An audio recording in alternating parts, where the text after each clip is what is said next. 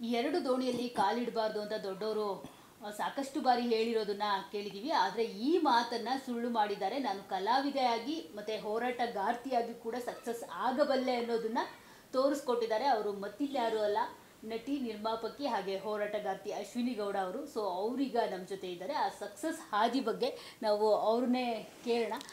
Hi ma'am, ಹೇಗಿದ್ದೀರಾ? ನಮಸ್ಕಾರ, ನಾನು ಚೆನ್ನಾಗಿದ್ದೀನಿ. ನೀವು ಹೇಗಿದ್ದೀರಾ? ತುಂಬ ಚೆನ್ನಾಗಿದ್ದೀನಿ ಮ್ಯಾಮ್.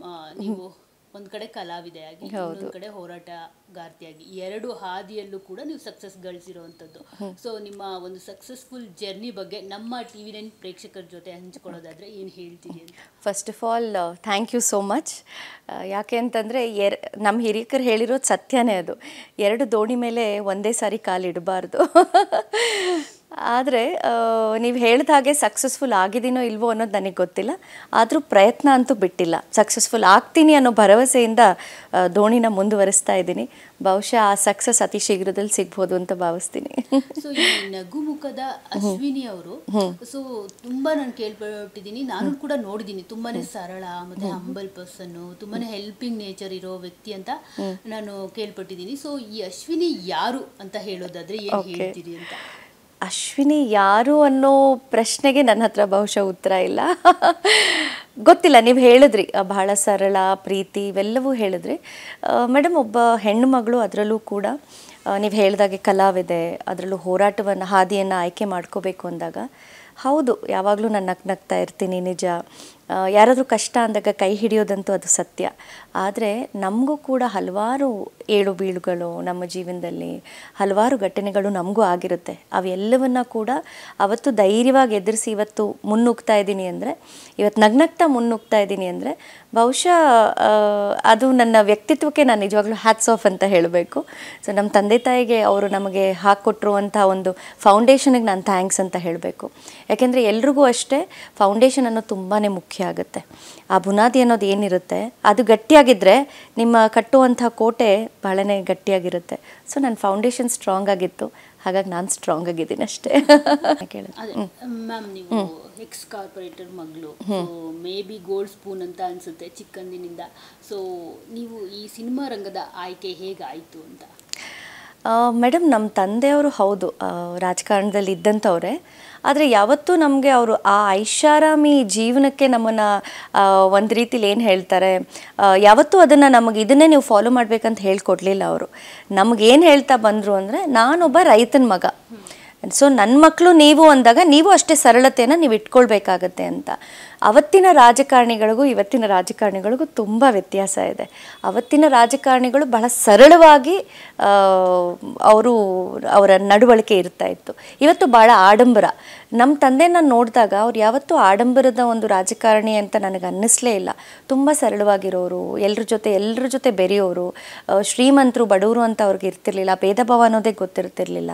ಆಮೇಲೆ ಜಾತಿ ಭೇದ ಇವ್ಯಾವುದೂ ನಮ್ಮ ತಂದೆ ತುರುಕ್ಲೇ ಇಲ್ಲ. ಯಾವಾಗಲೂ ಒಂದೇ ಹೇಳ್ತಿದ್ದಿದ್ದು, ರಾಜಕೀಯ ಅನ್ನೋಕ್ಕಿಂತ ಹೆಚ್ಚಾಗಿ ಕಷ್ಟ ಅಂತ ನಮ್ಮ ಮನೆಗೆ ಬಂದವ್ರಿಗೆ ನೀವು ಸಹಾಯ ಮಾಡಬೇಕು, ಜೊತೆಗೆ ನಿಂತ್ಕೋಬೇಕು.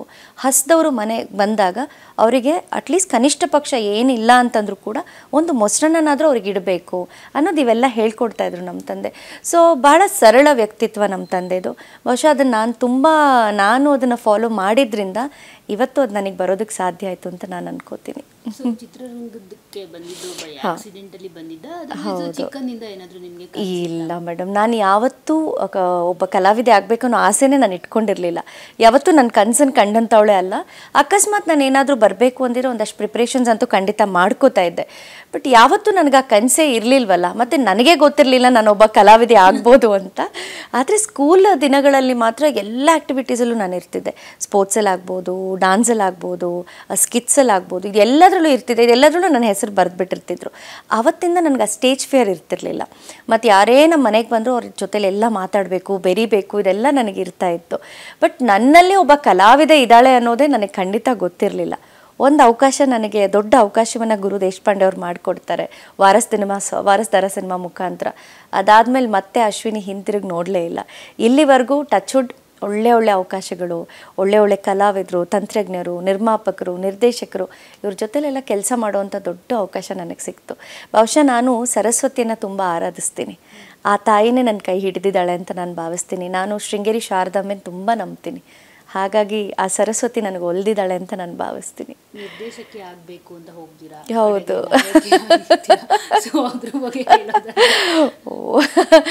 ಮೇಡಮ್, ಏನಕ್ಕೆ ಅಂದರೆ ನಮ್ಗೆ ಅವತ್ತಿನ ಕಾಲಕ್ಕೆ ನಿರ್ದೇಶನ ಅನ್ನೋದು ಏನು ಅಂತ ಗೊತ್ತಿರೋದಿಲ್ಲ. ಯಾವುದೋ ಒಂದು ಏನೋ ಒಂದು ಹೆಣ್ಮಕ್ಳು ನಿರ್ದೇಶನ ಮಾಡೋದು ತುಂಬ ಕಡಿಮೆ ಆಗಿತ್ತು. ನಾನು ಹೇಳ್ತಿರೋದು ಒಂದು 20 years ಬ್ಯಾಕ್. ಇದ್ದಾರೆ ಸುಮಾರು ಜನ ನಿರ್ದೇಶಕರಿದ್ದರು, ಆದರೂ 10 ಜನ ಪುರುಷರ ಮಧ್ಯದಲ್ಲಿ ಒಬ್ಬರೋ ಇಬ್ಬರು ಹೆಣ್ಮಕ್ಳು ನೀವು ನೋಡ್ಬೋದಾಗಿತ್ತು. ನನಗೇನು ಅನ್ನಿಸ್ತು, ಯಾಕೆ ನಿರ್ದೇಶನ ಆಯ್ಕೆ ಮಾಡ್ಕೋಬಾರ್ದು, ಇದು ಒಂಥರ ವಿಭಿನ್ನವಾಗಿರುತ್ತಲ್ಲ ಅಂತ ಅನಿಸಿ ನಾನು ನಿರ್ದೇಶನದ ಕೋರ್ಸ್ ಮಾಡೋದಕ್ಕೆ ಪ್ರಾರಂಭ ಮಾಡ್ತೀನಿ. ಬಟ್ ಅದನ್ನು ನಾನು ಕಂಪ್ಲೀಟ್ ಆಗೋ ಅಷ್ಟರಲ್ಲಿ ನಾನೊಬ್ಬ ಕಲಾವಿದೆಯಾಗಿ ಹೊರಗಡೆ ಬರ್ತೀನಿ ಅಷ್ಟೇ. ಬಟ್ ನಿರ್ದೇಶನ ಅನ್ನೋದು ಅಷ್ಟೊಂದು ಸುಲಭದ ಕೆಲಸ ಅಲ್ಲ, ಅದರಲ್ಲೂ ಹೆಣ್ಮಕ್ಳಿಗೆ ಅಷ್ಟೊಂದು ಸುಲಭ ಅಲ್ಲ. ಈಗ ನಟನೆ ಅನ್ನೋಂಥದ್ದು ನಮ್ದೇನಿರುತ್ತೆ, ನಾವು ಹೋಗ್ತೀವಿ ಮಾಡ್ತೀವಿ ಬಂದುಬಿಡ್ತೀವಿ. ಬಟ್ ಡಿರೆಕ್ಷನ್ ಅನ್ನೋವಂಥದ್ದು ಅಷ್ಟೊಂದು ಸುಲಭ ಅಲ್ಲ. ಬಟ್ ಡೆಫಿನೆಟ್ಲಿ ಒಂದಿನ ಅದನ್ನು ಕೂಡ ಟಚ್ ಮಾಡಬೇಕು ಅನ್ನೋ ಆಸೆ ಇದೆ, ಮಾಡ್ತೀನಿ. ಯಾಕೆ ನೀವು ಟಚ್ ಮಾಡಿಲ್ಲ ಅಂತ? ಬಿಕಾಸ್ ನಿರ್ದೇಶಕಿ ಆಗಬೇಕು ಅಂತ ಬಂದವರು ನಟಿಯಾದ್ರಿ, ನಿರ್ಮಾಪಕಿ. ಹೌದು. ಯಾಕೆ ನಿರ್ದೇಶಕಿ ಹೊರ ಬಂದಿಲ್ಲ? ಓಕೆ ಮೇಡಮ್, ನಾನು ಹೇಳಿದ್ನಲ್ಲ, ಕಲಾವಿದೆಯಾಗಿ ನನ್ನನ್ನು ನಾನು ಗುರುತಿಸ್ಕೊಂಡ್ಮೇಲೆ ಹಿಂತಿರುಗಿ ನೋಡೋವಂಥ ಒಂದು ಇದೇ ನನಗೆ ಸಿಗಲಿಲ್ಲ. ಸೊ ನಿರ್ದೇಶಕಿ ಆಗಬೇಕಂದಾಗ ತುಂಬ ಪ್ರಿಪ್ರೇಷನ್ಸ್ ನಾನು ಮಾಡ್ಕೋಬೇಕಾಗುತ್ತೆ. ನನ್ನದೇ ಸಂಸ್ಥೆ ಕೂಡ, ನೀವು ಆಗಲೇ ಹೇಳಿದ್ರಿ ನಾನು ನಿರ್ಮಾಪಕಿ ಕೂಡ ಅಂತ. ಸೊ ನನ್ನದೇ ಸಂಸ್ಥೆಯನ್ನು ನಾನು AMG ಪ್ರೊಡಕ್ಷನ್ಸ್ ಅಂತ ಹೇಳಿ ನನ್ನದೇ ಒಂದು ಸಂಸ್ಥೆಯನ್ನು ನಾನು ಕಟ್ತೀನಿ. ನಾನು ಮತ್ತು ನನ್ನ ಪಾರ್ಟ್ನರ್ ಮನು ಗೌಡ್ರು ಅಂತ ಹೇಳಿ. ಸೊ ಕೋವಿಡ್ ಸಂದರ್ಭದಲ್ಲಿ ಅದನ್ನು ಮಾಡ್ತೀವಿ. ಬಟ್ ನಿಮಗೆ ಗೊತ್ತಿದೆ ಕೋವಿಡ್ ಹೇಗಿತ್ತು ಅಂತ. ಆಫೀಸನ್ನು ನಾನು ಕ್ಲೋಸ್ ಮಾಡಬೇಕಾಗತ್ತೆ. ಒಂದಷ್ಟು ಅದಕ್ಕೋಸ್ಕರ ಇದೆ, ಇನ್ನೂ ಕಾಲಾವಕಾಶ ತುಂಬ ಇದೆ. ಕಲಾವಿದೆ, ಈ ಕಡೆ ಒಬ್ಬ ಕನ್ನಡದ ಹೋರಾಟಗಾರ್ತಿ, ಅದ್ರ ಜೊತೆಗೆ ಸಮಾಜಮುಖಿ ಕೆಲಸಗಳಲ್ಲೂ ನಾನು ತೊಡಗಿಸ್ಕೊಳ್ತಾ ಇರ್ತೀನಿ. ಅದ್ರ ಜೊತೆಗೆ ಇನ್ನೂ ದೊಡ್ಡ ಜವಾಬ್ದಾರಿ ಅಂದರೆ ನನ್ನ ಕುಟುಂಬದ ಜವಾಬ್ದಾರಿ. ಹಾಗಾಗಿ ಕೇಸ್ ಆಗ್ಬೋದು, ಕೋರ್ಟ್ಗಳಾಗ್ಬೋದು, ಇವೆಲ್ಲವನ್ನು ನಾನೇ ಓಡಾಡ್ತಾ ಇರೋದ್ರಿಂದ ನಿರ್ದೇಶನ ಅನ್ನೋದು ಖಂಡಿತ ಮಾಡ್ತೀನಿ. ಬಟ್ ಟೈಮ್ ಬೇಕು. ಚಿತ್ರರಂಗಕ್ಕೆ ಬಂದು 20 years ಆಯಿತು ಅಂತ. ಹತ್ತತ್ರ ಆಗ್ತಾ ಬಂತು. 2008 ಹೌದು ಮೇಡಮ್, 2006 ನಾನು 2006-07 ನಾನು ಎಂಟ್ರಿ ಕೊಟ್ಟಿದ್ದು ಸಿನಿಮಾ ರಂಗಕ್ಕೆ. ಆಯಿತು. ಸೊ ಹೇಗೆ ಅನಿಸುತ್ತೆ ಸಿನಿಮಾ ರಂಗ? ಬಿಕಾಸ್ 2006 ಪೀರಿಯಡೇ ಬೇರೆ, 2025 ಪೀರಿಯಡೇ ಬೇರೆ, ಗಜಗಜಾಂತರ ಡಿಫರೆನ್ಸ್. ಹೌದು. ಸೊ ಆಗೆಲ್ಲ ಹೇಗೆ ಅಂತಂದ್ರೆ ಯಾರಿಗಾದ್ರೂ ನಟಿಯರಿಗೆ ಮದ್ವೆ ಆಗಿದೆ ಅಂತ ಚಾನ್ಸೇ ಕೊಡ್ತಾ ಇರಲಿಲ್ಲ. ಕರೆಕ್ಟ್. ನೀವು ಮದ್ವೆ ಆದ ನಂತರ ಮಗು ಆದ್ಮೇಲೆ ನೀವು ಸಿನಿಮಾ ಬಂದಿರುವಂತದ್ದು. ಸೊ ನಿಜವಾಗ್ಲೂ ಇದು ನಿಜಾನ ಅಂತ ಅನ್ಸುತ್ತೆ ಕೇಳಿದ್ರೆ. ನಿಜ ಮೇಡಮ್, ಅದು ನಿಜ. ನಾನು ನನ್ನ ಫಸ್ಟ್ ಸಿನಿಮಾ ವಾರಸ್ದಾರ ಮಾಡಿದಾಗ ನಾನೇನು ಅದನ್ನೇನು ಮುಚ್ಚಿಟ್ಟಿರಲಿಲ್ಲ. ನನಗೆ ಮಗ ಇದ್ದಾನೆ ಅಥವಾ ಇದು ಮುಚ್ಚಿಡೋ ಅವಶ್ಯಕತೆ ನನಗೇನಿಲ್ಲ. ಈಗೇನೋ ನನಗೆ ಆ ಒಂದು ಅವಕಾಶದ ದಾಹ ಇದ್ದಾಗ ಏನು ಮಾಡ್ತೀವಿ, ನಾವು ಸುಳ್ಳುಗಳನ್ನ ಹೇಳ್ತೀವಿ. ಬಟ್ ನಾನು ಯಾವತ್ತೋ ಕನಸಿನ ಕಂಡೋಳೆ ಅಲ್ಲ. ಆದರೆ ಬಹುಶಃ ನನ್ನ ಮಗ ನನಗೊಂಥರ ಲಕ್ಕಿ ಅಂತ ನಾನು ಹೇಳ್ಬೋದು. ನನ್ನ ಮಗ ಹುಟ್ಟಿದ ಮೇಲೆ ಮಹಿಳೆಯರು ಮಕ್ಕಳಾಗ್ತಿದ್ದಂಗೆ ಒಂದಷ್ಟು ಅವರ ಸೌಂದರ್ಯದಲ್ಲಿ ಬದಲಾವಣೆಗಳಾಗುತ್ತೆ. ಆದರೆ ನನಗೆ ಗೊತ್ತಿಲ್ಲ ದೇವರ ಆಶೀರ್ವಾದನೋ ಏನು ಅಂಥೇಳಿ ನಾನು ಇನ್ನೂ ಚೆನ್ನಾಗಿ ಕಾಣಿಸೋಕ್ಕೆ ಶುರುವಾದೆ. ಸೊ ನನಗೆ ನಾನೇ ಒಂದೊಂದು ಸಲ ಹೌದಾ ನನ್ನಲ್ಲಿ ಇಷ್ಟೊಂದು ಒಂದು ಚೇಂಜಸ್ ಆಗಿದೆಯಾ ಅನ್ನೋ ಅಷ್ಟು ನಾನು ಬದಲಾಗಿದ್ದೆ. ಸೊ ಹಾಗಾದಾಗ ಏನಾಯಿತು, ನನ್ನ ಮಗ ಹುಟ್ಟಿದ 1 ವರ್ಷ ಆಗ ನನ್ನ ಮಗನಿಗೆ ದೊಡ್ಡ ಅವಕಾಶವನ್ನು ಗುರು ದೇಶಪಾಂಡೆ ಅವರು ವಾರಸ್ದಾರ ಸಿನಿಮಾದ ಮುಖಾಂತರ ಕೊಡ್ತಾರೆ. ಹೀಗೆ ಪ್ರಾರಂಭ ಆಗುವಂಥದ್ದು. ಬಟ್ ನಾನು ಹೇಳಿದಾಗೆ ಒಂದು 4-5 ಸಿನಿಮಾ ನಾನು ಮಾಡೋವರೆಗೂ ಯಾರಿಗೂ ಗೊತ್ತಿರಲಿಲ್ಲ. ಯಾಕೆಂದರೆ ನಾನು ಗಾಂಧಿನಗರದಿಂದ ಬಂದಂಥ ಪ್ರಾಡಕ್ಟ್ ಅಲ್ಲ ನಾನು. ಸೊ ಇದು ಒಂಥರ ಗಾಂಧಿನಗರಕ್ಕೆ ನಾನು ಹೋಗೇ ಇರಲಿಲ್ಲ ಬಿಡಿ. ಈ ಗಾಂಧಿನಗರ ಅಂದರೆ ನಾವು ಅವಕಾಶಕ್ಕೆ ಹುಡ್ಕೊಂಡು ಹೋಗ್ತೀವಿ, ಒಂದಷ್ಟು ಜನರ ಪರಿಚಯ ಇರುತ್ತೆ, ಇವೆಲ್ಲವೂ ಇರುತ್ತೆ. ನಾನು ಗಾಂಧಿನಗರ ಅನ್ನೋದು ನಾನು ನೋಡೇ ಇರಲಿಲ್ಲ. ಅಂದರೆ ಸಿನಿಮಾ ರಿಲೇಟೆಡ್ ಆಗಿ ನನಗೆ ಗೊತ್ತಿರಲಿಲ್ಲ. ಆದರೆ ನನಗೆ ಈ ಒಂದು ಸರ್ಕಲ್ ಸಿಕ್ಕಿದಾಗ ಸಿನಿಮಾಗಳು ಬರ್ತಾ ಹೋಯಿತು. ಒಬ್ಬ ಕಲಾವಿದೆ ಅಶ್ವಿನಿ ಅಂತ ಬಂದಿದ್ದಾರಂತೆ ಅಂದಾಗ ಯಾರೋ ಮ್ಯಾನೇಜರ್ ನಂಬರ್ ತೊಗೊಳ್ಳೋರು, ನನಗೆ ಕಾಂಟ್ಯಾಕ್ಟ್ ಮಾಡೋರು. ಒಂದಷ್ಟು ಏನು ಸ್ಯಾರಿ ಆ್ಯಡ್ಗಳಿದೆ ಅಂತ, ಇನ್ನೊಂದಷ್ಟು ಈವೆಂಟ್ಗಳಿದೆ ಅಂತ ಆ್ಯಂಕರಿಂಗು ಮಾಡೋಕ್ಕೆ ಸ್ಟಾರ್ಟ್ ಮಾಡಿದೆ ನಾನು. ಮತ್ತು ದೊಡ್ಡ ದೊಡ್ಡ TV ಶೋಸಲ್ಲೂ ಆ್ಯಂಕರಿಂಗ್ ಮಾಡ್ತಿದ್ದೆ. I think confidence star singer ಮಾಡಿದೆ, ಒಗ್ಗರಣೆ ಡಬ್ಬಿ ಅಂತೇಳಿ ಅದೆಲ್ಲ ಒಂದು 500-600 ಎಪಿಸೋಡ್ಗಳು ಮಾಡಿದೆ ನಾನು. ಆಮೇಲೆ ಸುಮಾರು ಶೋಸು ಮೇಡಮ್, ಒಳ್ಳೆ ಚಾನಲ್ಸಲ್ಲೇ ಸುಮಾರು ಶೋಸ್ ಮಾಡಿದೆ. ಹೀಗೆ ಅವಕಾಶಗಳು ಬರ್ತಾ ಹೋಯಿತು ನನಗೆ. ಸೊ ಇಲ್ಲಿವರೆಗೂ ತಿರುಗಿ ನೋಡಲೇ ಇಲ್ಲ ನಾನು. ಬಾಲ್ಯ ವಿವಾಹ ಅಂತ ಅನ್ಸುತ್ತಲ್ವಾ? ಬಾಲ್ಯ ವಿವಾಹ ಅನ್ನೋದಕ್ಕಿಂತ ಮೇಡಮ್ ಅದು ಅಂದರೆ ಆಲ್ಮೋಸ್ಟ್ 18 ಹೌದು. ಸೊ ನಾನು ಮದುವೆ ಆದಾಗ ನನಗೇನು ಜಾಸ್ತಿ ಏನೂ ಇದಾಗಿರಲಿಲ್ಲ. 17 ತುಂಬ, 18 ಹತ್ತತ್ರ. ಸೊ ಬೇಗ ಮದುವೆ ಆಗುತ್ತೆ. ಯಾಕಂತಂದರೆ ಅಪ್ಪ ಅಮ್ಮ ನೋಡಿ ಇಷ್ಟಪಟ್ಟು ಮದುವೆ ಮಾಡುವಂಥದ್ದು. ನಾನು ಹೇಳಿದಾಗೆ ನಾವೆಲ್ಲರೂ ಕೂಡ ಒಂಥರ ಅಪ್ಪ ಅಮ್ಮನ ಮಾತು ಅಂದ ತಕ್ಷಣ ಯಾವುದು ತೆಗೆದು ಹಾಕಂಗೆ ಇಲ್ಲ. ಮತ್ತು ಇಷ್ಟೆಲ್ಲ ಈಗ ಎಕ್ಸ್ಪೋಜರ್ ಏನಿದೆ, ಒಂದು 18 ವರ್ಷಕ್ಕೆ ಮಕ್ಕಳಿಗೆ ಈಗಿರೋ ಎಕ್ಸ್ಪೋಜರ್ಗೂ ಆಗಿರೋ ಎಕ್ಸ್ಪೋಜರ್ಗೂ ತುಂಬ ವ್ಯತ್ಯಾಸ ಇದೆ. ಆಗ ಅಪ್ಪ ಅಮ್ಮ ಗೆರೆ ಹಾಕ್ಬಿಟ್ಟು ಎಸ್ ಅಂದರೆ ನಾವೆಲ್ಲ ಎಸ್ ಅಂತಲೇ ಹೇಳ್ತಾ ಇದ್ದಿದ್ದು. ಸೊ ಹಾಗಾಗಿ ಒಳ್ಳೆ ಕುಟುಂಬಕ್ಕೆ ನನ್ನ ಕೊಡಬೇಕು ಅನ್ನೋದಿರುತ್ತೆ. ಬೇಗ ಮದುವೆ ಮಾಡ್ತಾರೆ. ಈಗಷ್ಟೇ 3ನೇ ಕ್ಲಾಸ್ ಮಂಜಾ ಬಿಕಾಂ ಭಾಗ್ಯ ನೋಡ್ತಾ ಇದ್ದೆ. ಹೌದು ಇವ್ರಿಗೆ ನಿಜವಾಗ್ಲೂ ಮದುವೆ ಆಗಿದ್ಯಾ? ಹೌದು ಎಸ್ ಅಷ್ಟು ಸಣ್ಣಕ್ಕಿದ್ದೀನಿ. ಹೌದು ಕರೆಕ್ಟ್ ಹೌದು ಎಸ್. ಬಿಕಾಂ ಭಾಗ್ಯ ನಿಮಗೆ ಒಲಿದು ಬಂದಿದ್ದು ಹೇಗೆ ಅಂತ? ಮೇಡಮ್ ಆ ಸಿನಿಮಾ ಹೇಳಬೇಕು ಅಂದರೆ ಆ ಸಿನಿಮಾ ಡೈರೆಕ್ಟ್ರು ಮತ್ತು ಪ್ರೊಡ್ಯೂಸರ್ ಏನಿದ್ದಾರೆ ಮತ್ತು ಹೀರೋ ಇವರೆಲ್ಲ ನನಗೆ ರಿಲೇಟಿವ್ಸ್ ಏನೇನೆ. ಅವರು ನಮಗೆ ಎಲ್ಲೋ ಒಂದು ಕಡೆ ತುಂಬಾ ದೂರದ ಸಂಬಂಧಿಕರು. ಅವರು ಆಲ್ರೆಡಿ ಚಿತ್ರರಂಗದಲ್ಲೇ ಇದ್ದರು. ಮೆಂಟಲ್ ಮಂಜಾ ಅನ್ನೋ ಸಿನಿಮಾ ಮತ್ತು ಈ ಹಿಂದೆನೂ ಒಂದಷ್ಟು ಸಿನಿಮಾಗಳು ಮಾಡಿದರು. ಆದರೆ ಅವ್ರಿಗೆ ಗೊತ್ತಿರಲಿಲ್ಲ ನಮ್ಮ ಕುಟುಂಬದಲ್ಲೇ ಒಂದು ಹೆಣ್ಣು ಮಗಳು ಸಿನಿಮಾ ಇಂಡಸ್ಟ್ರಿಗೆ ಬಂದಿದ್ದಾಳೆ ಅನ್ನೋದು ಅವ್ರಿಗೆ ಗೊತ್ತಿರಲಿಲ್ಲ. ಅವ್ರು ಯಾರೋ second heroine, already first heroine ಆಗೋಗಿದ್ರು, 2ನೇ ಹೀರೋಯಿನ್ಗೋಸ್ಕರ ಹುಡುಕ್ತಾಯಿದ್ರು. ಹುಡುಕುವಂಥ ಸಂದರ್ಭದಲ್ಲಿ ನನಗೆ ಈ ಥರ ಯಾರೊಬ್ಬರು ಮ್ಯಾನೇಜರ್ ಹೇಳ್ತಾರೆ, ನಾನು ಹೋಗಿ ಭೇಟಿ ಮಾಡ್ತೀನಿ, ಎಲ್ಲ ಆಗುತ್ತೆ. ಭೇಟಿ ಮಾಡಿದಾಗಲೂ ನಾನು ಅವ್ರಿಗೆ ಹೇಳೋದಿಲ್ಲ ನಾನು ನಿಮ್ಮ ರಿಲೇಟಿವ್ ಅಂತ. ಅವ್ರು ನನ್ನನ್ನು ಒಂದು ಸುಮಾರು ವರ್ಷಗಳ ಹಿಂದೆ ನೋಡಿರ್ತಾರೆ. ಸಿನಿಮಾ ಮುಹೂರ್ತನೂ ಆಗೋಗ್ಬಿಡತ್ತೆ. ಮುಹೂರ್ತದ ಸಂದರ್ಭದಲ್ಲಿ ಏನಾಗುತ್ತೋ ಏನೋ ನನಗೆ ಗೊತ್ತಿಲ್ಲ, ಅಲ್ಲಿ ಬಂದಂಥ ಒಂದಷ್ಟು ಜನ ಹೇಳ್ತಾರಂತೆ ಯಾಕೆ ನೀವು ಇವರನ್ನೇ ಫಸ್ಟ್ ಹೀರೋಯಿನ್ ಆಗಿ ತೊಗೊಳ್ಬಾರ್ದು ಅಂತ. ಆಗೋ ಅಂಥ ಬದಲಾವಣೆ ಅದು. ಸೊ ನಾನೇನೋ ಅವ್ರಿಗೆ ಅತ್ತೆ ಮಗಳೇ ಆಗ್ತೀನಿ, ಹಂಗೆ ನೋಡೋಕ್ಕೆ ಹೋದರೆ ನಾನು ಅವ್ರಿಗೆ ಅತ್ತೆ ಮಗಳೇ ಆಗ್ತೀನಿ. ಸೊ ಆಗ ಅವ್ರು ಏನು ಯೋಚನೆ ಮಾಡ್ತಾರೆ ಅಂತಂದರೆ, ಈಗ ಆಗಿನ ನೀವು ಪೇಪರ್ ಕಟ್ಟಿಂಗ್ಸ್ ಅದೆಲ್ಲ ನೋಡಿದಾಗ ನಿಮಗೂ ಅನ್ನಿಸ್ಬೋದೇನೋ ಯಾಕೆ ಅವ್ರಿಗಿಂತ ಇವರೇ ಚೆನ್ನಾಗಿದ್ದಾರೆ, ಇವ್ರನ್ನೇ ತೊಗೊಳ್ಬೋದು ಅನ್ನೋದು ಬೇರೆಯವ್ರು ಹೇಳಿದಂಥದ್ದು. ಆಗ ಏನು ಮಾಡ್ತಾರೆ, ಇವ್ರು ರಾತ್ರೋರಾತ್ರಿ ಡಿಸೈಡ್ ಮಾಡಿ ಓಕೆ ಸಿನಿಮಾ ಬೆಟರ್ಮೆಂಟ್ಗೋಸ್ಕರ ಯಾರೂ ಇಲ್ಲಿ ಇನ್ಫ್ಲೂಯೆನ್ಸ್ ಮಾಡಿ ಇನ್ನೊಂದು ಮಾಡಿ ಏನೂ ಇಲ್ಲ. ಈಗ ಮೇಡಮ್ ಚಿತ್ರರಂಗದಲ್ಲಿ ಇನ್ಫ್ಲೂಯೆನ್ಸ್ ಒಂದು ಸಲ ಮಾಡ್ಬೋದು, ಅತ್ತೆ ಮಗಳು, ಮಾವನ ಮಗಳು, ಚಿಕ್ಕಪ್ಪನ ಮಗಳು, ದೊಡ್ಡಪ್ಪನ ಮಗಳು ಅಂತ ಒಂದು ಸಲ ಮಾಡ್ಬೋದು. ನಿಮ್ಮಲ್ಲಿ ಟ್ಯಾಲೆಂಟ್ ಇಲ್ಲ ಅಂದರೆ ಯಾರು ಏನು ಇದು ಮಾಡಿದ್ರು ಖಂಡಿತವಾಗ್ಲೂ ಆಗಲ್ಲ. ಯಾಕಂದರೆ ಕೋಟ್ಯಾಂತರ ರೂಪಾಯಿ ಖರ್ಚು ಮಾಡಿ ಸಿನಿಮಾ ಮಾಡುವಂಥದ್ದು. ಯಾವ ಅತ್ತೆ ಮಕ್ಕಳು ಮಾವನ ಮಕ್ಕಳು ಅಂದ ತಕ್ಷಣ ಇನ್ಫ್ಲೂಯೆನ್ಸ್ ಆಗಲ್ಲ. ಆದರೆ ಅವತ್ತಿನ ಕಾಲಕ್ಕೆ ಪೇಪರಲ್ಲೂ ಕೂಡ ಅದು ಬಂತು, ಅಶ್ವಿನಿ ಅವರು ತುಂಬಾ ಇನ್ಫ್ಲೂಯೆನ್ಷಿಯಲ್ ಪರ್ಸನ್ ಅಂತೆ, ಈ ಥರ ಪಾಪ ಹೀರೋಯಿನ್ನ ಅವ್ರ ಬದಲಾಗಿ ಇವ್ರು ಅವ್ರನ್ನ ಚೇಂಜ್ ಮಾಡಿ ಇವ್ರು ಬಂದ್ರಂತೆ ಅಂತ ಪೇಪರಲ್ಲೇ ಆರ್ಟಿಕಲ್ ಬಂದುಬಿಟ್ಟಿತ್ತು. ಬಟ್ ನಾನು ಇವತ್ತು ಹೇಳೋವಂಥದ್ದು ಅಕಸ್ಮಾತ್ ಅವ್ರು ನೋಡ್ತಿದ್ರೆ ಯಾರು ಹೊಟ್ಟೆ ಮೇಲೂ ಯಾರು ಹೊಡೆದು ಬದುಕಬೇಕಂತ ಏನಿಲ್ಲ ಮೇಡಮ್. ಅದರಲ್ಲೂ ಕೂಡ ನನ್ನಂಥ ವ್ಯಕ್ತಿತ್ವ ನನ್ನಂಥ ಗುಣ ಇರುವಂಥ ಹೆಣ್ಣು ಮಕ್ಕಳು ಆ ರೀತಿ ಖಂಡಿತವಾಗ್ಲೂ ಯಾರೂ ಮಾಡಲ್ಲ. ಆಮೇಲೆ ನಾನು ಯಾವತ್ತೂ ಅವಕಾಶವಾದಿ ಅಲ್ಲ, ಅವಕಾಶಕ್ಕೋಸ್ಕರ ಎಲ್ಲವನ್ನ ನಾವು ಮಾಡಿಬಿಡ್ತೀವಿ ಅಂತ. ಇನ್ನೊಬ್ಬರನ್ನ ನಾವು ಒಂದು ಸಲ ತುಳಿಬೋದಷ್ಟೇ, ಆದರೆ ಆ ಭಗವಂತ ನಮ್ಮನ್ನು ತುಳಿಯೋದಕ್ಕೆ ಕಾಯ್ತಿರ್ತಾನೆ. ಹಾಗಾಗಿ ನಾವು ಇನ್ನೊಬ್ಬರನ್ನ ಬೆಳೆಸ್ಬೇಕೇ ಹೊರತಾಗಿ ತುಳಿಯುವಂಥದ್ದು ಆಗಬಾರ್ದು. ಅವತ್ತು ನನಗೆ ಗೊತ್ತಿಲ್ಲದೆ 3ನೇ ಕ್ಲಾಸ್ ಮಂಜಾ ಬಿಕಾಂ ಭಾಗ್ಯ ಸಿನಿಮಾಗೆ ನಾನು ಹೀರೋಯಿನ್ ಆಗ್ತೀನಿ. ಸೊ ಆ ಜರ್ನಿ ಹಾಗೆ ಕಂಟಿನ್ಯೂ ಆಗುತ್ತೆ. ಒಂದಷ್ಟು ಸಿನಿಮಾಗಳು ಇಲ್ಲಿವರೆಗೂ ಮಾಡ್ಕೊಬಂದಿದ್ದೀನಿ. ಬಹುಶಃ ಕೌಂಟ್ ಮಾಡಿದ್ರೆ ಒಂದು 10-100 ಸಿನಿಮಾ. ಹೌದು ಹೌದು ಸಿನಿಮಾ ಒಂದು 15 ಸಿನಿಮಾ ಹೀರೋಯಿನ್ನಾಗಿ ಮಾಡಿದೆ. ಒಂದು 20-25 ಸೀರಿಯಲ್ಗಳು ಕನ್ನಡ ಮತ್ತು ತೆಲುಗು ಸೀರಿಯಲ್ಗಳಲ್ಲಿ ಆ್ಯಕ್ಟ್ ಮಾಡಿದ್ದೀನಿ. ಮತ್ತು ನಾನು ಹೇಳಿದಾಗ ಆ್ಯಂಕರಿಂಗು ಕೂಡ ಮಾಡಿದ್ದೀನಿ. ಫೋಟೋ ಇದು ಸಾರಿ ಆ್ಯಡ್ಸ್ ಆಗ್ಬೋದು, ಬೇರೆ ಆ್ಯಡ್ಸ್ ಆಗ್ಬೋದು. ಸೊ ಎಲ್ಲ ಮಾಡಿದ್ದೀನಿ. ಈ ನಮ್ಮ ಪೈ ಇಂಟರ್ನ್ಯಾಷನಲ್ಲು ಮತ್ತು ಇನ್ನೊಂದಷ್ಟು ಸುಮಾರಿದೆ ಮೇಡಮ್ ಆ್ಯಡ್ಸು. ಸೊ ಎಲ್ಲ ಅದೇ ಹೇಳ್ತೀನಲ್ಲ, ಒಂದಿನೂ ಸುಮ್ಮನೆ ಅಂತೂ ಕೂತ್ಕೊಂಡಿಲ್ಲ, ಏನಾದರೂ ಒಂದು ಮಾಡ್ತಾನೆ ಇರ್ತೀನಿ. ಸೊ ಹಾಗೆ ಹೌದು ಹೌದು ಎಸ್ ಮೇಡಮ್. ನಾನು ತುಂಬ ಕಡಿಮೆ, ಈಗ ಎಜುಕೇಷನ್ ಅನ್ನೋಕ್ಕಿಂತ ನಾನು ಸೆಕೆಂಡ್ PU ಮಾಡ್ತಿರ್ಬೇಕಾದ್ರೆ ಮದುವೆ ಆಗಿದ್ದು. ಅದು ನನ್ನನ್ನು ಯಾವಾಗಲೂ ಹೇಗೆ ಕಾಡ್ತಾ ಇತ್ತು ಅಂತಂದರೆ, ಹೆಣ್ಣುಮಕ್ಕಳು ಓದಿಲ್ಲ ಅಂದಾಗ ಹೊರಗಿನ ಪ್ರಪಂಚಕ್ಕೆ, ಅದರಲ್ಲೂ ಕೂಡ ನೀವು ಹೋರಾಟದ ಹಾದಿಲಿ ಇದ್ದೀರಾ ಅಂದಾಗ ನಿಮಗೆ ತುಂಬ ನಾಲೆಜ್ ಬೇಕಾಗತ್ತೆ. ಯಾವುದೋ ಒಂದು ವಿಚಾರದ ಬಗ್ಗೆ ನಿಮ್ಮನ್ನು ಕೇಳಿದಾಗ ಆ ವಿಚಾರ ನೀವು ತಿಳ್ಕೊಂಡು ಮಂಡಿಸುವಂಥದ್ದು ಬೇಕಾಗತ್ತೆ. ಆದರೆ ನನ್ನ ಪರಿಸ್ಥಿತಿ ನಾನು ಅಂದರೆ ಮುಂದುವರ್ಸೋಕೆ ಆಗಲಿಲ್ಲ. ನನ್ನ ಮಗ ಹುಡ್ತಾ ಚಿತ್ರರಂಗಕ್ಕೆ ಬಂದೆ, ಅದಾದಮೇಲೆ ಹಾಗೆ ಕಂಟಿನ್ಯೂ ಮಾಡಿದೆ. ಬಟ್ ಈಗ ಹೌದು ನಾನು ಎಜುಕೇಷನ್ ಕಂಪ್ಲೀಟ್ ಮಾಡ್ತಾ ಇದ್ದೀನಿ. ಬಟ್ ಖಂಡಿತ ಹೇಳ್ತೀನಿ ನಾನು ಏನು ಮಾಡ್ತಿದ್ದೀನಿ ಅಂತ. ತುಂಬಾ ಒಂದು ದೊಡ್ಡ ಮಟ್ಟದಲ್ಲೇ ಅದನ್ನು ನಾನು ಮುಂದೆ ಇಡಬೇಕು ಅಂತಿದೆ. ಖಂಡಿತ ಹೇಳ್ತೀನಿ. ಹೇಳೋಣ. ನನಗೆ ಈಗ ನಂಗೆ ಸ್ನೇಹಿತರು ಅಂದರೆ ನೀವೇ, ನಮ್ಮ ಮಾಧ್ಯಮದವರೇ ಸ್ನೇಹಿತರು. ಯಾಕಂದರೆ ನಾವು ನಿಮಗೆ ಏನು ಹೇಳಿದ್ರು ನೀವು ಇಡೀ ನಮ್ಮ ರಾಜ್ಯಕ್ಕೆ ತಿಳಿಸುವಂಥದ್ದು ಮಾಡ್ತೀರಾ. ಸೊ ಖಂಡಿತ ನಿಮ್ಮ ಮುಂದೆ ಹೇಳ್ತೀನಿ.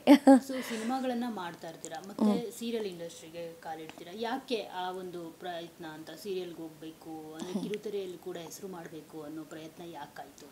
ಮೇಡಮ್ ಈಗ ನಾವು ಸಿನಿಮಾಗಳು ಮಾಡ್ತಿರ್ತೀವಿ, ಅವಕಾಶಗಳು ಬರ್ತಾ ಇರುತ್ತೆ. ಏನಾಗುತ್ತೆ, ಸಿನಿಮಾ ಮಾಡ್ತಿದ್ದೀವಿ, ಬಟ್ ಸಿನಿಮಾದಲ್ಲಿ ಹೀರೋಯಿನ್ ಆಗಿ ಮಾಡ್ತಿದ್ದೀನಿ, ಎಲ್ಲ ಸರಿ. ಬಟ್ ಕಲಾವಿದ್ರಿಗೆ ಎಷ್ಟು ಸ್ವಾರ್ಥ ಸ್ಟಾರ್ಟ್ ಆಗುತ್ತೆ ಅಂತಂದರೆ, ನೀವು ಮಾಡ್ತಿದ್ದೀರಾ, ಈ ಕಡೆ ಒಳ್ಳೆ ಸಂಭಾವನೆ ಬರ್ತಿದೆ, ಹೀರೋಯಿನ್ ಅನ್ನೋ ಒಂದು ಪಟ್ಟ ಇದೆ, ಅದು ಸರಿ. ಆದರೆ ನಿಮ್ಮನ್ನು ಒಬ್ಬ ಕಲಾವಿದೆಯಾಗಿ ಬ್ರ್ಯಾಂಡ್ ಮಾಡಬೇಕು ಅನ್ನೋದು ಇರುತ್ತೆ. ನಾವು ಚಿತ್ರರಂಗಕ್ಕೆ ಬಂದಮೇಲೆ ದೊಡ್ಡ ದೊಡ್ಡವ್ರನ್ನೇ ಒಂಥರ ಇನ್ಸ್ಪಿರೇಷನ್ ಆಗಿ ತೊಗೊಳ್ತಿರ್ತೀವಿ. ಯಾಕೆ ನನ್ನನ್ನು ಯಾರೂ ಅಶ್ವಿನಿ ಅಂತ ಗುರ್ತಿಡಿತಿಲ್ಲ? ಈಗ ಅಟ್ಲೀಸ್ಟ್ ನಾನೇ ಹೇಳ್ಕೊಬೇಕಪ್ಪ, ನಾನು ಆ ಸಿನಿಮಾ ಮಾಡಿದೆ, ಈ ಸಿನಿಮಾ ಮಾಡಿದೆ ಅಂತ. ಆದರೆ ಯಾರೋ ನನ್ನ ಹತ್ರ ಬಂದು ನೀವು ಈ ಸಿನಿಮಾ ಮಾಡಿದ್ದೀರಾ, ಚೆನ್ನಾಗಿ ಮಾಡಿದ್ರಿ ಅಂತನೋ, ಈ ಹುಡುಗಿ ಅಶ್ವಿನಿ ಅಲ್ವಾ ಅಂತ ಯಾರೋ ಗುರ್ತಿಡ್ದು ಮಾತಾಡೋಂಥದ್ದು ಆಗ್ತಾನೆ ಇರಲಿಲ್ಲ. 5 ಸಿನಿಮಾ ಆಯಿತು, 6 ಸಿನಿಮಾ ಆಯಿತು, ಇವೆಲ್ಲವೂ ಆಗ್ತಿತ್ತು. ನನಗೂ ಒಂದು ಸ್ವಾರ್ಥ ಸ್ಟಾರ್ಟ್ ಆಯಿತು. ಇಲ್ಲ, ನಾನು ಒಬ್ಬ ಕಲಾವಿದೆ ಅಂತ ನನ್ನನ್ನು ಜನ ಗುರ್ತು ಹಿಡಿಬೇಕು, ನನ್ನ ಪೊಟೆನ್ಷಿಯಲ್ ಇದೆ, ನನಗೆ ಆ ಶಕ್ತಿ ಇದೆ, ಮಾಡ್ಬೋದು ಅಂತ. ಆಮೇಲೆ ನನಗೆ ಸೀರಿಯಲ್ ಅವಕಾಶ ಬಂದ ತಕ್ಷಣ ನಾನು ಸೀರಿಯಲನ್ನು ಒಪ್ಕೊಳ್ತೀನಿ. ಬಟ್ ಅದನ್ನು ಒಪ್ಕೊಂಡಿದ್ದಕ್ಕೂ ಕೂಡ ಆ ಸೀರಿಯಲ್ ಇಂಡಸ್ಟ್ರಿಯ ವ್ಯೂವರ್ಸ್ ಏನಿದ್ದಾರೆ, ಫ್ಯಾನ್ಸ್ ಏನಿದ್ದಾರೆ, ಅವರು ನನ್ನನ್ನು ಒಪ್ಕೊಂಡಿದ್ದಕ್ಕೂ ಎಲ್ಲವೂ ಸರಿ ಹೋಯಿತು. ಯಾಕೆಂದರೆ ಅದಕ್ಕೆ ನನ್ನ 100% ಖಂಡಿತವಾಗ್ಲೂ ನಾನು ಕೊಟ್ಟಿದ್ದೆ. ಜನಕ್ಕೂ ನನ್ನ ಪಾತ್ರ ಇಷ್ಟ ಆಗ್ತಾ ಹೋಯಿತು. ಸೀರಿಯಲಲ್ಲಿ ಎಲ್ಲರೂ ಅಶ್ವಿನಿ ಗೌಡ ಅನ್ನೋ ಒಬ್ಬ ಕಲಾವಿದೆ ಅನ್ನೋದು ಅಲ್ಲಿಂದ ಸ್ಟಾರ್ಟ್ ಆಯಿತು. ಸೊ ಹಾಗಾಗಿ ನನ್ನ ಸೀರಿಯಲ್ ಜರ್ನಿ ಕೂಡ ಹಾಗೆ ಕಂಟಿನ್ಯೂ ಮಾಡಿದೆ ನಾನು. ನಮ್ಮ ಸಿನಿಮಾದಲ್ಲಿ ನೀವು ಅಂದ್ಕೊಂಡ ಅವಕಾಶಗಳು ಸಿಗದೆ ಇದ್ದಾಗ ನೀವು ಸೀರಿಯಲ್ ಇಂಡಸ್ಟ್ರಿಗೆ ಬಂದಿದ್ದ, ಅದರ್ವೈಸ್ ಆ ಥರ ಏನಾದರೂ ಅವಕಾಶಗಳು ಇಲ್ಲದೆ ಇದ್ದಾಗ ಸೀರಿಯಲ್ ಇಂಡಸ್ಟ್ರಿಗೆ ಬಂದಿದ್ದ, ಹೇಗೆ ಅಂತ? ಮೇಡಮ್, ನಾನು ಸೀರಿಯಲ್ ಮಾಡಬೇಕಾದ್ರೂ ಕೂಡ ಮತ್ತೆ ವಾಪಸ್ ಹೋಗಿ ಸಿನಿಮಾದಲ್ಲಿ ಹೀರೋಯಿನ್ ಆಗು ಮಾಡಿದ ಉದಾಹರಣೆ ಸಿನಿಮಾಗಳಿದೆ. ಹಾಗಾಗಿ ಅವಕಾಶಗಳಿಲ್ಲ ಅಂತಲ್ಲ. ಆದರೆ ಏನು ಅಂದರೆ, ಸಿನಿಮಾ ಇಂಡಸ್ಟ್ರಿಲೂ ಕೆಲವು ಕ್ಯಾಟಗಿರೀಸ್ ಅಂತ ಡಿವೈಡ್ ಮಾಡ್ಕೋತಾರೆ. A category, B category, C category. ಹೀರೋಸ್ನೂ ಕೂಡ ಅವ್ರೇನು ಹೇಳ್ತಾರೆ, ಕೆಲವು ನಾವು ತುಂಬ ದೊಡ್ಡವ್ರ ಜೊತೆ ಆ್ಯಕ್ಟ್ ಮಾಡಿಬಿಟ್ರೆ ಮತ್ತೆ ನಮಗೆ ಈ ಇನ್ನೊಂದು ಇದೇನಿರುತ್ತೆ, ಈ ಒಂದು ಸೆಟ್ ಆಫ್ ಅದರ್ ಟೀಮ್, ಅವ್ರ ಜೊತೆ ನಾವು ವರ್ಕ್ ಮಾಡೋಕ್ಕಾಗಲ್ಲ ಅನ್ನೋದೆಲ್ಲ ಇರುತ್ತೆ. ಇವ್ರ ಜೊತೆ ಆ್ಯಕ್ಟ್ ಮಾಡಿಬಿಟ್ರೆ ಹಾಗಾದರೆ ಇವ್ರನ್ನ ನಾವು ಹೇಗೆ ಮತ್ತೆ ಅವ್ರಿಗೆ ಜೋಡಿ ಮಾಡೋದು ಅನ್ನೋದೆಲ್ಲ ಇರುತ್ತಂತೆ. ಇವೆಲ್ಲ ನಮಗೆ ತುಂಬ ಲೇಟಾಗಿ ಅರ್ಥ ಆಯಿತು. ನಮಗೇನು ಅನ್ನಿಸ್ತಿತ್ತು, ಓಕೆ ಅವಕಾಶ ಬರ್ತಿದೆ, ನಮ್ಮ ಪಾತ್ರ ಏನಿದೆ, ಓಕೆ ನಾನು ಮಾಡ್ತಿದ್ದೀನಿ ಅಂತ. ಬಟ್ ಇವೆಲ್ಲ ಈ ಥರದ್ದು ನಾವು ತಲೆ ಉಪಯೋಗಿಸ್ಬೇಕು ಅನ್ನೋದೆಲ್ಲ ನಮ್ಗೆ ಅವಾಗ ಗೊತ್ತಿರಲಿಲ್ಲ. ಹಾಗಾಗಿ ಮೇ ಬಿ ಒಂದಷ್ಟು ದಿನ ಆದಮೇಲೆ ನಾನು ಸೀರಿಯಲ್ಲು ಆಯ್ಕೆ ಮಾಡಿಕೊಂಡು ಮೆಚೋರ್ಡ್ ಕ್ಯಾರೆಕ್ಟರ್ ಮಾಡ್ತಾ ಇದ್ದ ಹಾಗೆ ಸೀರಿಯಲಲ್ಲಿ ಹೀರೋಯಿನ್ ಆಗುವಂಥ ಅವಕಾಶ ಸಿನಿಮಾದಲ್ಲಿ ಕಡಿಮೆ ಆಗ್ತಾ ಬಂತು. ಸೀರಿಯಲ್ ಜರ್ನಿನೇ ಸ್ಟಾರ್ಟ್ ಆಯ್ತಲ್ವ. ಸೊ ನಾನು ಸೀರಿಯಲ್ ಅಂತೂ ಸ್ಟಾರ್ಟ್ ಮಾಡಿದ್ಮೇಲೆ ಮೇಡಮ್ ಬ್ಯಾಕ್ ಟು ಬ್ಯಾಕ್ ಎಲ್ಲ ಸೀರಿಯಲ್ಗಳು ಬರ್ತಾ ಹೋಯಿತು. ಒಂದೊಂದು ಸೀರಿಯಲ್ ನಿಮಗೆ ಗೊತ್ತಿರೋ ಹಾಗೆ 1 ವರ್ಷ, 2 ವರ್ಷ, 3 ವರ್ಷ. ಸೊ ಜರ್ನಿ ಸತತವಾಗಿ ಕಂಟಿನ್ಯೂ ಆಗಿದೆ ಅದು. ಸೊ ಈಗ ಆ್ಯಕ್ಟ್ ಮಾಡೋದು ಸಪ್ರೇಟು, ಆದರೆ ಈ ಸ್ಯಾಟಿಸ್ಫ್ಯಾಕ್ಷನ್ ಅನ್ನೋದು ಇರುತ್ತಲ್ಲ, ಸೊ ಅದು ತುಂಬಾ ಇಂಪಾರ್ಟೆಂಟ್. ಕರೆಕ್ಟ್. ಸೊ ನಿಮಗೆ ಸಿನಿಮಾ ರಂಗದಲ್ಲಿ ನೀವು ನಟಿಯಾಗಿ ಆ್ಯಕ್ಟ್ ಮಾಡೋದಕ್ಕಿಂತ ಸೀರಿಯಲ್ ಕಲಾವಿದೆಯಾಗಿ ಆ್ಯಕ್ಟ್ ಮಾಡಿದ್ದು ನಿಮಗೆ ತುಂಬ ಸ್ಯಾಟಿಸ್ಫ್ಯಾಕ್ಷನ್ ಕೊಡ್ತಾ ಅಂತ? ಖಂಡಿತವಾಗ್ಲೂ ಮೇಡಮ್, ಅದಂತೂ ಖಂಡಿತ ನಿಜ. ಯಾಕೆ ಅಂತಂದರೆ ನಮಗೂ ಕೂಡ ಒಂದು ದೊಡ್ಡ ಅವಕಾಶ. ಈಗ ಸಿನಿಮಾದಲ್ಲಿ ಏನಾಗುತ್ತೆ, ಫ್ರೇಮ್ ಹೆಂಗೆ ಇಡ್ತಾರೆ, ನಿಮಗೆ ಆ್ಯಕ್ಟ್ ಮಾಡ್ತೀರಾ, ಹೊಟ್ಟೋಗ್ಬಿಡ್ತೀರಾ, ಕಲಿಕೆ ಅನ್ನೋದು ಇರೋದಿಲ್ಲ ಸಿನಿಮಾದಲ್ಲಿ. ನೀವು ಕಲಿಬೇಕು ಅಂತಾದರೆ ನೀವು ಖಂಡಿತ ಸೀರಿಯಲಿಂದ ತುಂಬ ಕಲಿತಾ ಹೋಗ್ತೀರಾ. ಯಾಕಂದರೆ ದಿನಾ ನೀವು ಆ್ಯಕ್ಟ್ ಮಾಡ್ತಿರ್ತೀರ, ಇಷ್ಟು ಫ್ರೇಮಲ್ಲೂ ಆ್ಯಕ್ಟ್ ಮಾಡ್ತೀರಾ, ಇಷ್ಟರಲ್ಲೂ ನೀವು ಆ್ಯಕ್ಟ್ ಮಾಡ್ತೀರಾ. ಅದು ಸೀರಿಯಲ್. ಸೊ ಹಾಗಾಗಿ ಸೀರಿಯಲ್ ಅನ್ನುವಂಥದ್ದು ದೊಡ್ಡ ಸಮುದ್ರ. ಸೊ ನನಗೆ ಬೆಳೆಯೋದಕ್ಕಾಗಲಿ, ತಿಳ್ಕೊಳ್ಳೋದಕ್ಕಾಗಲಿ, ತಿದ್ಕೊಳ್ಳೋದಕ್ಕಾಗಲಿ ತುಂಬ ದೊಡ್ಡ ಅವಕಾಶ ಕೊಟ್ಟಿದ್ದು ಸೀರಿಯಲ್ ಇಂಡಸ್ಟ್ರಿ. ಸೊ ನಿಮಗೆ ಸ್ಯಾಟಿಸ್ಫ್ಯಾಕ್ಷನ್ ಕೊಟ್ಟಂಥ ಪಾತ್ರ ಅಂತ ಅಂದರೆ ಯಾವುದು? ಸುಮಾರಿದೆ ಮೇಡಮ್. ನನ್ನ ಮೊದಲನೇ ಸೀರಿಯಲ್ ನಿನ್ನೊಲುಮೆಯಿಂದಲೇ ಅನ್ನೋ ಧಾರಾವಾಹಿ, ಆಮೇಲೆ ಮಹಾಪರ್ವ, ನಮ್ಮ ಸೀತಾರಾಮ್ ಸರ್ ಅವರ ಒಂದು ಇದು. ನಿಮಗೆ ಗೊತ್ತಿದೆ, ಸೀತಾರಾಮ್ ಸರ್ ಅಂದರೆ ಅವ್ರ ಸೀರಿಯಲ್ಸ್ ನೋಡೋ ಕ್ಯಾಟಗಿರಿನೇ ಬೇರೆ. ಸೊ ಹೀಗೆ ಎಲ್ಲ ಪಾತ್ರಗಳು ಅಷ್ಟೇ. ಅದರಲ್ಲೂ ನನ್ನ ಸೀರಿಯಲ್ ಜರ್ನಿಯಲ್ಲಿ ನನಗೆಲ್ಲ ಪಾತ್ರಗಳು ನಾನು ಮಾಡಿದ್ದೆ. ಆಮೇಲೆ ರಾಧೇಶ್ಯಾಮ ಅಂತ ಒಂದು ಸೀರಿಯಲ್ ಮಾಡ್ತೀನಿ ನಾನು. ಮಧ್ಯದಲ್ಲಿ ಸ್ವಲ್ಪ ಕಾರಣಾಂತರಗಳಿಂದ ಅದು ನಾನು ಬಿಡಬೇಕಾಗತ್ತೆ. ಆ ಸೀರಿಯಲ್ಲು ಅಷ್ಟೇನೆ ನಾನು ಅಂದ್ಕೊಂಡೇ ಇರಲಿಲ್ಲ ಜನ ಅದನ್ನು ಅಷ್ಟು ಇಷ್ಟಪಟ್ಟಿದ್ದಾರೆ ಅಂತ. ನಾನು ಸೀರಿಯಲ್ಲು ರೀಪ್ಲೇಸ್ ಆದಮೇಲೆ ನನ್ನ ಪಾತ್ರ ಇನ್ನೊಬ್ಬರು ಮಾಡ್ತಾರೆ. ಬಟ್ ತುಂಬ ಚೆನ್ನಾಗಿ ಆಗ್ತಿರುತ್ತೆ ಸೀರಿಯಲ್ಲು. ನಾನು ಬಿಟ್ಟ ಮೇಲೆ ಅದು 2 ತಿಂಗಳೇನೋ ಕಂಟಿನ್ಯೂ ಆಗುತ್ತೆ ಅಷ್ಟೇ. ಆಮೇಲೆ ಸೀರಿಯಲ್ ನಿಂತೋಗ್ಬಿಡುತ್ತೆ. ಅಂದರೆ ಆ ಪಾತ್ರಕ್ಕೆ ಅಷ್ಟು ಗಟ್ಟಿತನ ಇತ್ತು, ಅಷ್ಟು ಶಕ್ತಿ ಇತ್ತು. ಸೊ ಹೀಗೆ ಈ ಥರದೊಂದು ಪಾತ್ರಗಳು ನನಗೆ ತುಂಬಾ ಸ್ಯಾಟಿಸ್ಫ್ಯಾಕ್ಷನ್ ಕೊಟ್ಟಿದೆ. ಮತ್ತು ನೀವು ತೆಲುಗುನಲ್ಲೂ ಕೂಡ ನಿಮ್ಮ ಜರ್ನಿ ಸ್ಟಾರ್ಟ್ ಮಾಡ್ತಾ ಇದ್ದೀರಾ. ಹೌದು. ಸೊ ಮೊನ್ನೆ ನಾನು ರೀಸೆಂಟ್ ನೀವು 3 years ಬ್ಯಾಕ್ ಒಂದು ಸಂದರ್ಶನ ಕೊಟ್ಟಿರ್ತೀರಾ, ಅದನ್ನು ನೋಡ್ತಾ ಇದ್ದೆ. ಸೊ ಅಲ್ಲಿ ಒಬ್ರು ತೆಲುಗು ಫ್ಯಾನು ಕಮೆಂಟ್ ಹಾಕಿದ್ರು ನಿಮಗೆ, ಅಂದರೆ ಕೋಯಿಲಮ್ಮ ಅಂತ. ಹೌದು ಕರೆಕ್ಟ್. ಸೊ ಆ ಥರದೊಂದು ರೆಕಾಗ್ನೈಸೇಷನ್ ತಗೋತೀರಾ ಪಕ್ಕದ ಸ್ಟೇಟ್ಗೆ ಹೋಗ್ಬಿಟ್ಟು. ಸೊ ಆ ಜರ್ನಿ ಹೇಗಿತ್ತು ಮ್ಯಾಮ್? ಆ್ಯಕ್ಚುಲಿ ಇಲ್ಲಿಂದ ಮತ್ತೆ ಅಲ್ಲಿಗೆ ಹೋಗಿ ಅಲ್ಲೂ ಗುರ್ತಿಸ್ಕೊಳ್ಳೋದು ಅದು ಈಸಿ ಆಗಿರೋದಿಲ್ಲ. ಖಂಡಿತ. ಸೊ ಆ ಜರ್ನಿ ಬಗ್ಗೆ ಮೇಡಮ್, ನಾನು ಹೇಗೆ ಅಂತಂದರೆ, ನಾನೊಬ್ಬ ಕಲಾವಿದೆಯಾಗಿ ಕೆಲವು ವಿಚಾರದಲ್ಲಿ ನಾನು ತುಂಬಾ ಸ್ಟ್ರಿಕ್ಟ್ ಇರ್ತೀನಿ. ಏಕೆಂತಂದರೆ ನನ್ನ ಟೈಮಿಂಗ್ ವಿಚಾರದಲ್ಲಾಗ್ಬೋದು, ಅಥವಾ ಅವರು ನನ್ನ ಹತ್ರ ಗೌರವಿತವಾಗಿ ನಡ್ಕೊಳ್ಳೋ ವಿಚಾರದಲ್ಲಾಗ್ಬೋದು, ಸಂಭಾವನೆ ವಿಚಾರದಲ್ಲಾಗ್ಬೋದು, ಡೇಟ್ಗಳು ಕೊಡೋ ವಿಚಾರದಲ್ಲಾಗ್ಬೋದು. ಅಲ್ಲಿ ಹೈದ್ರಾಬಾದಲ್ಲಿ ಏನು ಅಂತಂದರೆ ತುಂಬ ಜನ ನಮ್ಮ ಕನ್ನಡದವರಿದ್ದಾರೆ. ಯಾಕೆ ಅಲ್ಲಿಗೆ ನಾನು ಆಯ್ಕೆ ಮಾಡಿಕೊಂಡೆ ಅಂತಂದರೆ, ಒಂದು ಎಲ್ಲೇ ನಾವೇನೇ ಹೆಸರು ಮಾಡಿದ್ರು ಮತ್ತೆ ವಾಪಸ್ ನಮ್ಮವರೇ ನಮ್ಮನ್ನು ಗುರ್ತು ಹಿಡಿದ್ರು ಏನು ಹೇಳ್ತಾರೆ, ನಮ್ಮ ಕನ್ನಡದ ಹೆಣ್ಮಗಳು ಹೋಗಲ್ಲಿ ತೆಲುಗುಲಿ ಮಾಡ್ತಿದ್ದಾಳೆ ಅಂತ ಹೇಳ್ತಾರೆ. ಅವಕಾಶ. ಸೊ ಹಾಗಾಗಿ ಸ್ವಾರ್ಥಿಯಾಗಿ ನಾನು ಯೋಚನೆ ಮಾಡಲಿ, ಎಲ್ಲ ಭಾಷೆಯಲ್ಲೂ ನಾನು ನಟನೆ ಮಾಡಬೇಕು ಎಲ್ಲವೂ ಆ ಥರದ್ದು ನನಗಿರಲಿಲ್ಲ. ನಾನು ತೆಲುಗುಲೂ ಕೂಡ ಒಬ್ಬ ಕನ್ನಡದ ಹೆಣ್ಣುಮಗಳು ಇಲ್ಲಿ ಹೇಗೆ ನಾನು ಗುರ್ತಿಸ್ಕೊಂಡಿದ್ದೀನೋ ಅಲ್ಲೂ ಕೂಡ ಕನ್ನಡದ ಕಲಾವಿದರು ಈ ಮಟ್ಟಕ್ಕೂ ಬೆಳಿಬೋದು ಅನ್ನೋದು ಗುರ್ತಿಸ್ಕೋಬೇಕು ಅನ್ನೋದು ನನಗೆ ಆಸೆ ಇತ್ತು. ಹಾಗಾಗಿ ಅಲ್ಲೂ ಕೂಡ ಅಷ್ಟೇ ಮೇಡಮ್, ನಾನು ಒಂದು ಸೀರಿಯಲ್ ಅಂತ ಹೋದೆ, ಅಲ್ಲೂ ಟೈಟಲ್ ಅಲ್ಲಿ ತಾಯಿ ಪಾತ್ರ, ಅಮ್ಮಕ್ಕೂ తెలియని ಕೋಯಿಲಮ್ಮ ಅಂದರೆ ತಾಯಿ. ಸೊ ಹಾಗಾಗಿ ನನಗೆ ಗೊತ್ತಿಲ್ಲದೆ ಈ ಥರದ್ದು ಏನೋ ಒಂದು ಸ್ಟೋರಿ ಲೈನ್ ಇದೆ, ಅಲ್ಲೂ ಟೈಟಲ್ ಇದರಲ್ಲೇ ನಾನು ಮಾಡಿದ್ದು. ಅದು ತುಂಬ ಒಳ್ಳೆ ಹೆಸರು ತಂದು ಕೊಡ್ತು, ಫ್ಯಾನ್ ಪೇಜ್ಗಳು ಓಪನ್ ಆಯಿತು. ಒಬ್ಬ ಕಲಾವಿದೆಯಾಗಿ ವಾವ್, ಯಾರೋ ತುಂಬ ಒಳ್ಳೆಯ ಒಬ್ಬ ಕಲಾವಿದೆನ ತೆಲುಗು ಇಂಡಸ್ಟ್ರಿ ಇಂಟ್ರೊಡ್ಯೂಸ್ ಮಾಡಿದೆ ಅಂತ ಮಾತಾಡಿಕೊಂಡ್ರು. ಅದಾದಮೇಲೆ ಇನ್ನೊಂದು ಸೀರಿಯಲ್ ಮಾಡಿದೆ, ವಂಟಲಕ್ಕ ಅಂತ ಹೇಳಿ ಮಾಡಿದೆ, ಅಲ್ಲೂ ಕಂಟಿನ್ಯೂ ಮಾಡಿದೆ. ಇಲ್ಲಿವರೆಗೂ ನನಗೆ ತೆಲುಗುಲೂ ಕೂಡ ತುಂಬ ಅವಕಾಶಗಳು ಬರ್ತಿದೆ. ಏನು ಅಂತಂದರೆ ವಂಟಲಕ್ಕ ಅನ್ನೋ ಸೀರಿಯಲ್ ನಾನೇ ಡ್ರಾಪ್ ಮಾಡಬೇಕಾಯಿತು. ಯಾಕೆ ಅಂದರೆ ನಮ್ಮ ತಂದೆ ಹಾಸ್ಪಿಟ್ಲಲ್ಲಿ ಇರ್ತಾರೆ, 3 ತಿಂಗಳು ಹಾಸ್ಪಿಟ್ಲೈಸ್ ಆಗಿರ್ತಾರೆ. ನನಗೆ ಎಲ್ಲೂ ನಾನು ಯಾವುದಕ್ಕೂ ಗಮನ ಕೊಡೋ ಅಷ್ಟು ನನ್ನ ಮೈಂಡ್ ಅಷ್ಟು ಕ್ಲಿಯರ್ ಇರೋದಿಲ್ಲ. ನಾನೇನು ಮಾಡ್ತೀನಿ ಬೇಡ ಅಂತ ಹೇಳಿ ಎಲ್ಲದನ್ನು ತೊರೆದು ಕಂಪ್ಲೀಟ್ ನಾನು ನಮ್ಮ ತಂದೆ ಜೊತೆ ಇದ್ಬಿಡ್ತೀನಿ. ಸೊ ಆಗ ಆ ಸೀರಿಯಲ್ ಅವರು ಪಾಪ ಅವ್ರು ಏನೂ ಮಾಡೋದಕ್ಕಾಗಲ್ಲ, ಸ್ವಲ್ಪ ಕಾಲಾವಕಾಶ ಕೊಟ್ಟು ಹಂಗೂ ತುಂಬ ನನಗೋಸ್ಕರ ಕಾಯ್ತಾರೆ, ಕಾದು ರೀಪ್ಲೇಸ್ಮೆಂಟ್ ಮಾಡಿಕೊಂಡು ಸೀರಿಯಲ್ನ ಮುಂದುವರಿಸ್ತಾರೆ. ಬಟ್ ಅದು ಕೂಡ ಒಂದು ಒಳ್ಳೆ ಅವಕಾಶ ಆಗಿತ್ತು, ತುಂಬ ಫೇಮಸ್ ಸೀರಿಯಲ್ ಆಯಿತು. ಹೌದು. ಈಗಲೂ ಕೂಡ ತೆಲುಗುಲಿ ಸುಮಾರು ಅವಕಾಶಗಳಿದೆ ಮೇಡಮ್, ಬಟ್ ಈಗ ಸದ್ಯಕ್ಕೆ ಬೇಡ ಅಂತ ನಾನೇ ಒಂದು ಚೂರು ಬ್ರೇಕ್ ತೊಗೊಂಡಿದ್ದೀನಿ. ಈಗ ಮತ್ತೆ ತೆಲುಗುವಿಂದ ಕನ್ನಡ ರಿಟರ್ನ್. ನಾವು ನಿಮ್ಮನ್ನು ನೋಡಿದ್ದು ಲೈಕ್ ಚೆಡ್ಡಿ ದೋಸ್ತು. ಹೌದು ಹೌದು, ಕರೆಕ್ಟ್ ಕರೆಕ್ಟ್. ಹೌದು, like Sadhu Kokila sir, Rangayana Raghu sir. ಹೌದು, ಎಸ್ ಮೇಡಮ್, ಅವರೆಲ್ಲ ದಿಗ್ಗಜರು. ಈಗ ನಾವೆಲ್ಲ ಏನು ಟ್ರೈನಿಂಗ್ ಇಲ್ಲದೆ ತುಂಬ ಈಸಿಯಾಗಿ ಬಂದ್ಬಿಟ್ವಿ. ಅಂದರೆ ಎಲ್ಲೂ ನಮಗೇನು ಸ್ಟ್ರಗಲ್ಸೇ ಗೊತ್ತಿಲ್ಲ. ಪಾಪ ಇವತ್ತಿಗೂ ನಾವು ಕಲಾವಿದರು ನೋಡೋದಾದರೆ ನನಗೆ ಯಾವತ್ತೂ ಕೂಡ ನನ್ನ ಸಿನಿಮಾ ಇಂಡಸ್ಟ್ರಿಗೆ ಬರುವಂಥ ಎಂಟ್ರಿ ಇದೆಯಲ್ಲ, ನನಗೆ ಯಾವತ್ತೂ ಕಷ್ಟ ಆಗಿರಲಿಲ್ಲ, ತುಂಬ ಈಸಿಯಾಗಿ ಬಂದುಬಿಟ್ಟೆ. ಆದರೆ ಬಂದ ಮೇಲೆ ಎದುರಿಸೋವಂಥದ್ದು ಇರುತ್ತೆ, ಅದು ಬೇರೆ. ಬಟ್ ರಂಗಾಯಣ ರಘು ಸರ್ ಆಗ್ಬೋದು, ಸಾಧು ಕೋಕಿಲ ಸರ್ ಅವರಾಗ್ಬೋದು, ಪಾಪ ಅವ್ರ ಜರ್ನಿ ಎಲ್ಲ ಅಷ್ಟೊಂದು ಸುಲಭ ಅಲ್ಲ. ಅವ್ರು ಎಲ್ಲವನ್ನ ಟ್ರೈನಿಂಗ್ ತೊಗೊಂಡು ತುಂಬ ಕಷ್ಟಪಟ್ಟು ತುಂಬ ಆಗಿ ಇವತ್ತು ದೊಡ್ಡ ದೊಡ್ಡ ಟೈಟ್ಲ್ಗಳು ತೊಗೊಂಡಿದ್ದಾರೆ ಅಂದರೆ ಅವ್ರ ಜರ್ನಿ ತುಂಬಾ ಕಷ್ಟ. ಬಟ್ ಅಂಥವ್ರ ಜೊತೆಲೆಲ್ಲ ನಾವು ಆ್ಯಕ್ಟ್ ಮಾಡಿದ್ದೀವಿ ಅಂತಂದರೆ ಖಂಡಿತ ತುಂಬ ಖುಷಿ ಪಡ್ತೀನಿ ನಾನು. ತುಂಬ ತುಂಬ, ಯಾಕಂದರೆ ಅವರೆಲ್ಲ ಥಿಯೇಟ್ರ್ ಆರ್ಟಿಸ್ಟ್, ಮತ್ತು ಅವ್ರಿಗೆಲ್ಲ ತುಂಬ ಆ್ಯಕ್ಟಿಂಗ್ ಬಗ್ಗೆ ಆಗ್ಬೋದು, ಕ್ಯಾಮ್ರಾ ಬಗ್ಗೆ ಆಗ್ಬೋದು, ಇವೆಲ್ಲವೂ ತುಂಬ ನಾಲೆಜ್ ಇದೆ. ನಾವೆಲ್ಲ ಹೊಸಬ್ರು. ಬಟ್ ಅವ್ರ ಜೊತೆ ಆ್ಯಕ್ಟ್ ಮಾಡೋ ಖಂಡಿತ ಭಯ ಅನ್ನೋದು ನಮಗಿದ್ದೇ ಇರುತ್ತೆ. ಅವರಷ್ಟು ಚೆನ್ನಾಗಿ ಮಾಡದೇ ಇದ್ರು ಅವ್ರ ಥರನಾದರೂ ಮಾಡಬೇಕು ಅನ್ನೋದು ಸ್ವಲ್ಪ ಇರುತ್ತೆ. ಸೊ ಮತ್ತೆ ಎಲ್ಲದಕ್ಕಿಂತ ಹೆಚ್ಚಾಗಿ ನೀವು ಯಶ್ ಅವ್ರ ಅತ್ತೆ ಮಗಳು. ಕರೆಕ್ಟ್. ಹೌದು, ಈ ಜನರೇಷನ್. ಹೌದು, ಸೊ ಅದನ್ನ ಮಾತ್ರ ಮರೆಯೋದಿಲ್ಲ. ಯಶ್ ಅವರು ನೀವು ಮಗುನ ಎತ್ಕೊಂಡು ಬರೋದು, ಅವರು ಡೈಲಾಗ್ ಹೊಡೆಯೋದು, ಹೌದು, ಚಿಕ್ಕಣ್ಣ ತುಂಬಾ ಚೆನ್ನಾಗಿದೆ. ಹೌದು, ಕರೆಕ್ಟ್. ಯಶ್ ಅವ್ರ ಜೊತೆ ಆಕ್ಟ್ ಮಾಡಿದಂತ ಒಂದು ಎಕ್ಸ್ಪೀರಿಯನ್ಸ್ ಬಗ್ಗೆ, ಮತ್ತೆ ಅವರು ಇವತ್ತು ಹೇಗೆ ಆಗಿದ್ದಾರೆ. ಹೌದು ಹೌದು ಹೌದು ಎಷ್ಟು ಖುಷಿ ಆಗುತ್ತೆ ಮೇಡಮ್, ಖಂಡಿತ ಖುಷಿ ನಮಗೆ. ಯಾಕೆಂದರೆ ನಮ್ಮ ಕನ್ನಡದ ಒಬ್ಬ ನಟ, ಅದರಲ್ಲೂ ತುಂಬ ಕಷ್ಟಪಟ್ಟು ಮೇಲೆ ಬಂದಂಥವ್ರು. ನಾನು ಹೇಳಿದ್ನಲ್ಲ, ತುಂಬ ಕಷ್ಟಪಟ್ಟಿರುವಂಥವ್ರು. ಯಾಕೆಂದರೆ ಅವ್ರ ಜರ್ನಿ ನಾವು ನೋಡ್ತಿರ್ತೀವಲ್ಲ, ಇಟ್ ವಾಸ್ ನಾಟ್ ಈಸಿ. ಅವ್ರ ಜರ್ನಿನೂ ಏನು ಈಸಿ ಅಲ್ಲ. ಬಟ್ ಅಂಥವರು ಸೀರಿಯಲ್ನ ಆಯ್ಕೆ ಮಾಡಿಕೊಂಡು ಮತ್ತೆ ಸಿನಿಮಾಗೆ ಬಂದು ಸಿನಿಮಾ ಎಲ್ಲ ಇಲ್ಲಿ ಕನ್ನಡದಲ್ಲಿ ಮಾಡಿ ಇವತ್ತು ಪ್ಯಾನ್ ಇಂಡಿಯಾ ಸ್ಟಾರ್ ಆಗಿದ್ದಾರೆ ಅಂದರೆ ನಾವು ಅವ್ರ ಜೊತೆಲಿ ಒಂದು ಸಿನಿಮಾ ಮಾಡಿದ್ದೀವಿ ಅನ್ನೋ ಹೆಗ್ಗಳಿಕೆ ನಮಗೂ ಇರುತ್ತಲ್ಲ, ನಾವು ಒಂದೊಂದ್ಸಲ ಬೆನ್ನು ತಟ್ಕೋಬೇಕು ಆ ವಿಚಾರದಲ್ಲಿ. ಬಟ್ ಖಂಡಿತ ತುಂಬ ಸರಳತೆ ಇರುವಂಥ ವ್ಯಕ್ತಿ.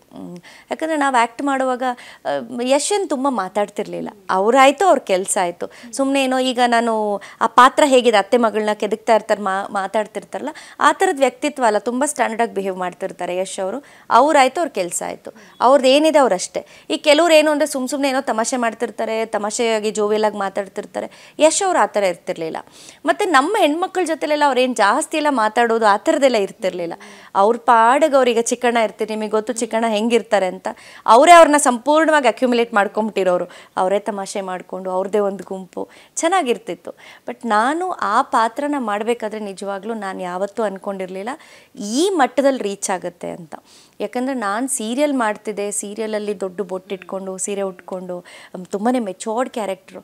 ಸಡನ್ನಾಗಿ ಇಲ್ಲಿ ಬಂದುಬಿಟ್ಟು ಮಂಡ್ಯ ಭಾಷೆ, ಆ ಸ್ಲ್ಯಾಂಗು, ಮತ್ತು ನನ್ನನ್ನು ನಾನು ಕಂಪ್ಲೀಟ್ ಕಪ್ಪು ಮೇಕಪ್ ಎಲ್ಲ ಮಾಡಿಕೊಂಡು ಅತ್ತೆ ಮಗಳು ಅಂದಾಗ ಸಂಪೂರ್ಣವಾಗಿ ಒಂದು ಪಾತ್ರನೇ ಒಂದು ಡಿಫ್ರೆಂಟಾಗಿ ಇರುವಂಥ ಒಂದು ಪಾತ್ರ ಅದು. ಹೇಗಪ್ಪ ಜನ ನನ್ನನ್ನು ಆಕ್ಸೆಪ್ಟ್ ಮಾಡ್ತಾರೆ. ಯಾಕಂದರೆ ಸೀರಿಯಲಲ್ಲಿ ತುಂಬಾ ಒಂದು ಗಾಂಭೀರ್ಯವಾಗಿ ನಾನು ನಟನೆ ಮಾಡ್ತಿದ್ದೀನಿ. ಎಲ್ಲಾದರೂ ಅದಕ್ಕೇನಾದರೂ ಒಂಚೂರು ಡ್ರಾಬ್ಯಾಕ್ ಆಗುತ್ತಾ, ನಾನು ಇದೇನಾದರೂ ತಪ್ಪಾಗಿ ಆಯ್ಕೆ ಮಾಡ್ಕೊಂಬಿಟ್ಟು ನಾನು ತುಂಬ ಇತ್ತು ನನಗೆ. ಆದರೆ ನಿರ್ದೇಶಕರಾಗ್ಬೋದು, ಮತ್ತು ಐ ಥಿಂಕ್ ಅದಕ್ಕೆ ಡೈಲಾಗ್ಸ್ ಬರೆದಿರೋರು ಮಂಜು ಮಾಂಡವ್ಯ ಅವರು ಮಂಡ್ಯದವರೇ. ಅವರು ನನಗೆ ಕೂರಿಸ್ಕೊಂಡು ಟ್ರೈನಿಂಗ್ ಕೊಡ್ತಿದ್ರು. ಯಾಕಂದರೆ ಅವ್ರು ಮಂಡ್ಯದವ್ರು ಆಗಿರೋದ್ರಿಂದ ಅವ್ರಿಗೆ ಆ ಸ್ಲ್ಯಾಂಗ್ ತುಂಬ ಚೆನ್ನಾಗಿ ಗೊತ್ತಿತ್ತು. ಕಂಪ್ಲೀಟ್ ಕೂತ್ಕೊಂಡು ನಂಗೆ ಟ್ರೈನ್ ಅಪ್ ಮಾಡ್ತಿದ್ರು. ಅವರು ನನಗೆ ಒಬ್ಬ ಒಳ್ಳೆ ಫ್ರೆಂಡು ಕೂಡ ಹೌದು. ಸೊ ಹೀಗೆ ಮಾಡಬೇಕು, ಹೀಗೆ ಮಾಡಿ ಚೆನ್ನಾಗಿ ಬರುತ್ತೆ ಅಂತ. ಸೊ ಅವ್ರು ಹೇಳ್ಕೊಟ್ಟಿದ್ದನ್ನು ಏನಿದೆ ನಾನು ಅಲ್ಲಿ ಅದನ್ನು ಮಾಡೋವಂಥ ಪ್ರಯತ್ನ ಮಾಡಿದೆ. ಸೊ ಎಲ್ರಿಗೂ ಇಷ್ಟ ಆಗಿದೆ ಆ ಪಾತ್ರ. ಯಶೋರೊಂದು ಡೈಲಾಗ್ ಹೇಳ್ತಾರೆ, ನಮ್ದು ನಿಂದು ರಿಲೇಶನ್ಶಿಪ್ ಯಾವತ್ತಿಗೂ ಮುಗಿಯಲ್ಲ, ಯಾವತ್ತಿದ್ರು ನಿನ್ನ ಮತ್ತೆ ಮಗಳೇ ಅಂತ. ಹೌದು, ಅಂದ್ರೆ ಮೇ ಬಿ ಫ್ಯೂಚರ್ ಅಲ್ಲಿ ಮತ್ತೆ ಆಕ್ಟ್ ಮಾಡ್ಬೋದೇನೋ. ಹೌದು ಹೌದು, ಕರೆಕ್ಟ್, ಥ್ಯಾಂಕ್ ಯು. ಹೌದು. ಜೊತೆಗೆ ಈಗ ಗುರುದೇಶ್ ಪಾಂಡೆ ಅವರು ನಿಮ್ಗೆ ಗಾಡ್ ಫಾದರ್ ಅಂತಾನೆ ಹೇಗೆ ಅಂತ, ಬಿಕಾಸ್ ನೀವು ಪೆಂಟಗನ್ ಸಿನಿಮಾಗೂ ಸಪೋರ್ಟ್ ಮಾಡ್ತೀರಾ. ಹೌದು ಹೌದು, ನಿರ್ದೇಶನ ಹೌದು, ಪೆಂಟಗನ್ ಸಿನಿಮಾಗೆ. ಸೊ ಹೇಗೆ ಅಂತ ಅಂದರೆ ಲೈಕ್ ನಿಮಗೆ ಆಪರ್ಚುನಿಟಿ ಕೊಡೋದೇ ಫಸ್ಟ್ ಡೈರೆಕ್ಟರೇ ಅವರು. ಹೌದು ಹೌದು ಹೌದು ಮೇಡಮ್, ನನಗೆ ಗುರು ದೇಶಪಾಂಡೆ ಅವ್ರು ಯಾರು ಅನ್ನೋದೇ ನನಗೆ ಗೊತ್ತಿರೋದಿಲ್ಲ. ಯಾಕೆಂದರೆ ನಾನು ಚಿತ್ರರಂಗಕ್ಕೆ ನಾನು ಬಂದಾಗ ನನಗೆ ಯಾರೂ ಗೊತ್ತಿಲ್ಲ. ನಾನು ಬರಬೇಕು ಅಂತಲೂ ಅಂದ್ಕೊಂಡವಳಲ್ಲ. ಅವ್ರ ಸ್ಟುಡಿಯೋಗೆ ಹೋಗಿ ನಾನು ಫೋಟೋಶೂಟ್ ಮಾಡ್ಸೋಕ್ಕೆ ಹೋಗಿರ್ತೀನಿ. ಹಾಗಾಗಿ ನನಗೆ ಗುರು ದೇಶಪಾಂಡೆ ಮತ್ತು ಅವರ ಮಿಸ್ಸಸ್ ಇಬ್ಬರು ಪರಿಚಯ. ನಾನು ಅವ್ರನ್ನ ಆಗ ರೋಶಿನಿ ಅಂತ ಕರೀತಾ ಇದ್ದೆ. ಸೊ ಹಾಗಾಗಿ ಅವರಿಬ್ಬರು ನನಗೆ ಪರಿಚಯ ಆಗ್ತಾರಷ್ಟೇ. ಬಟ್ ಅವ್ರು ನನ್ನ ಫೋಟೋಸ್ನ ನೋಡಿ, ನೀವು ಯಾಕೆ ಸಿನಿಮಾದಲ್ಲಿ ಆ್ಯಕ್ಟ್ ಮಾಡಬಾರ್ದು, ನಮ್ಮ ಸಿನಿಮಾದಲ್ಲೇ ನೀವು ಹೀರೋಯಿನಾಗಿ ಮಾಡಿ ಅಂತ ಅವಕಾಶ ಕೊಡ್ತಾರೆ. ಬಟ್ ಯಾವಾಗಲೂ ಏನು ಅಂದರೆ ಮೇಡಮ್, ಲೈಫಲ್ಲಿ ನಮಗೆ ಯಾರಾದರೂ ನಾವು ತುಂಬ ಬೇಜಾರಲ್ಲಿದ್ದಾಗಲೋ, ತುಂಬ ಸೋತಾಗಲೋ ಒಂದೆರಡು ಸಾಂತ್ವನದ ಮಾತುಗಳನ್ನ ಹೇಳಿರ್ತಾರೆ, ಅವ್ರನ್ನ ಮರಿಬಾರ್ದು. ಮತ್ತು ಹೊಟ್ಟೆ ಹಸಿದಾಗ ಒಂದಷ್ಟು ಊಟ ಕೊಟ್ಟಿರ್ತಾರಲ್ಲ, ಅವ್ರನ್ನೂ ನಾವು ಮರಿಬಾರ್ದು. ಹಾಗಾಗಿ ತಂದೆ ತಾಯಿ ಗುರುಗಳು ದೇವರು, ಮಾತಾ ಪಿತಾ ಗುರು ದೈವಂ. ನನ್ನ ಲೈಫಲ್ಲಿ ನನಗೆ ಯಾವಾಗಲೂ ತುಂಬ ಒಳ್ಳೆ ಗುರುಗಳು ಸಿಗ್ತಾ ಹೋದರು. ನನ್ನ ಚಿತ್ರರಂಗದ ಗುರುಗಳಾದಂಥ ಗುರು ದೇಶಪಾಂಡೆ, ನನ್ನ ಸೀರಿಯಲ್ ಇಂಡಸ್ಟ್ರಿಗೆ ಕರ್ಕೊಂಡು ಬಂದಂಥ ವಿನು ಬಳಂಜ ಸರ್ ಆಗ್ಬೋದು, ನನ್ನ ಹೋರಾಟದ ಹಾದಿಗೆ ಒಬ್ಬ ಅಶ್ವಿನಿ ಗೌಡ ಆಗಿ ಪರಿಚಯ ಮಾಡಿಸಿದಂತಹ ಟಿ ನಾರಾಯಣ ಗೌಡ್ರಾಗ್ಬೋದು, ಇವರೆಲ್ಲರೂ ನನ್ನ ಗುರುಗಳು. ಸೊ ಹಾಗಾಗಿ ನಾನು ಯಾವತ್ತೂ ನನ್ನ ಗುರುಗಳ ಹತ್ರ ಅವ್ರು ನನಗೆ ಅವಕಾಶ ಕೊಟ್ಟಿದ್ದಾರೆ ಅಂದಾಗ ನಾನು ಅವರನ್ನು ಪ್ರಾರ್ಥನೆ ಮಾಡ್ತೀನಿ, ಅವರನ್ನು ಆರಾಧಿಸ್ತೀನಿ, ಪ್ರೀತಿಸ್ತೀನಿ, ಗೌರವಿಸ್ತೀನಿ. ಅದನ್ನು ನಾನು ಮಾಡ್ತಾ ಬಂದಿದ್ದೀನಿ. ನಾನು ಈ ಪ್ರಶ್ನೆ ಕೇಳಿದ್ದೆ ಅದಕ್ಕೋಸ್ಕರ, ಯಾಕಂದರೆ ನಿಮ್ಮ ಬಗ್ಗೆ ಸರ್ಚ್ ಮಾಡ್ತಿದ್ದಾಗ ಪೆಂಟಗನ್ ಸಿನಿಮಾಗೆ ಸಪೋರ್ಟ್ ಮಾಡಿದ್ದೆ ನೋಡಿದೆ. ನಾನು ಅವಾಗ ಅಂದ್ಕೊಂಡಿದ್ದೆ ಅದೇ, ಅಶ್ವಿನಿ ಅವರು ನಡೆದು ಬಂದ ಹಾದಿನ ಮರ್ತಿಲ್ಲ, ಇವತ್ತಿಗೂ ಕೂಡ ಅವ್ರ ಜೊತೆ ನಿಂತಿದ್ದಾರೆ ಅಂತ ಹೇಳಿ. ಹೌದು ಮೇಡಮ್, ಹೌದು, ಥ್ಯಾಂಕ್ ಯು. ಬಟ್ ನೀವು ನೋಡಿರ್ಬೋದು, ಪೆಂಟಗನ್ ಸಿನಿಮಾ ಸಂದರ್ಭದಲ್ಲಿ ಏನಾಗುತ್ತೆ, ಒಂದಷ್ಟು ಕ್ಲಾಶ್ ಕೂಡ ಆಗುತ್ತೆ. ವೇದಿಕೆ ಮೇಲೆ ಅದನ್ನು ನಾವು ಹೊರ ಹಾಕ್ತೀವಿ. ಯಾಕೆಂತಂದರೆ ಮೇಡಮ್, ಕನ್ನಡ ಅಂತ ಬಂದಾಗ ಯಾರೇ ಆಗಿರ್ಬೋದು, ಅದು ನಮ್ಮ ಸ್ವಾಭಿಮಾನ ಆಗಿರುತ್ತೆ. ಬಟ್ ಸಿನಿಮಾದಲ್ಲಿ ಅವ್ರು ಹೇಳಕ್ಕೆ ಹೊರಟಿದ್ದೇ ಬೇರೆ ವಿಚಾರ. ಅಂದರೆ ಜನರ ಪಾಯಿಂಟ್ ಆಫ್ ವ್ಯೂ ಅಲ್ಲಿ ಹೋರಾಟಗಾರರನ್ನ ಹೇಗೆ ಬಿಂಬಿಸ್ತಾರೆ ಅನ್ನೋದನ್ನು ಅವ್ರು ತೋರಿಸೋದಕ್ಕೆ ಹೊರಟಿದ್ರು. ಆದರೆ ಅದನ್ನು ನಾವು ಸಿನಿಮಾ ನೋಡಿದಾಗ ಅಲ್ಲಿ ರಿವೀಲ್ ಆಗುತ್ತೆ. ಆದರೆ ಕೆಲವು ಅವರು ಟ್ರೇಲರ್ನ ನಾವು ಇಂಟ್ರೆಸ್ಟಿಂಗ್ ಮಾಡಬೇಕು, ಒಂದಷ್ಟು ಜನ ಅದನ್ನು ಇಷ್ಟಪಡಬೇಕು ಅಥವಾ ಚರ್ಚೆ ಆಗಬೇಕು ಅಂತ ಟ್ರೇಲರಲ್ಲಿ ಒಂದಷ್ಟು ಕಾಂಟ್ರವರ್ಸಿಗಳನ್ನ ಮಾಡ್ತಾರೆ, ಅದು ಯಾರಾದರೂ ಸಹಜ. ಆದರೆ ಕಾಂಟ್ರವರ್ಸಿ ಅಂತಂದರೆ ಅಲ್ಲಿ ಕೆಲವು ಹೋರಾಟಗಾರನ ನಿಂದಿಸಿರೋ ಥರನೋ, ಹೋರಾಟಗಾರನ ಬೇರೆ ರೀತಿಯಲ್ಲಿ ನೋಡ್ತಾ ಇರೋ ಥರನೋ ಅಲ್ಲಿ ಕೆಲವೆಲ್ಲ ಇತ್ತು. ಹಾಗಾಗಿ ಅವತ್ತು ನಾನಾಗಲಿ, ರೂಪೇಶ್ ರಾಜಣ್ಣ ಅವರಾಗಿರಲಿ, ನಾವು ಆ ಸಂದರ್ಭಕ್ಕೆ ಅವರು ನಟನೆ ಮಾಡಿರ್ತಾರೆ ನಮ್ಮ ಪೆಂಟಗನ್ ಸಿನಿಮಾದಲ್ಲಿ. ಅಲ್ಲಿ ಟ್ರೇಲರ್ ಲಾಂಚ್ಗೆ ನಾವು ಹೋದಂಥ ಸಂದರ್ಭದಲ್ಲಿ ಇವೆಲ್ಲವನ್ನು ನಾವು ಗಮನಿಸಿದಾಗ ಫಸ್ಟು ರೂಪೇಶ್ ರಾಜಣ್ಣ ಅವ್ರು ಮಾತಾಡ್ತಾರೆ, ನಾನು ಕೂತ್ಕೊಂಡು ನೋಡ್ತಾ ಇರ್ತೀನಿ. ಬಟ್ ಅವ್ರು ಮಾತಾಡ್ಬೇಕಾದ್ರೆ ನಾನು ಒಬ್ಬ ಕನ್ನಡದ ಹೋರಾಟಗಾರ್ತಿಯಾಗಿ ನಾನು ಧ್ವನಿಗೂಡಿಸೋದು ಅದು ಯಾರೇ ಆಗಿರಲಿ, ಆ ಜಾಗದಲ್ಲಿ ನನ್ನ ತಾಯಿ, ನನ್ನ ಹೆತ್ತ ತಾಯಿ ನನಗೆ ಎಷ್ಟು ಮುಖ್ಯನೋ, ತಾಯಿ ಭುವನೇಶ್ವರಿಯನ್ನು ನಾನು ಇವತ್ತು ಆರಾಧಿಸ್ತೀನಿ ಅಂದಾಗ ನನ್ನ ಭಾಷೆಗೆ ಎಲ್ಲೋ ಏನೋ ಒಂದು ಧಕ್ಕೆ ಬರ್ತಿದೆ ಅಂದಾಗ ಅವ್ರು ಯಾರೇ ಆಗಿದ್ರು ಕೂಡ ನಾವು ಪ್ರಶ್ನೆ ಮಾಡುವಂಥದ್ದು ಸಹಜ. ಅದು ಯಾರೇ ಆಗಿರಲಿ, ಗೌರವ ಒಂದು ಕಡೆ ಆದರೆ ನನ್ನ ಕನ್ನಡ ತಾಯಿ ಅನ್ನೋದು ಆ ಗೌರವನೂ ಇನ್ನೂ ಹೆಚ್ಚೇ ಇರುತ್ತೆ. ಆವತ್ತಿನ ದಿನಕ್ಕೆ ನಾವು ಅಲ್ಲಿ ಹೋಗಿ ಪ್ರಶ್ನೆ ಮಾಡುವಂಥದ್ದಾಗತ್ತೆ. ಬಟ್ ಪ್ರಶ್ನೆ ಮಾಡ್ತೀನಿ ಹೊರತಾಗಿ ಅದ್ರ ಹಿಂದೆ ಇರುವಂಥ ಸತ್ಯ ನನಗೆ ಗೊತ್ತಿರುತ್ತೆ. ಆದರೆ ನನ್ನ ಗುರುಗಳಾದರೂ ಕೂಡ ಅನೇಕ ಜನ ಅಂದ್ಕೊಂಡ್ರು ಎಲ್ಲೋ ನಾವು ಗುರು ದೇಶಪಾಂಡೆನ ನಾವು ಒಂದು ರೀತಿಲಿ ಬೇರೆ ಪ್ರೊಜೆಕ್ಟ್ ಮಾಡ್ತಿದ್ದೀವಿ ಅಂತ. ಅದು ಖಂಡಿತವಾಗ್ಲೂ ಇಲ್ಲ. ಗುರು ದೇಶಪಾಂಡೆ ಅವ್ರ ಮೇಲೆ ಇದ್ದಂಥ ಗೌರವ ಇವತ್ತಿಗೂ ಇದೆ, ಅವತ್ತಿಗೂ ಇದೆ. ಆದರೆ ಹೋರಾಟಗಾರನ ಹೀಗೆ ಬಿಂಬಿಸ್ತಾ ಇದ್ದೀರಲ್ಲ ಏನು ಅನ್ನೋಂಥದ್ದು ಅಷ್ಟೇ ನಮ್ಮ ಪ್ರಶ್ನೆ ಆಗಿತ್ತು. ಎಲ್ಲೂ ಕೂಡ ಅವ್ರಿಗೆ ಅವಮಾನ ಮಾಡಬೇಕು, ಎಲ್ಲೂ ಕೂಡ ಅವ್ರನ್ನ ತೇಜಾವಧಿ ಮಾಡಬೇಕು ಅನ್ನೋದು ಖಂಡಿತ ಇರಲಿಲ್ಲ. ಎಲ್ಲೇ ನಮ್ಮ ಕನ್ನಡಕ್ಕೆ ಅವಮಾನ ಆದಾಗಲೂ ಕೂಡ ನಾವು ಧ್ವನಿಗೂಡಿಸ್ಲೇಬೇಕು. ಆ ಕೆಲಸ ನಾನು ಅವತ್ತು ಮಾಡ್ತೀನಿ ಅಷ್ಟೇ.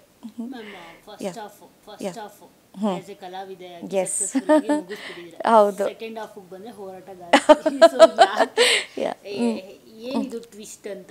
ಈಗ ಕಲಾವಿದೆ ಆಗಿ ಲೈಕ್ ಹೇಗಿರ್ತಾರೆ ಗೊತ್ತಿರೋದು, ಆಚೆ ಬಂದ್ರೇನೆ ಒಂದು ಛತ್ರಿ ಇರುತ್ತೆ, ಯಾವಾಗ್ಲೂ ಮೇಕಪ್, ಸೊ ಮತ್ತೆ ಬಿಸಿಲು ಅನ್ನೋದನ್ನೇ ನೋಡೋದಿಲ್ಲ, ನೀವು ಕೂಡ ಟ್ಯಾನ್ ಅದು ಹೌದು ಮೇಡಮ್, ಹೌದು ಹೇಳ್ಬಿಟ್ಟು ಸೊ ಅಲ್ಲಿಂದ ಹೋರಾಟಗಾರ್ತಿಯಾಗಿ ನೀವು ಬಂದಿದ್ದೀರಾ. ಸೊ ಹೋರಾಟಗಾರ್ತಿ ಫುಲ್ ಆಪೋಸಿಟ್ ರೋಲ್. ಹೌದು, ಯಾವಾಗಲೂ ಬಿಸಿಲಲ್ಲೇ ಇರಬೇಕು, ಹೋರಾಟಗಳನ್ನ ಮಾಡಬೇಕು. ಸೊ ಯಾಕೆ ಈ ಆಯ್ಕೆ ಅಂತ? ಮೇಡಮ್, ನನಗೆ ಇವತ್ತಿಗೂ ಜೀವನದಲ್ಲಿ ಯಾಕೆ ಭಗವಂತ ನನಗೆ ಅವಕಾಶಗಳನ್ನ ಕೊಡ್ತಾ ಇದ್ದಾನೆ ಅಂತ ನನಗೆ ಗೊತ್ತಿಲ್ಲ. ಅದು ಮ್ಯಾನಿಫೆಸ್ಟೇಷನ್ ಅಂತ ಹೇಳ್ತಾರೋ, ಇವಾಗೇನೇನೋ ಹೆಸರುಗಳು ಕೊಡ್ತಾರೆ ಅದಕ್ಕೆ. ಸೊ ನನಗೆ ಇವತ್ತಿಗೂ ಗೊತ್ತಿಲ್ಲ. ದೇವರು ನನಗೆ ಅವಕಾಶಗಳನ್ನ ಕೊಡ್ತಾ ಇದ್ದಾನೆ ಅಷ್ಟೇ. ಕೊಟ್ಟಂಥ ಅವಕಾಶಗಳು ಕೆಲವು ಒಳ್ಳೆಯದು ಇದೆ, ಕೆಲವು ಕೆಟ್ಟದ್ದು ಇದೆ, ಎಡವಿರೋದು ಇದೆ, ತಿದ್ಕೊಂಡಿರೋದು ಇದೆ, ನೋವು ಪಟ್ಟಿರೋದು ಇದೆ. ಆದರೆ ಒಳ್ಳೆಯದು ಅಂತ ಬಂದಿರೋದನ್ನು ನಾನು ಖಂಡಿತವಾಗ್ಲೂ ಅಪ್ಕೊಂಡಿದ್ದೀನಿ, ಒಪ್ಕೊಂಡು ಇಲ್ಲಿವರೆಗೂ ಮುಂದುವರಿತಾ ಇದ್ದೀನಿ. ಕಲಾವಿದೆಯಾಗೂ ಕೂಡ ನನಗೆ ಬಾಗಿಲುಗಳು ತೆರೆದಿತ್ತು, ಆ ಅವಕಾಶನ ನಾನು ಉಪಯೋಗಿಸ್ಕೊಂಡೆ. ಹೋರಾಟಗಾರ್ತಿಯಾಗೂ ಕೂಡ ನನಗೆ ಅವಕಾಶಗಳು ಬಂತು. ಸೊ ಹೋರಾಟಗಾರ್ತಿಯಾಗಿ ಅವಕಾಶ ಬಂದಾಗ ಒಂದೇ ಸಲ ನಾವು ಬಾವಿಲಿ ಧುಮುಕ್ಬಿಟ್ಟು ಈಜೋದನ್ನು ಕಲಿಯೋದಕ್ಕೆ ಸಾಧ್ಯ ಇಲ್ಲ. ಈಜ್ಕೊಂಡು ಬಾವಿನ ಈಜ್ಕೊಂಡು ಇವತ್ತು ಸಮುದ್ರಕ್ಕೆ ಬಂದು ಬಿದ್ದಿದ್ದೀವಿ. ಇಲ್ಲೂ ನಾವು ಈಜ್ತಾನೆ ಇದ್ದೀವಿ, ಕಲಿತಾನೆ ಇದ್ದೀವಿ. ಸೊ ಕಲಿಕೆ ಅನ್ನೋಂಥದ್ದು ನಿರಂತರವಾಗಿ ಖಂಡಿತವಾಗ್ಲೂ ಇದೆ. ಹಾಗಾಗಿ ಕನ್ನಡದ ಹೋರಾಟಗಾರ್ತಿಯಾಗಿ ನನಗೆ ಅವಕಾಶ ಸಿಕ್ಕಿದಾಗ, ನಾರಾಯಣಗೌಡರು ಆ ಒಂದು ಅವಕಾಶವನ್ನು ನನಗೆ ಕೊಟ್ಟಾಗ ನಾನು ಅದನ್ನು ಸಂಪೂರ್ಣವಾಗಿ ಒಪ್ಕೊಂಡೆ ಮತ್ತು ಸಂಪೂರ್ಣವಾಗಿ ಯಾವುದೇ ಸ್ವಾರ್ಥ ಇಲ್ಲದೆ ನಿಭಾಯಿಸ್ತಾ ಇದ್ದೀನಿ. ಇಷ್ಟೇ ನನಗೆ ಗೊತ್ತು. ಅದನ್ನು ಸಕ್ಸಸ್ಫುಲ್ಲಾಗಿ ನಿಭಾಯಿಸ್ತಾ ಇದ್ದೀನ ಇಲ್ವಾ ಅನ್ನೋದು ನನಗೆ ಗೊತ್ತಿಲ್ಲ. ಆದರೆ ಅಶ್ವಿನಿ ಗೌಡಗೆ ಇದ್ರ ಹಿಂದೆ ಯಾವುದೇ ಸ್ವಾರ್ಥ ಇಲ್ಲ. ನನಗೆ ಕಣ್ಣಿಗೆ ಕಾಣಿಸ್ತಾ ಇರೋದು ಒಂದೇ, ನಾನು ಹೋರಾಟ ಪ್ರಾಮಾಣಿಕವಾಗಿರಬೇಕು, ಕಷ್ಟದಲ್ಲಿ ಇದ್ದಂಥವ್ರ ಜೊತೆಗೆ ನಿಲ್ಲಬೇಕು, ಒಂದು ಧ್ವನಿ ಆಗಬೇಕು. ಮತ್ತು ಹೋರಾಟಗಾರರು ಅಂತಂದರೆ ತುಂಬ ಒಂಥರ ಬೇರೆ ಥರನೇ ನೋಡ್ತಾರೆ. ಅದನ್ನು ನಾವು ದಿನನಿತ್ಯ ಕೇಳ್ತಾ ಇರ್ತೀವಿ. ಮತ್ತು ಕಲಾವಿದರಲ್ಲಿ ಮೇಡಮ್, ಅದರಲ್ಲೂ ಕೂಡ ನಂಗೆ ತುಂಬ ಬೇಜಾರಾಗುತ್ತೆ. ಒಂದ್ಸಲ ನಾನು ಅನೇಕ ಸಲ ಹೇಳಿದ್ದೀನಿ ಅದನ್ನು. ಕಲಾವಿದರು ಅಂದಾಗ ನಮ್ಮದು ಒಂದು ಕಾಂಟ್ರಿಬ್ಯೂಷನ್ ಇರಬೇಕು, ನಮ್ಮ ಭಾಷೆಗಾಗಲಿ, ನಮ್ಮ ನಾಡು ನುಡಿ ನೆಲ ಜಲ ಇವೆಲ್ಲ ಅಂತ ಬಂದಾಗ ನಮ್ಮದು ಕಾಂಟ್ರಿಬ್ಯೂಷನ್ ಇರಬೇಕು. ಎಲ್ಲದರಲ್ಲೂ ಕೂಡ ನಮಗೆ ನಾನೆಲ್ಲೋ ಹೋಗ್ತೀನಿ ಏನೋ ಮಾಡ್ತೀನಿ ಅಂದಾಗ ಎಲ್ಲವೂ ಕಮರ್ಷಿಯಲಾಗಿ ಯೋಚನೆ ಮಾಡಬಾರ್ದು. ಈಗ ನಾವು ಹೋಗ್ತೀವಿ ಕಾರ್ಯಕ್ರಮಕ್ಕೆ 106 ಕಿಲೋಮೀಟ್ರ್, 500 ಕಿಲೋಮೀಟ್ರ್, 600 ಕಿಲೋಮೀಟ್ರ್ ಗಡಿ ಭಾಗಕ್ಕೂ ಹೋಗ್ತೀವಿ. ಈಗ ಇಲ್ಲೆಲ್ಲ ನೀವು ನೋಡಿದ್ರೆ ನನಗೆಲ್ಲ ಈ ಮೊಮೆಂಟೋಗಳು ಇವೆಲ್ಲ ಬಂದಿರುವಂಥದ್ದು ಕಾರ್ಯಕ್ರಮದಿಂದ. ಖುಷಿಯಾಗಿ ಕಾರ್ಯಕ್ರಮಕ್ಕೆ ಹೋಗ್ತೀವಿ, ಬರ್ತೀವಿ, ಒಂದು ಮೊಮೆಂಟೋ ಕೊಡ್ತಾರೆ, ಒಂದು ಶಾಲ್ ಹಾಕ್ತಾರೆ, ಅದೇ ನಮಗೆ ಸಂತೋಷ. ಏನೋ ಒಂದು ಪ್ರೀತಿಯಿಂದ 4 ಜನ ನಮ್ಮ ಬಗ್ಗೆ ಗುರ್ತು ಹಿಡಿದು ಮಾತಾಡಿದಾಗ ಅದೇ ಸಂತೋಷ ಹೋರಾಟಗಾರರಿಗೆ. ಸೊ ಈ ಥರದ ಹಾದಿಯಲ್ಲಿ ಇದ್ದೀವಿ. ಬಿಟ್ಟರೆ 2 ಡಿಫ್ರೆಂಟ್ ಡೈಮೆನ್ಷನ್ಸ್. ಆದರೆ ಸ್ವಾರ್ಥ ಇಲ್ಲದೆ ನಾವು ಮಾಡೋ ಕೆಲಸ ಇದೆಯಲ್ಲ, ಅದು ಭಾಳ ಮುಖ್ಯ. ನಿಮ್ಮ ಆಯ್ಕೆ ಬಗ್ಗೆ ಮ್ಯಾಮ್, ಈಗ ನಾರಾಯಣಗೌಡ್ರ ಜೊತೆ ತುಂಬಾ ಜನ ಇದ್ರು ಆಲ್ರೆಡಿ ಹೋರಾಟಗಾರ್ತಿಯರು. ಸೊ ನಿಮ್ಮ ಅಣ್ಣ ಯಾಕೆ ಆಯ್ಕೆ ಮಾಡಿದ್ದು ಅವರು ಅಂತ? ಬಿಕಾಸ್ ನನಗನ್ಸುತ್ತೆ, ನಾನು ಯೋಚನೆ ಮಾಡಿದಾಗ ನಿಮ್ಮ ಕನ್ನಡ ತುಂಬಾ ಚೆನ್ನಾಗಿದೆ, ಸೊ ಪರ್ಫೆಕ್ಟ್ ಆಯ್ಕೆ ಅಂತ ಏನಾದರೂ ಆ ನಿಟ್ಟಿನಲ್ಲಿ ಏನಾದರೂ ನಿಮ್ಮನ್ನ ಆಯ್ಕೆ ಮಾಡಿದ್ರಾ? ಮೇಡಮ್, ಅಣ್ಣ ಏನು ಮಾಡ್ತಾರೆ, ನಮ್ಮ ಕರವೇ ಸಂಘಟನೆಯಲ್ಲಿ 70 ರಿಂದ 80 ಲಕ್ಷ ಜನ ನಾವು ನೋಂದಾಯಿತ ಕಾರ್ಯಕರ್ತರಿರೋದು. ಅದರಲ್ಲಿ ನಾನು ಕೂಡ ಒಬ್ಬಳು. ವೇದಿಕೆಗೆ ತುಂಬ ಜನಕ್ಕೆ ಅವಕಾಶ ಕೊಟ್ಟಿದ್ದಾರೆ ನಾರಾಯಣಗೌಡರು. ಬರೀ ಈ ಕ್ಯಾಟಗಿರಿ ಅಂತಲ್ಲ, ಕೆಲವು ಕ್ಯಾಟಗಿರೀಸು ಹೋರಾಟಗಾರ ಅಂದರೆ ಮೂಗು ಮುರಿತಾ ಇದ್ರು. ನಾವು ಕಾರ್ಯಕ್ರಮಗಳು ಕರೆದ್ರೆ ಬರ್ತಿರ್ಲಿಲ್ಲ, ದೊಡ್ಡ ದೊಡ್ಡ ಮಹನೀಯರೇ ಇರ್ಬೋದು. ಆದರೆ ಇವತ್ತು ಕರ್ನಾಟಕ ರಕ್ಷಣಾ ವೇದಿಕೆ ಅಂದರೆ ಒಂದು ಕಾರ್ಯಕ್ರಮ ಮಾಡ್ತಾರೆ ಅಂದರೆ ತುಂಬಾ ಚೆನ್ನಾಗಿ ಮಾಡ್ತಾರೆ, ತುಂಬ ಒಂದು ಎಲ್ಲವನ್ನೂ ಕೂಡ ಪ್ರಾಪರ್ ಒಂದು ಚೌಕಟ್ಟಲ್ಲಿ ಮಾಡ್ತಾರೆ, ತುಂಬ ಚೆನ್ನಾಗಿ ಮಾಡ್ತಾರೆ ಅಂತ ಕಾರ್ಯಕ್ರಮಗಳಿಗೂ ಬರುವಂಥದ್ದು, ನಮ್ಮನ್ನು ನಮ್ಮ ವಿಚಾರಗಳನ್ನ ಬೆಂಬಲಿಸುವಂಥದ್ದು. ಇದು ಯಾವತ್ತೂ ಸ್ಟಾರ್ಟಿಂಗ್ ಸ್ಟೇಜಲ್ಲಿ ಆಗಿರಲಿಲ್ಲ. ಈಗ ಅಶ್ವಿನಿನವ್ರು ಆಯ್ಕೆ ಮಾಡ್ಕೊಂಡಾಗಲೂ ಇದು ಗಟ್ಟಿನ ಅಥವಾ ಗಟ್ಟಿಯಾಗಿ ನಿಲ್ಲುವಂಥ ವ್ಯಕ್ತಿತ್ವನ ಅಥವಾ ಅಲ್ವಾ ಅನ್ನೋದು ಅವ್ರಿಗೆ ಗೊತ್ತಿಲ್ಲ. ಅವಕಾಶ ನನಗೆ ಕೊಟ್ಟರು. ಆದರೆ ಅವಕಾಶ ಕೊಟ್ಟಾಗ ಇಲ್ಲಿವರೆಗೂ ನನ್ನ ಪ್ರಯಾಣನ ಮುಂದುವರಿಸಿದ್ದೀನಿ ಅಂತ ಆದರೆ ಪ್ರಾಮಾಣಿಕವಾಗಿ ಮಾಡಿರೋದಕ್ಕೆ ನಾನು ಇವತ್ತಲ್ಲಿ ಉಳ್ಕೊಂಡಿರೋದು. ನಾನು ಕೂಡ ಬೇರೆಯವ್ರ ಥರ ಶಾರ್ಟ್ಕಟ್ಗಳು, ಬೇರೆಯವ್ರ ಥರ ಬೇರೆ ಥರದಕ್ಕೆ ಬಳಸ್ಕೊಂಡಿದ್ದಿದ್ರೆ ಬಹುಶಃ ನಾನು ಇವತ್ತು ಆ ಜರ್ನಿನ ಕಂಟಿನ್ಯೂ ಮಾಡೋಕ್ಕಾಗ್ತಿರ್ಲಿಲ್ಲ. ಬಟ್ ನಾನು ನಂಬುವಂಥದ್ದು ಒಂದೇ ಮೇಡಮ್, ಯಾವತ್ತೂ ಎಲ್ಲೂ ಕೂಡ ಯಾವುದನ್ನು ನೀವು ಈಗ ನಾನು ಕರವೇಲಿದ್ದೀನಿ ಅಂತ ಅದನ್ನು ದುರುಪಯೋಗ ಮಾಡ್ಕೊಳ್ಳೋ ಅಂಥದ್ದು, ಅಥವಾ ನಾನು ಇಂಥವ್ರ ಮಗಳು ಅಂತ ಅದನ್ನು ದುರುಪಯೋಗ ಮಾಡ್ಕೊಳ್ಳೋ ಅಂಥದ್ದು, ಅಥವಾ ಇದು ನಾನು ಯಾವತ್ತೂ ಮಾಡೋಕ್ಕೆ ಹೋಗಿಲ್ಲ. ಯಾಕೆಂದರೆ ನನ್ನ ಕುಟುಂಬದ ಹಿನ್ನೆಲೆನ ನಾನು ಎಲ್ಲೂ ಚಿತ್ರರಂಗಕ್ಕೆ ತಂದೇ ಇಲ್ಲ, ತರೋಕ್ಕೂ ನನಗಿಷ್ಟ ಇಲ್ಲ. ಹೋರಾಟದ ಹಾದಿನೂ ಅಷ್ಟೇ, ಎಲ್ಲೂ ಕೂಡ ನಾನು ನನ್ನ ಸಂಘಟನೆ ಹೆಸರು ಹೇಳ್ಕೊಂಡು ಅಥವಾ ನಾರಾಯಣಗೌಡರು ಒಂದು ಬೆಂಬಲ ನಮಗಿದೆ ಅಂತನೋ ಎಲ್ಲೋ ಒಂದು ಕಡೆ ಕೆಟ್ಟ ಕೆಲಸ ಮಾಡೋ ಅಂಥದ್ದು. ಯಾಕೆಂದರೆ ನನ್ನ ಹೆತ್ತ ತಂದೆ ಎಷ್ಟೋ ನನಗೆ ನಾರಾಯಣಗೌಡರು ಅಷ್ಟೇ. ನಾನೊಬ್ಬ ಕಾರ್ಯಕರ್ತೆಯಾಗಿ ನಾನು ಎಲ್ಲೋ ಎಡುವುದ್ರೆ, ನಾನೇನೋ ಒಂದು ಮಾಡಿದ್ರೆ ಇದು ಎಫೆಕ್ಟ್ ಆಗೋ ಅಂಥದ್ದು ಇಡೀ ನನ್ನ ಕರವೇ ಕುಟುಂಬಕ್ಕೆ ಇದು ಎಫೆಕ್ಟ್ ಆಗುತ್ತೆ. ಹಾಗಾಗಿ ಅದನ್ನೆಲ್ಲ ನಾನು ತುಂಬ ಯೋಚನೆ ಮಾಡಿ ಒಂದೊಂದು ಹೆಜ್ಜೆನೂ ನಾನು ಇಡ್ತಾ ಹೋಗ್ತೀನಿ. ಹಾಗಾಗಿ ಆ ಭಯ ಭಕ್ತಿ ಇವೆಲ್ಲವೂ ನನಗೆ ಸೇರಿಕೊಂಡು ಇವತ್ತೊಬ್ಬ ಹೋರಾಟಗಾರ್ತಿಯಾಗಿ ನನ್ನ ಮುನ್ನುಗ್ಗಿಸ್ತಾ ಇದೆ ಅಷ್ಟೇ. ಎಷ್ಟು ಕಷ್ಟ ಹೋರಾಟಗಾರ್ತಿಯಾಗಿ ಮುನ್ನುಗ್ಗೋದು? ಬಿಕಾಸ್ ಯಾಕೆ ಅಂತಂದ್ರೆ ನೀವು ಕಲಾವಿದೆಯಾಗಿ ಹೋದಾಗ ಅಲ್ಲಿ ಬೌನ್ಸರ್ಸ್ ಇರ್ತಾರೆ, ನಿಮಗೆ ಆದಂಥ ಸೇಫ್ಟಿ ಇರುತ್ತೆ, ಎಲ್ಲವೂ ಇರುತ್ತೆ. ಆದರೆ ಹೋರಾಟಕ್ಕೋಸ್ಕರ ಕಣಕ್ಕಿಳಿದಾಗ ಅಲ್ಲಿ ಸೇಫ್ಟಿ ಹೇಗಿರುತ್ತೆ ಎಷ್ಟು ಕಷ್ಟ ಅಂತ. ಬಿಕಾಸ್ ನೀವು ಸೆಲೆಬ್ರಿಟಿ ಆಗೋದಾಗ ಅಲ್ಲಿ ಪೊಲೀಸ್ಗಳೇ ನಿಮ್ಗೆಲ್ಲ ಸೇಫ್ಟಿ ಕೊಟ್ಬಿಟ್ಟು ನಿಮ್ಮನ್ನ ಕರ್ಕೊಂಡು ಹೋಗ್ತಾರೆ ಇವೆಂಟ್ ಮತ್ತೆ ಸ್ಟೇಜ್. ಆದ್ರೆ ಇಲ್ಲಿ ಹಾಗಲ್ಲ, ಅವರೇ ಕರೆಕ್ಟ್ ಮೇಡಮ್, ತುಂಬ ಕಷ್ಟ. ನೀವೀಗ ನಾವು ಹೋರಾಟದ ಜೀವನ ಅನ್ನೋಂಥ ತುಂಬ ಕಷ್ಟ, ಖಂಡಿತವಾಗ್ಲೂ ಈಸಿ ಅಲ್ಲ. ಈಗ ಎಲ್ಲಿ ಏನು ಬೇಕಾದರೂ ಆಗ್ಬೋದು. ನಾವು ಮಾತ್ರ ಪ್ರಿಪೇರ್ ಆಗೋದಲ್ಲ, ನಮ್ಮ ಕುಟುಂಬದವ್ರನ್ನೂ ಕೂಡ ನಾವು ಪ್ರಿಪೇರ್ ಮಾಡಿರಬೇಕಾಗತ್ತೆ. ಯಾಕಂದರೆ ಅಶ್ವಿನಿ ಗೌಡಗೆ ಹೊರಗಡೆ ಹೋಗಿ ಒಂದು FIR ಹಾಕ್ಸ್ಕೊಂಡ್ರು, ಕೇಸ್ ಆಯಿತು ಅಂದರೆ ನಾಳೆ ಸಫರ್. ಈಗ ನಾನೇನೋ ಜೈಲಿಗೆ ಹೋದೆ ಅಂತಂದರೆ ಮನೇಲಿರುವಂಥವ್ರಿಗೆ ಕಷ್ಟ ಆಗುತ್ತೆ. ಆಮೇಲೆ ಮನೇಲಿರುವಂಥವ್ರಿಗೆ ಕಷ್ಟ ಅಂದರೆ ಇಡೀ ಜಗತ್ತನ್ನು ಎದುರಿಸ್ಬೇಕಾಗಿರೋದು ಅವರು. ಆಗ ಅವ್ರು ಎಲ್ಲ ಥರದ ಏನಂತಾರೆ ಮಾತುಗಳನ್ನ ಕೇಳಬೇಕಾಗತ್ತೆ. ಜನ ಎಲ್ಲರೂ ಏನು ಒಂದೇ ಥರ ಮಾತಾಡೋದಿಲ್ಲ. ಈಗ ಕೊಲೆ ಮಾಡಿ ಇನ್ನೊಂದು ಮಾಡಿ ಜೈಲಿಗೆ ಹೋಗಿದ್ರೆ ಅಂಥವ್ರನ್ನ ಬೇಕಾದರೆ ಇದರಲ್ಲಿ ಮಾತಾಡ್ತಾರೆ. ನಾವು ಹೋರಾಟಗಾರರು ಅಂದರೆ ಬೇರೆ ರೀತಿಯೇ ನಮ್ಮನ್ನು ಬಿಂಬಿಸ್ತಾರೆ. ಫಸ್ಟು ನಾವು ನಮ್ಮ ಮನೇಲಿರೋನ್ನ ಪ್ರಿಪೇರ್ ಮಾಡಬೇಕು. ಆಮೇಲೆ ನೀವು ಹೇಳಿದಾಗೆ ಕೋರ್ಟು, ಕೇಸು, ಜೈಲು ಚೆನ್ನಾಗೇ ಹೋಗಿರ್ತೀವಿ, ನಮ್ಮ ಮೇಲೆ FIR ಆಗಿರುತ್ತೆ, ಇಮಿಡಿಯೇಟಾಗಿ ನಮ್ಮನ್ನು ಜೈಲಿಗೆ ಕಳಿಸಿರ್ತಾರೆ. ಅಲ್ಲಿ ಏನು ಬೇಕಾದರೂ ಆಗ್ಬೋದು, ಕಲ್ಲು ತೂರಾಟ ಆಗ್ಬೋದು, ಲಾಠಿ ಏಟ್ ಆಗ್ಬೋದು, ಬೂಟಲ್ಲಿ ಏಟ್ ತಿನ್ನೋದಾಗ್ಬೋದು, ಏನು ಬೇಕಾದರೂ ಆಗ್ಬೋದು. ಅಲ್ಲಿ ನಾವು ಕಲಾವಿದೆ ಅಲ್ಲ, ನಾನು ಕಲಾವಿದೆ ಅನ್ನೋ ಒಂದು ಹಮ್ಮು ಗಿಮ್ಮು ನನಗೆ ಬಂದ್ಬಿಡ್ತು ಅಂದರೆ ನಾನು ಹೋರಾಟ ಮಾಡೋಕ್ಕೆ ಆಗಲ್ಲ. ಈಗ ನಾವು ಶೂಟಿಂಗ್ ಬಂದಾಗ ಮೇಕಪ್ ಮಾಡ್ಕೊಂಡು ಆರಾಮಾಗಿ ಬಿಂದಾಸಾಗಿರ್ತೀವಿ, ಬಟ್ ನಾವು ಹೋರಾಟಕ್ಕೆ ಹೋದಾಗ ಹಂಗೆಲ್ಲ ಹೋಗೋಕ್ಕಾಗಲ್ಲ. ಎಷ್ಟು ಸರಳವಾಗಿರ್ತೀವೋ, ಎಷ್ಟು ಸರಳದ ವ್ಯಕ್ತಿತ್ವವನ್ನು ಇಟ್ಕೊಳ್ತೀವೋ ಅಷ್ಟು ನೀವು ಜನರನ್ನ ಮನಸ್ಸನ್ನು ಮುಟ್ಟೋದಕ್ಕೆ ಸಾಧ್ಯ ಆಗುತ್ತೆ. ಅದು ಅಲ್ಲಿ ನಾವು ಪರಿವರ್ತನೆ ಆಗಬೇಕಾಗತ್ತೆ. ಸೊ ನೀವು ತುಂಬ ಸರಿ ಹೇಳ್ಕೊಂಡಿದ್ದೀರಾ, ಈಗ ನ್ಯಾಯ ಕೊಡಿಸೋದಕ್ಕೆ ಹೋಗ್ತೀವಿ, ನಮಗೆ ಅಲ್ಲಿ ಅನ್ಯಾಯ ಆಗುತ್ತೆ, ಮೋಸ ಆಗುತ್ತೆ, ಮತ್ತು ತೇಜೋವಧೆ ಆಗುತ್ತೆ. ಹೌದು. ಸೊ ನಿಮ್ಗೆ ಏನಾದರೂ ಆ ಥರದ್ದು ಏನಾದರೂ ಎಕ್ಸ್ಪೀರಿಯನ್ಸ್ ಇದೆಯಾ ಮ್ಯಾಮ್? ಎಸ್ ಮೇಡಮ್, ತುಂಬ ಸಲ ಆಗುತ್ತೆ. ತುಂಬ ಅನುಭವಗಳು, ನಾನು ಹೇಳಿದ್ನಲ್ಲ, ನನ್ನ ಲೈಫಲ್ಲೂ ನಂಗೆ ತುಂಬ ಅನುಭವಗಳಾಗಿದೆ. ಇವತ್ತು ಅಶ್ವಿನಿ ಗೌಡ ಎಲ್ಲರ ಮುಂದೆ ತುಂಬ ಜನ ನನ್ನನ್ನು ಕೇಳ್ತಾರೆ, ಮೇಡಮ್ ನೀವು ಯಾವಾಗಲೂ ನೀವು ಆವಾಗಲೇ ಹೇಳಿದ್ರಿ, ನೀವು ನಗ್ನಗ್ತಾ ಇರ್ತೀರ, ಯಾವಾಗಲೂ ಹಸನ್ಮುಖಿ ಅಂತ. ಅದು ಖಂಡಿತ ನಿಜ. ಆದರೆ ನನ್ನ ಒಳಗಿರುವಂಥ ನೋವು, ನನ್ನ ಒಳಗಿರುವಂತಹ ಒಂದಷ್ಟು ವಿಚಾರಗಳು ಅದು ನನಗೆ ಮಾತ್ರ ಗೊತ್ತಿರುತ್ತೆ. ನಾವದೆಲ್ಲ ಫೇಸ್ ಮಾಡಿರೋದಕ್ಕೆ ಮೇಡಮ್ ಇವತ್ತು ನಾವು ಒಂದು ಗಟ್ಟಿಯಾಗಿ ಹೊರಗಡೆ ಬರೋದಕ್ಕೆ ಸಾಧ್ಯ. ಮಾಧ್ಯಮದ ಮುಂದೆ ಆಗಲಿ ಅಥವಾ ಇನ್ನೊಬ್ಬ ಏನೋ ಸಿಂಪತಿಗೋಸ್ಕರ ನಾವು ನಮ್ಮ ವೈಯಕ್ತಿಕ ವಿಚಾರಗಳನ್ನ ಹೇಳ್ಕೊಳ್ಳೋದಾಗಲಿ ಅಥವಾ ಏನೋ ನಾವು ಫೇಸ್ ಮಾಡಿರೋದನ್ನ ಹೇಳ್ಕೊಳ್ಳೋದಾಗಲಿ, ಇವು ಯಾವುದು ಮಾಡೋಂಥ ಅವಶ್ಯಕತೆ ಇಲ್ಲ. ಆದರೆ ನಮಗಾಗಿರುವಂಥದ್ದು ಇರುತ್ತಲ್ವ, ಅವೆಲ್ಲ ಆಗಿ ಆಗಿ ಆಗಿ ಆಗಿ ನಮ್ಗೆ ಇವತ್ತೊಂದು ಸ್ಟ್ರಾಂಗಾಗಿ ಹೊರಗಡೆ ಬರೋದಕ್ಕೆ ನಮ್ಮ ಇದರಲ್ಲಿ ಆಗಿರುವಂಥದ್ದೇ ಕಾರಣ ಅಂತ ನನಗನ್ಸುತ್ತೆ. But it is not easy. ನನ್ನ ಲೈಫು ಏನು ನನಗೇನು ತುಂಬ ಈಸಿಯಾಗಿರಲಿಲ್ಲ. ಎಲ್ಲರಿಗೂ ಹೊರಗಡೆಯಿಂದ ನೋಡಿದಾಗ ಏನಪ್ಪ ಇವರು ಒಳ್ಳೆ ಮನೇಲಿದ್ದಾರೆ, ಒಳ್ಳೆ ಬಟ್ಟೆ ಹಾಕ್ತಾರೆ, ಒಳ್ಳೆ ಗಾಡೀಲಿ ಓಡಾಡ್ತಾರೆ, ಇವ್ರಿಗೇನು ಐಷಾರಾಮಿ ಜೀವನ ಇದೆಲ್ಲ ಹೇಳ್ತಾರೆ. ಆದರೆ ನಮಗೆ ಒಂದು ಇನ್ನೋಸೆನ್ಸ್ ಇರುತ್ತೆ. ಯಾಕಂದರೆ ನಮಗೆ ಕಷ್ಟ ಗೊತ್ತಿರಲ್ಲ, ಹೊರಗಡೆ ಪ್ರಪಂಚ ಗೊತ್ತಿಲ್ಲ, ಹೊರಗಡೆ ಎಷ್ಟು ಕೆಟ್ಟ ಜನ ಇದ್ದಾರೆ ಅಂತ ಗೊತ್ತಿಲ್ಲ.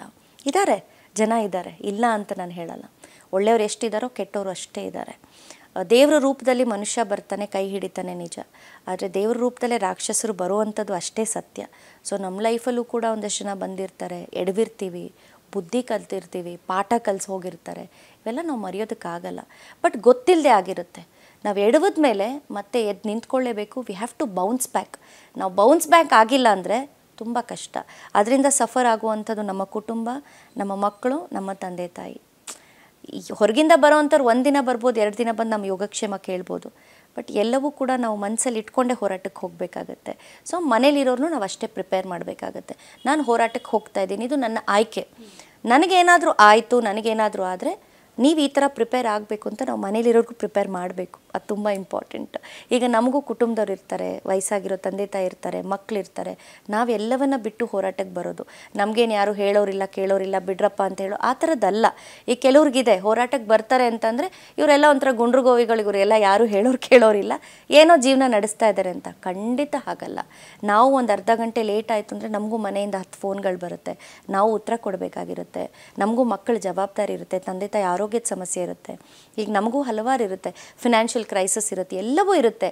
ಎಲ್ಲವನ್ನ ಬದಿಗಿಟ್ಟು ನಾವು ಹೋರಾಟಕ್ಕೆ ಬರ್ತೀವಿ ಅಂದರೆ ಒಂದು ಸೇವೆ ಮಾಡಬೇಕು ಅನ್ನೋ ಮನೋಭಾವದಿಂದ ಅಷ್ಟೇ ನಾವು ಬರ್ತೀವಿ. ಈಗ ಕಷ್ಟ ಎಷ್ಟಾದರೂ ಬೇಡೋಣ, ಅದು okay.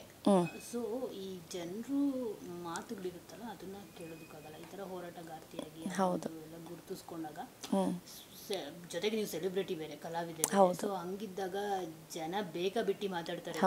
So character assassination ಮಾಡೋದಿರ್ಬೋದು, so ಎಲ್ಲವೂ ಮಾಡ್ತಾರೆ.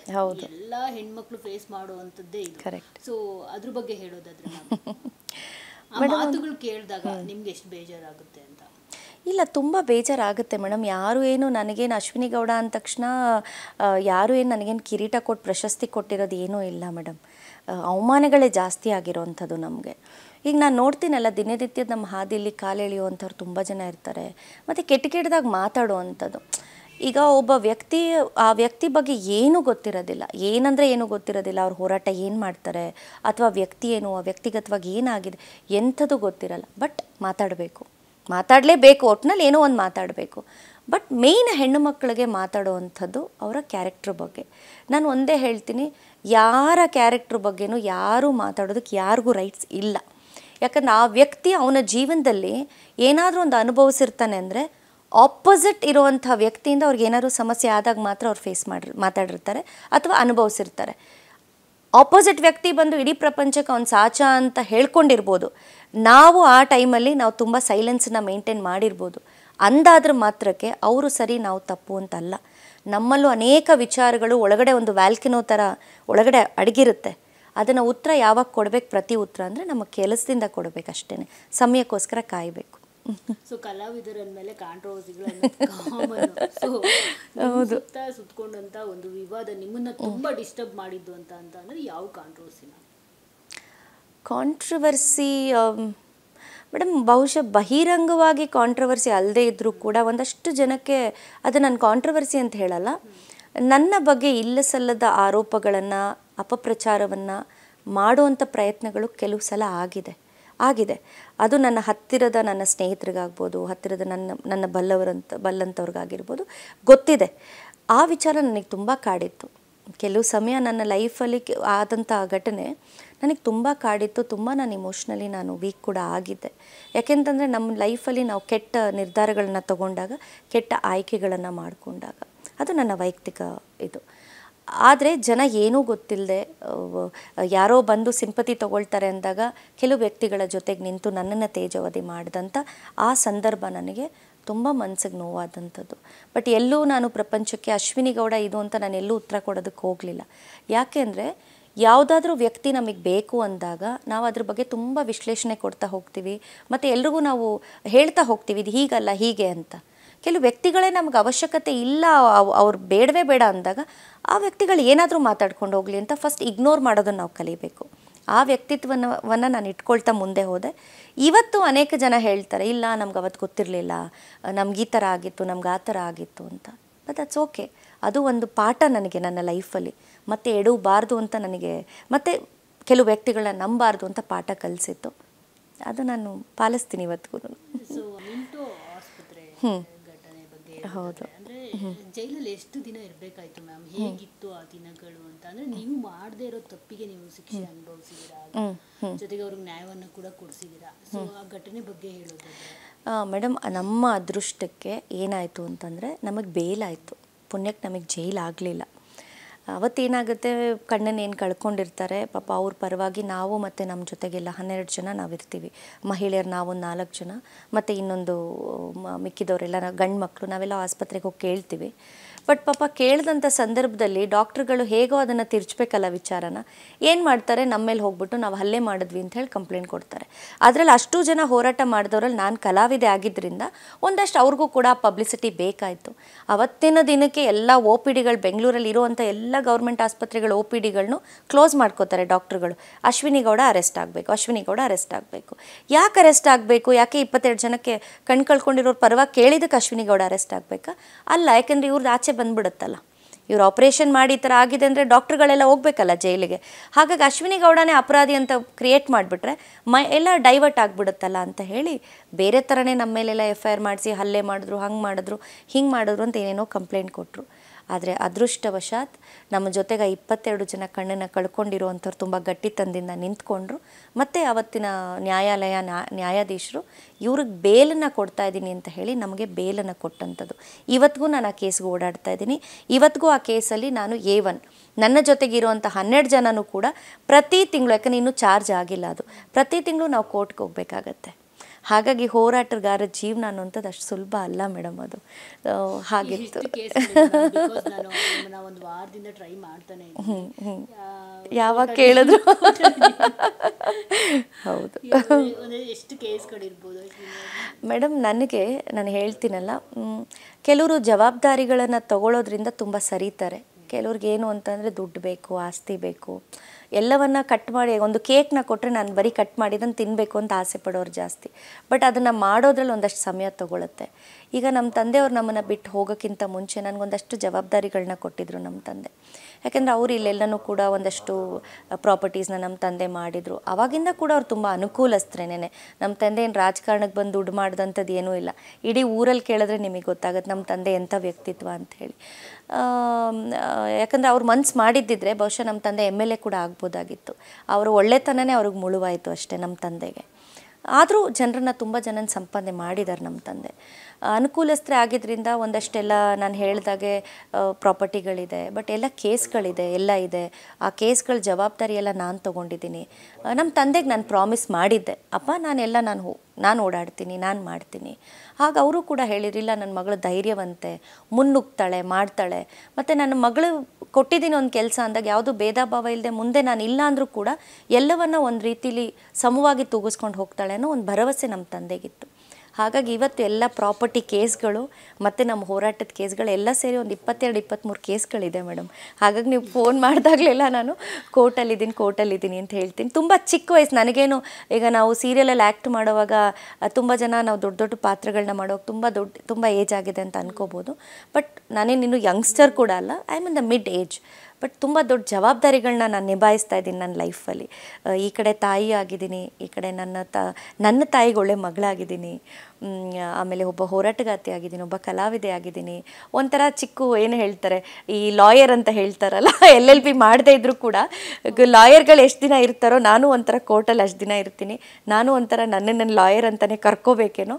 ಸೊ ಎಲ್ಲವೂ ಆಗಿದ್ದೀನಿ. ಸೊ ತುಂಬ ಮಲ್ಟಿ ಟಾಸ್ಕಿಂಗ್ ಮಾಡ್ತಾ ಇರ್ತೀನಿ ಮೇಡಮ್. ನಾನು ಸುಮ್ಮನೆ ಅಂತೂ ಕೂತ್ಕೊಳ್ಳೋದಿಲ್ಲ. ತುಂಬ ದೊಡ್ಡ ಜವಾಬ್ದಾರಿಗಳನ್ನ ತಲೆ ಮೇಲೆ ಹೊತ್ಕೊಂಡು ನಿಭಾಯಿಸ್ತಾ ಇದ್ದೀನಿ. ಈ ಹೋರಾಟಗಾರ್ತಿಯರು ಅಂತಂದಾಗ ಒಂದು ತಪ್ಪು ಕಲ್ಪನೆ ಇರುತ್ತೆ, ಇವರೆಲ್ಲ ಬಂದು ಸುಮ್ಮನೆ ಪ್ರೊಟೆಸ್ಟ್ ಮಾಡೋದು, ಕನ್ನಡದ ಪರ, ಲೈಕ್ ದುಡ್ಡು ಮಾಡೋದಕ್ಕೆ ಈ ತರ ಎಲ್ಲ ಮಾಡಿದ್ದಾರೆ, ರೋಲ್ ಕಾಲ್ಗಳು ಮಾಡ್ತಾರೆ ಅಂತ ಹೇಳ್ಬಿಟ್ಟು. ಆದ್ರೆ ನೀವು ಇಷ್ಟು ಅನುಕೂಲಸ್ಥರು ಅಂತ ಹೇಳ್ಬಿಟ್ಟು ಯಾರಿಗೂ ಗೊತ್ತೇ ಇಲ್ಲ. ಈಗ ಸ್ವಲ್ಪ ಗೊತ್ತಾಗ್ತಾ ಇದೆ. ಸೊ ಆ ಒಂದು ತಪ್ಪು ಕಲ್ಪನೆ ಬಗ್ಗೆ ಏನು ಹೇಳ್ತೀರಾ ಮೇಡಮ್? ನಾನು ಹೇಳಿದ್ನಲ್ಲ, ತಂದೆ ತಾಯಿ ಎಲ್ಲ ನಮಗೆ ಕೊಟ್ಟಿದ್ದಾರೆ, ಎಲ್ಲ ಸವಲತ್ತುಗಳನ್ನ ಕೊಟ್ಟಿದ್ದಾರೆ. ಆದರೆ ಅಶ್ವಿನಿ ಗೌಡ ಎಷ್ಟು ಸ್ವಾಭಿಮಾನಿ ಅಂದರೆ, ನಾನು ಯಾವತ್ತೂ ನಮ್ಮ ತಂದೆ ತಾಯಿ ಹೆಸರನ್ನು ಹೇಳಿಕೊಂಡು ನಮ್ಮ ತಂದೆ ತಾಯಿಯ ದುಡ್ಡಲ್ಲಿ ನಾನು ಬದುಕಬೇಕು ಅಂತ ನಾನು ಅಂದ್ಕೊಂಡ ವ್ಯಕ್ತಿಯೇ ಅಲ್ಲ ನಾನು. ಇವತ್ತು ನನ್ನದೇ ಆದಂಥ ವೃತ್ತಿ ಬದುಕಿದೆ. ನೀವು ಎಷ್ಟೋ ಅನೇಕ ಜನ ನಿರ್ದೇಶಕರನ್ನ ಕೇಳಿದ್ರು ಕೂಡ ಅವ್ರು ಹೇಳ್ತಾರೆ ತುಂಬ ಒಳ್ಳೆ ಕಲಾವಿದೆ ಅವರು ಅಂತ. ಯಾಕೆ ಹೇಳ್ತಾರೆ ಅಂದರೆ ತಗ್ಗಿ ಬಗ್ಗಿ ನಡೆಯೋದಕ್ಕೆ ಮತ್ತು ಒಂದು ಒಳ್ಳೆ ವ್ಯಕ್ತಿತ್ವನ ಉಳಿಸ್ಕೊಂಡಿರೋದಕ್ಕೆ. ಮೇಡಮ್, ನಾನು ಫಿನಾನ್ಷಿಯಲಿ ಈ ಕಡೆ ತುಂಬಾ ಸ್ಟ್ರಾಂಗ್ ಆಗಿದ್ದೀನಿ. ಆದರೆ ಯಾವತ್ತು ತಂದೆ ತಾಯಿ ದುಡ್ಡಲ್ಲಿ ಮಜಾ ಮಾಡೋವಂಥ ಹೆಣ್ಮಗಳು ನಾನಲ್ಲ. ನಾನು ಎಷ್ಟು ಸ್ವಾಭಿಮಾನಿ ಅಂದರೆ, ಇವತ್ತು ನನ್ನ ಕಾರ್ ಲೋನನ್ನು ನಾನೇ ಕಟ್ತೀನಿ, ಇವತ್ತು ನನ್ನ ಮಗನ ಫೀಸನ್ನು ನಾನೇ ಕಟ್ತೀನಿ. ಇವತ್ತು ನಾನು ಯಾವುದಾದ್ರು ಸೋಷಿಯಲ್ ಸರ್ವಿಸ್ ಮಾಡಿದ್ರೆ ಆ ದುಡ್ಡನ್ನು, ಅಶ್ವಿನಿ ದುಡ್ದಂಥ ದುಡ್ಡನ್ನೇ ನಾನು ಕೊಡ್ತೀನಿ. ಯಾಕೆ ಅಂದರೆ ಅಪ್ಪ ಮಾಡಿಟ್ಟಿದ್ದಾರೆ ಸರ್. ಯಾರೂ ನನಗೆ ನಾಳೆ ದಿನ ಹೇಳಬಾರ್ದು ಅಪ್ಪನ ದುಡ್ಡಿದೆ ಮಜಾ ಮಾಡ್ತಿದ್ದಾಳೆ, ಅಪ್ಪನ ದುಡ್ಡಿದೆ ಯೂಸ್ ಖಂಡಿತವಾಗ್ಲೂ ಇಲ್ಲ. ನಮಗೆ ಕಷ್ಟ ತುಂಬ ತೋರಿಸಿದ್ದಾರೆ ತಂದೆ ತಾಯಿ. ಹಾಗಾಗಿ ನಾನು ತುಂಬ ಸ್ವಾಭಿಮಾನಿ. ತಂದೆ ತಾಯಿ ಹತ್ರ ₹1 ನೀವು ಕೊಡಿ ಅಂತ ನಾನು ಯಾವತ್ತೂ ಕೇಳಿದಂಥ ಹೆಣ್ಮಗಳಲ್ಲ. ಹಾಗಾಗಿ ಸೊ ಇವೆಲ್ಲವೂ ಇದ್ದರೂ ಕೂಡ ನಾನು ತುಂಬ ಸರಳವಾಗಿ ನನಗೆ ಬರುವಂಥ ಹಾದಿಯಲ್ಲಿ ನನಗೆ ಬರುವಂತಹ ಫಿನಾನ್ಷಿಯಲ್ ದುಡ್ಡಲ್ಲೇ ನಾನು ಇವೆಲ್ಲ ಮಾಡುವಂಥದ್ದು. ಅನೇಕರಿಗೆ ಏನು ತಪ್ಪು ಕಲ್ಪನೆ ಇರುತ್ತೆ ಅಂದರೆ ಹೋರಾಟಗಾರರು ಅಂದರೆ ಇದನ್ನೇ ವೃತ್ತಿ ಮಾಡ್ಕೊಂಬಿಟ್ಟಿರ್ತಾರೆ ಅನ್ನೋದು ತುಂಬ ಜನಕ್ಕೆ ಮೈಂಡಲ್ಲಿರುತ್ತೆ. ಬಟ್ ನಾನು ಹೇಳೋದು ಇರಬಹುದೇನೋ, ನಾನು ಎಲ್ಲರನ್ನೂ ಒಂದೇ ತಕ್ಕಡಿಲಿ ನಾನು ಹಾಕೋದಕ್ಕೆ ಇಷ್ಟಪಡಲ್ಲ. ನಾನು ಯಾವಾಗಲೂ ಡಾಕ್ಟರ್ ರಾಜ್ಕುಮಾರ್ ಅವ್ರನ್ನ ತುಂಬ ಇಷ್ಟಪಡುವಂಥದ್ದು, ಅವ್ರ ಆದರ್ಶಗಳನ್ನ ಪಾಲಿಸುವಂಥದ್ದು. ನಾವು ಅವರ ಒಂದು ಗೋಕಾಕ್ ಚಳುವಳಿ ಆಗ್ಬೋದು, ಅವ್ರಿಗೆ ಕನ್ನಡದ ವಿಚಾರದಲ್ಲಿ ಇದ್ದಂಥ ಅಭಿಮಾನ ಆಗ್ಬೋದು, ಕನ್ನಡಿಗರ ಮೇಲಿದ್ದಂಥ ಅಭಿಮಾನ ಆಗ್ಬೋದು, ಇವೆಲ್ಲ ನಾನು ಫಾಲೋ ಮಾಡ್ತಾ ಬರ್ತೀನಿ. ಆವತ್ತು ಡಾಕ್ಟರ್ ರಾಜ್ಕುಮಾರ್ ಅವರು ಬರೀ ಒಬ್ಬ ಕಲಾವಿದರಾಗಿರಲಿಲ್ಲ, ಈ ಕಡೆ ಗೋಕಾಕ್ ಚಳುವಳಿಯಲ್ಲೂ ಕೂಡ ಆ ಒಂದು ನಿರ್ಧಾರವನ್ನು ತಗೊಂಡು ಗಟ್ಟಿತನದಲ್ಲಿ ಭಾಗಿಯಾಗ್ತಾರೆ ಅಂತಾದರೆ ಅವರಲ್ಲೂ ಒಬ್ಬ ಹೋರಾಟಗಾರ ಇದ್ದರು ಅನ್ನೋದು ನಾನು ಭಾವಿಸ್ತೀನಿ. ಹಾಗಾಗಿ ಆ ಹಾದಿಲಿ ನಾನು ಹೋಗೋದಕ್ಕೆ ಇಷ್ಟಪಡ್ತೀನಿ. ಬಹುಶಃ ಅವರು ಅವತ್ತು ಯೋಚನೆ ಮಾಡಿದ್ದಿದ್ರೆ ಮುಖ್ಯಮಂತ್ರಿಗಳಾಗ್ಬೋದಾಗಿತ್ತು, ಆಗಲಿಲ್ಲ. ಬಹಳಷ್ಟು ಗೊತ್ತಿಲ್ಲದೆ ತುಂಬ ಸಮಾಜಮುಖಿ ಕೆಲಸಗಳನ್ನ ಡಾಕ್ಟರ್ ರಾಜ್ಕುಮಾರ್ ಅವ್ರ ಟ್ರಸ್ಟಿಂದನೂ ಮಾಡಿದ್ದಾರೆ, ಅವರು ಮಾಡಿದ್ದಾರೆ. ಅವ್ರ ಕುಟುಂಬದವರು ಅಷ್ಟೇ ಎಲ್ಲೂ ಹೇಳ್ಕೊಳ್ಳಲ್ಲ, ಆದರೆ ಮಾಡ್ತಾ ಹೋಗ್ತಾರೆ. ಹಾಗೆ ಆ ಥರದ ವ್ಯಕ್ತಿತ್ವವನ್ನು ಇಟ್ಕೋಬೇಕು. ಡಾಕ್ಟರ್ ರಾಜ್ಕುಮಾರ್ ಅವ್ರಿಗೆ ಏನಿರಲಿಲ್ಲ, ಅವ್ರಿಗೆ ಬೇಕು ಅಂದಿದ್ರೆ ಏನು ಬೇಕೋ ಅವ್ರು ಮಾಡ್ಬೋದಾಗಿತ್ತು. ಆದರೆ ಸರಳ ವ್ಯಕ್ತಿತ್ವವನ್ನು ಇಟ್ಕೊಂಡು ಬೆಳೆದಂಥ ಕಲಾವಿದರು ಅವರು. ಹಾಗಾಗಿ ನಾವು ಅವ್ರನ್ನ ಪಾಲಿಸೋದ್ರಿಂದ ಒಂದಿಷ್ಟಾದರೂ ಅವ್ರನ್ನ ಪಾಲಿಸೋಣ ಅನ್ನೋದು ನನಗಿರೋವಂಥದ್ದು. ಅಂದರೆ ಇತ್ತೀಚಿನ ಸಂದರ್ಶನವನ್ನು ನೋಡ್ತಾ ಇದ್ದೆ, ಅದರಲ್ಲಿ ಒಬ್ರು ಕಮೆಂಟ್ ಹಾಕಿದ್ರು, ಅಂದರೆ ಕರೋನಾ ಟೈಮಲ್ಲಿ ನೀವು ಅವ್ರಿಗೆ ಹೆಲ್ಪ್ ಮಾಡಿದ್ದಂಥದ್ದು, ನಿಮ್ಮ ಬಗ್ಗೆ ತುಂಬಾನೇ ರೆಸ್ಪೆಕ್ಟ್ಫುಲ್ಲಿ ಅವರು ಪೋಸ್ಟ್ ಅನ್ನು ಹಾಕಿದ್ರು, ಅದಕ್ಕೆ ನೀವು ರಿಪ್ಲೈ ಮಾಡಿದ್ದೀರಾ ಅಂತ. ಸೊ ಈ ಥರದ್ದು ಕ್ವಾಲಿಟೀಸ್ ಆಗಿರ್ಬೋದು, ನೀವು ಈ ಥರ ಇದೀರಾ, ನಿಮ್ಮ ಲೈಫ್ ಹೀಗಿದೆ, ನೀವು ಇಷ್ಟು ಒಳ್ಳೆಯವರು ಅನ್ನೋದು ಯಾರಿಗೂ ಗೊತ್ತಿರೋದಿಲ್ಲ. ಮೇಡಮ್, ಆ ಕಮೆಂಟ್ ನೀವು ಹೇಳಿದ್ರಲ್ಲ ನೋಡಿ, ನೀವು ಅದನ್ನು ನಾನು ನಿಜವಾಗ್ಲೂ ನನಗೊಂದು ನಿಮಿಷ ಮೇಡಮ್, ತುಂಬ ಸಲ ನಾವು ತುಂಬ ಒಳ್ಳೆ ಕೆಲಸಗಳು ಮಾಡ್ತಾ ಇರ್ತೀವಿ. ಬಟ್ ಪಾಪ ಅವರು ಮೇಡಮ್ ಏನಿದ್ದಾರೆ, ಚಂದ್ರಕಲಾ ಅಂತ ಹೇಳಿ ಅವ್ರ ಹೆಸರು, ನಾನು ಅವ್ರ ಕಮೆಂಟ್ನ ನೋಡಿದಾಗ ರಾತ್ರಿ ನೋಡಿದೆ, ನನಗೊಂಥರ ಕಣ್ಣು ತುಂಬಿಕೊಂಡೆ, ನಾನು ಒಂಥರ ಇಮೋಷ್ನಲ್ ಆದೆ. ನಾನು ಯಾವತ್ತೂ ಅವ್ರಿಗೆ ಸಹಾಯ ಮಾಡಬೇಕು ಅಥವಾ ಅವ್ರು ಏನೋ ಒಂದು ಸಾಂತ್ವನ ಹೇಳಕ್ಕೆ ಹೋಗಬೇಕು ಅಂದಾಗ ಎಲ್ಲೋ ನನಗೆ ಅದು ಯೂಸ್ ಆಗುತ್ತೆ, ಕಮೆಂಟ್ ಹಾಕ್ತಾರೆ ಅಂತ ಅವತ್ತು ನಾನು ಹೆಲ್ಪ್ ಮಾಡಿರಲಿಲ್ಲ. ಈ ಸುಮಾರು 5-6 ವರ್ಷದ ಹಿಂದಿನ ಕತೆ. ಅವ್ರಿಗೊಬ್ಬ ಮಗ ಇರ್ತಾನೆ, ಜೀವನದಲ್ಲಿ ತುಂಬ ನೊಂದಿರೋಂಥ ಮಹಿಳೆಯವರು. ನನ್ನ ನಂಬರನ್ನು ಯಾರ ಹತ್ರನೋ ತೊಗೊಂಡು ಅವ್ರು ನನ್ನ ಸಂಪರ್ಕಕ್ಕೆ ಬರ್ತಾರೆ. ಅವ್ರ ಮನೆಗೆ ಹೋಗ್ತೀನಿ, ಅವ್ರನ್ನ ಭೇಟಿ ಮಾಡ್ತೀನಿ. ಅವ್ರ ಮಗ ನನ್ನ ಮಗನ ಹಾಗೆ ಇರ್ತಾನೆ. ಸೊ ಒಂದಷ್ಟು ಅವ್ರಿಗೆ ಸಾಂತ್ವನ ಹೇಳಿ ನನ್ನ ಕೈಯಲ್ಲಿ ಆದಷ್ಟು ನಾನೇನು ಅವ್ರ ಜೊತೆ ನಿಂತ್ಕೊಳ್ಳೋಕ್ಕಾಗತ್ತೆ, ಒಂದು ಸಹಾಯ ಹಸ್ತನೋ ಅಥವಾ 1-2 ಸಾಂತ್ವನದ ಮಾತುಗಳು ಹೇಳ್ಬಿಟ್ಟು ನಾವು ಬರೋ ಅಂಥದ್ದು. ಬಟ್ ಅವ್ರು ಇವತ್ತು ನನ್ನ ನೆನ್ಪು ಮಾಡ್ಕೊಂಡು ಮಾಡಿದ್ದಾರೆ ಅಂದರೆ ನಿಜವಾಗ್ಲೂ ಸಂತೋಷ ಪಡ್ತೀನಿ ಮೇಡಮ್. ನಮ್ಮ ತಂದೆ ತಾಯಿ ಮಾಡಿರೋದು ಇವತ್ತು ನಮ್ಮನ್ನು ಕಾಯ್ತಾ ಇದೆ. ಈಗ ನಾನು ಮಾಡೋದು, ನನ್ನ ಮಗ, ನನಗಿರೋದು ಒಬ್ಬೇ ಮಗ. ನಾನು ಆಸ್ತಿ ಮಾಡಬೇಕು ಅನ್ನೋ ಆಸೆ ದುರಾಸೆ ನನಗೇನೂ ಇಲ್ಲ. ನನ್ನ ಮಗನಿಗೆ ನಾನು ಸಹಾಯ ಮಾಡೋವಂಥವ್ರು ಆಶೀರ್ವಾದ ಮಾಡಿದ್ರೆ ಅವನು ಒಳ್ಳೆ ಭವಿಷ್ಯವನ್ನು ಕಟ್ಕೊಳ್ಬೋದು ಅನ್ನೋದಷ್ಟೇ ನನಗಿರೋವಂಥದ್ದು. ಎಸ್ ಎಸ್ ಹೆಂಗ ಕಾಣಿಸ್ತೀರಾ, ಮಗ ನೋಡಿದ್ರೆ ನಿಮ್ಗಿಂತ ಉದ್ದ. ಹೌದು. ಸೊ ಏನು ಮಾಡ್ತಿದ್ದಾರೆ? ಮೇಡಮ್, ನನ್ನ ಮಗ ಈಗ 2nd PU ಮಾಡ್ತಾ ಇದ್ದಾನೆ. ತುಂಬಾ ಬಿಲ್ಟ್ ಜೋರು ಅವನು. ಅಂದರೆ ನಮ್ಮ ತಂದೆ, ನನ್ನ ತಮ್ಮ ಎಲ್ಲ ಸ್ವಲ್ಪ ಬಿಲ್ಟ್ ಜಾಸ್ತಿ. ಹಾಗಾಗಿ ಅವನು ಸ್ವಲ್ಪ ಈ ಕಡೆ ಇದು ಬಂದಿರೋದ್ರಿಂದ ನನ್ನ ತಮ್ಮನ ಥರನೇ ಅವನು ನೋಡೋಕ್ಕೆ ಸೇಮ್. ನನ್ನ ತಮ್ಮ ಬಿಲ್ಟ್ ಹೇಗಿದ್ದಾನೋ ಅವನು ಹಾಗೇ ಇದ್ದಾನೆ. ಸೊ ಒಬ್ಬನೇ ಮಗ ನನಗೆ, ಪವನ್ ಅಂತ ಹೇಳಿ ಅವನ ಹೆಸರು. ತುಂಬ ಮುಗ್ಧತೆ ಮೇಡಮ್ ನನ್ನ ಮಗ.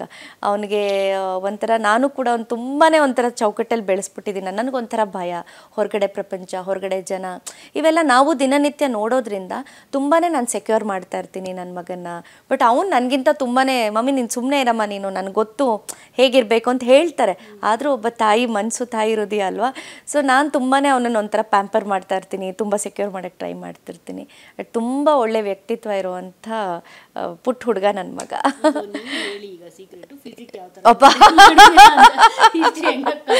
ಮೇಡಮ್ ಗೊತ್ತಿಲ್ಲ, ನಾನು ಅದೇ ಹೇಳಿದ್ನಲ್ಲ, ಯಾವ ಡಯಟು ಇಲ್ಲ, ಯಾವ ಎಕ್ಸಸೈಸು ಇಲ್ಲ, ಎಲ್ಲ ಬಿಟ್ಬಿಟ್ಟಿದ್ದೀನಿ. ಈಗ 1-1.5 ವರ್ಷದಿಂದ ಸ್ವಲ್ಪ ದಪ್ಪನೇ ಆಗಿದ್ದೀನಿ. ಸ್ವಲ್ಪ ರೆಡ್ಯೂಸ್ ಆಗಬೇಕು, ಒಂಚೂರು ಈಗ ವೆಯ್ಟ್ ರಿಡಕ್ಷನ್ ಆಗಬೇಕು ಅನ್ನೋ ಒಂದು ಪ್ರಾಸೆಸಲ್ಲಿ ಇದ್ದೀನಿ. ಆಗಬೇಕು, ಸಮಯ ಸಿಗ್ತಾ ಇಲ್ಲ. ಈಗ ನಮಗೆಲ್ಲನೂ ಹೇಗಾಗ್ಬಿಡುತ್ತೆ ಅಂದರೆ ಡಯಟ್ ಇಲ್ಲ, ಏನೂ ಇಲ್ಲ. ಈಗ ಬರೀ ಏನೋ ಒಂದು ಫೋನ್ ಬಂತು, ಎಲ್ಲೋ ಏನೋ ಆಗ್ತಿದೆ ಅಂದರೆ ಇಮಿಡಿಯೇಟಾಗಿ ಎದಳು ಓಡು, ಹೆಂಗಿರ್ತೀವಿ ಹಾಗೆ ಓಡು, ಮೇಕಪ್ ಮಾಡ್ಕೊ, ಇನ್ನೊಂದು ಮಾಡ್ಕೋ, ಅದೆಲ್ಲ ಇಲ್ಲ. ಕಲಾವಿದೆಯಾಗಿ ಬಂದಾಗ ಮಾತ್ರ ಆ ಥರದ ಒಂದು ಇದನ್ನು ನೀವು ನನಗೆ ನೋಡೋದಕ್ಕೆ ಸಾಧ್ಯ. ಬಟ್ ಅದನ್ನು ಹೊರತುಪಡಿಸಿ ನೀವು ನನ್ನನ್ನು ನೋಡೋದಾದರೆ ಅಲ್ಲಿ ನೋಡೋ ಅಶ್ವಿನಿಗೂ ಇಲ್ಲಿ ನೋಡೋ ಅಶ್ವಿನಿಗೂ ಅಜಗಜಾಂತರ ವ್ಯತ್ಯಾಸ ಇರುತ್ತೆ. ತುಂಬಾ ಸಿಂಪಲ್ ಆಗಿರ್ತೀನಿ. ನನಗೇನು ಯಾವಾಗಲೂ ಆಡಂಬರವಾಗೇ ಇರಬೇಕಂತೇನಿಲ್ಲ. ಆಟೋಲ್ಲಿ ಹೋಗೋಕ್ಕೂ ರೆಡಿ, ಬಸ್ಸಲ್ಲಿ ಹೋಗೋಕ್ಕೂ ರೆಡಿ. ಬಸ್ಸಲ್ಲಿ ನನಗೆ ಅಭ್ಯಾಸ ಇಲ್ಲ, ಯಾರಾದರೂ ಇದ್ದರೆ ಜೊತೆ ಕರ್ಕೊಂಡು ಹೋಗ್ಬೋದು. ಬಟ್ ಆಟೋಲ್ಲಿ ಓಡಾಡ್ತೀನಿ, ಆರಾಮಾಗಿ ಓಡಾಡ್ತೀನಿ. ಮತ್ತು ನಂಗೆ ತುಂಬ ಇಷ್ಟ, ಯಾರಾದರೂ ಏನಾದರೂ ಗುರ್ತು ಹಿಡಿದು ಏನಾದರೂ ಮಾತಾಡ್ಸಿದ್ರೆ ಅವ್ರ ಜೊತೆ ನಿಂತ್ಕೋತೀನಿ, ಫೋಟೋ ಹಿಡಿಸ್ಕೋತೀನಿ, ಮಾತಾಡ್ತೀನಿ. ಅವೆಲ್ಲ ತುಂಬ ಇಷ್ಟ ಮೇಡಮ್. ನನಗೆ ಬೆರೆಯೋದಕ್ಕೆ ತುಂಬ ಇಷ್ಟ, ಅವ್ರ ಕಷ್ಟಗಳನ್ನ ಕೇಳೋದಕ್ಕೆ ಇಷ್ಟ, ತುಂಬ ಇಷ್ಟ. ನನ್ನ ಕಷ್ಟಗಳನ್ನ ಹೇಳೋದಕ್ಕಿಂತ ಇನ್ನೊಬ್ಬರ ಕಷ್ಟಗಳನ್ನ ಕೇಳೋದಕ್ಕೆ ನಂಗೆ ತುಂಬ ಇಷ್ಟ, ಸ್ಪಂದಿಸೋದಕ್ಕೆ ಇಷ್ಟ. ಹೋರಾಟ ಮಾಡಿದಾದ್ಮೇಲೆ